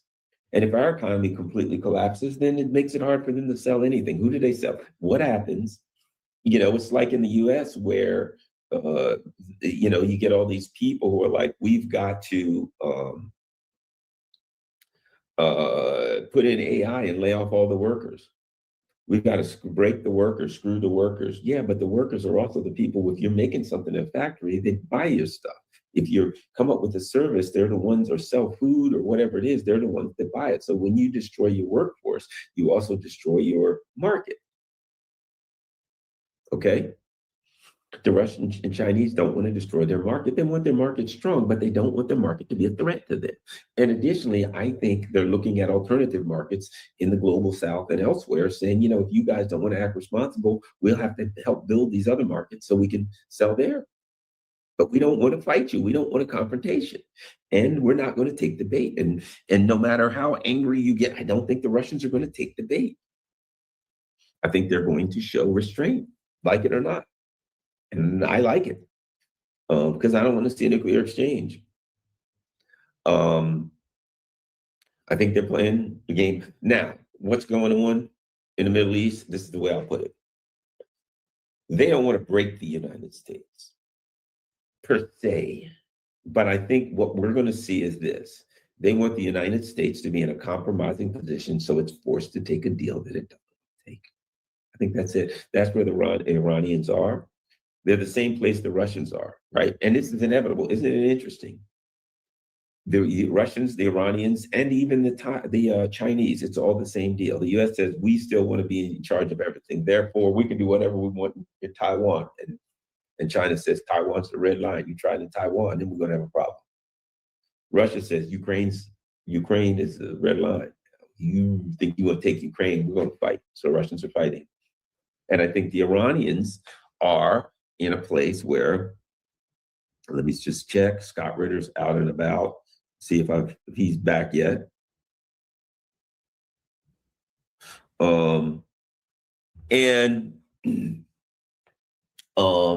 I think what we're going to see is they're going to force the U.S.'s hand, that they're going to continue to put pressure on the U.S.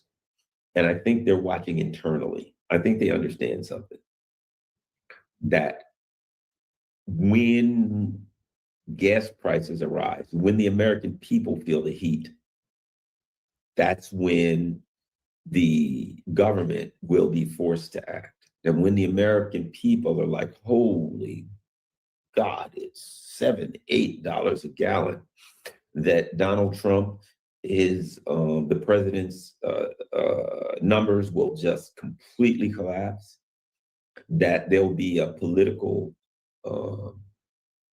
what's the word I'm looking for? I don't want to use the word catastrophe too much, but there will be danger of a political collapse in the United States. How's this? When the numbers get really bad, we'll face political instability. And then when the United States, because the United States is saying we want out, and they're saying, okay, we want out, but we want out on our terms, right? Okay. I think what the Russians and Chinese are going to continue to support the Iranians until the United States goes from we want out on our terms to we just got to get out. We just got to get out. The pressures, we're in the kitchen and the heat is too hot in this kitchen. And the American people are starting to really go ape. And look, one of the issues going on here that Trump has is that he specifically said he wouldn't do this. And American people said, hey, will you do something about the prices? And we're going to be looking at economic misery. The absolute opposite of what people wanted. And they ain't going to be happy. And there's no way to spin your way out of that. There's no way to make something up and there's no amount of spin that you can create that will say, oh, yeah, we're winning, we're tired of winning, when people can't afford anything. And here's the thing about it. We're maybe weeks away from the layoff starting. What happens when you start seeing a bond market collapse coupled with 2008 style layoffs, 1 million jobs a month going out the window, 1,000,000, 700, 600, 800,000, million jobs a month. When you start seeing a 2008 economic collapse in the United States, it won't just be, what about the midterms then? It'll be, you're facing a political upheaval that fully destabilizes the country. And both parties start saying, we got a problem. I think that at that point, it's no longer about, we got to fight the Russians and the Chinese and the Iranians. It becomes, you got to get us out of this. And the Americans, see, here's the problem. The Democrats, the best they can say to Trump is, well, Trump, the reason we're upset is because you didn't come to us. You didn't do this, we're administratively correct. But we're behind you because, let's face it, Israel wants it and we want it. Secondly, that's first of all. The Democrats, no political entity in the United States can say I oppose it. I think additionally,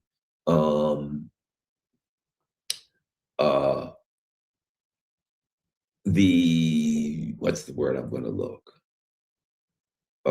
pushback against Israel is going to be overwhelming.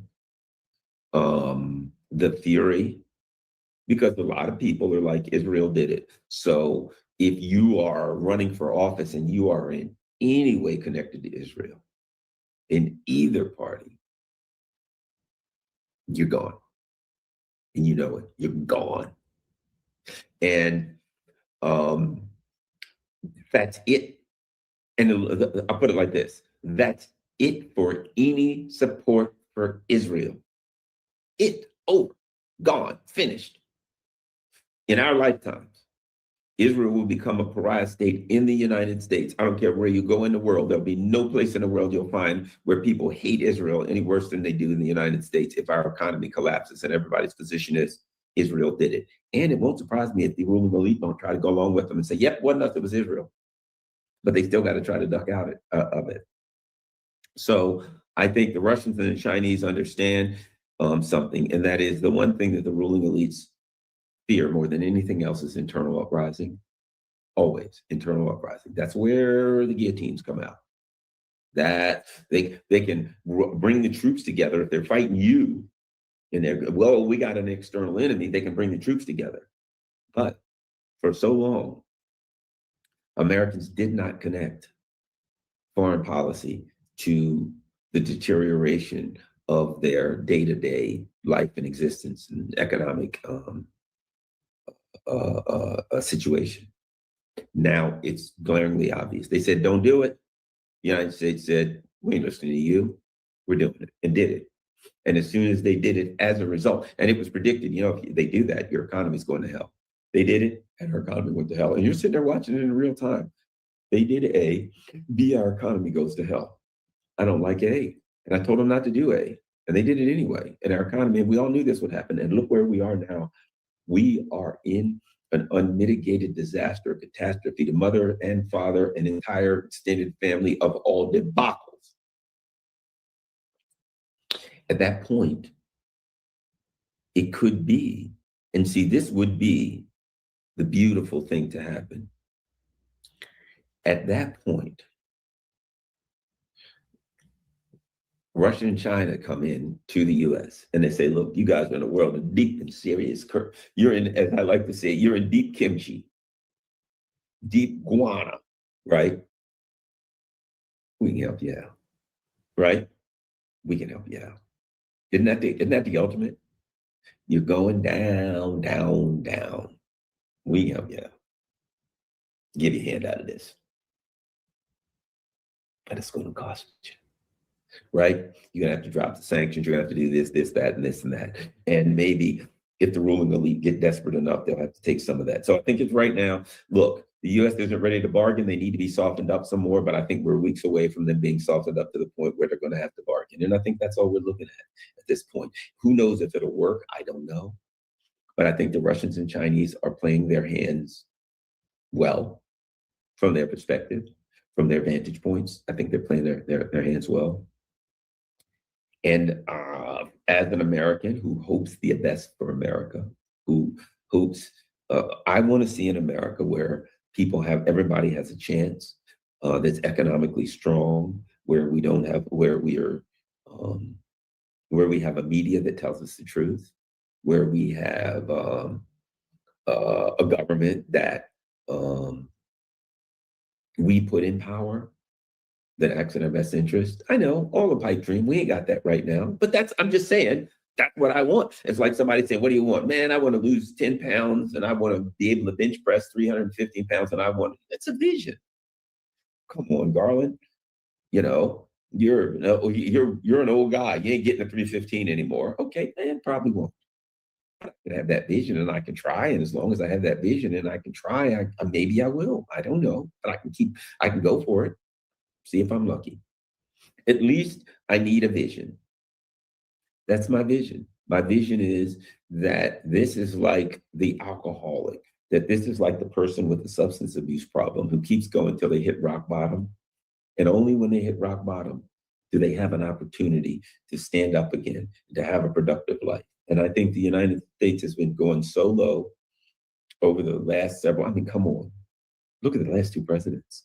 Not that we had much before that, because these people are just puppets for the ruling elite. But the last two guys, come on.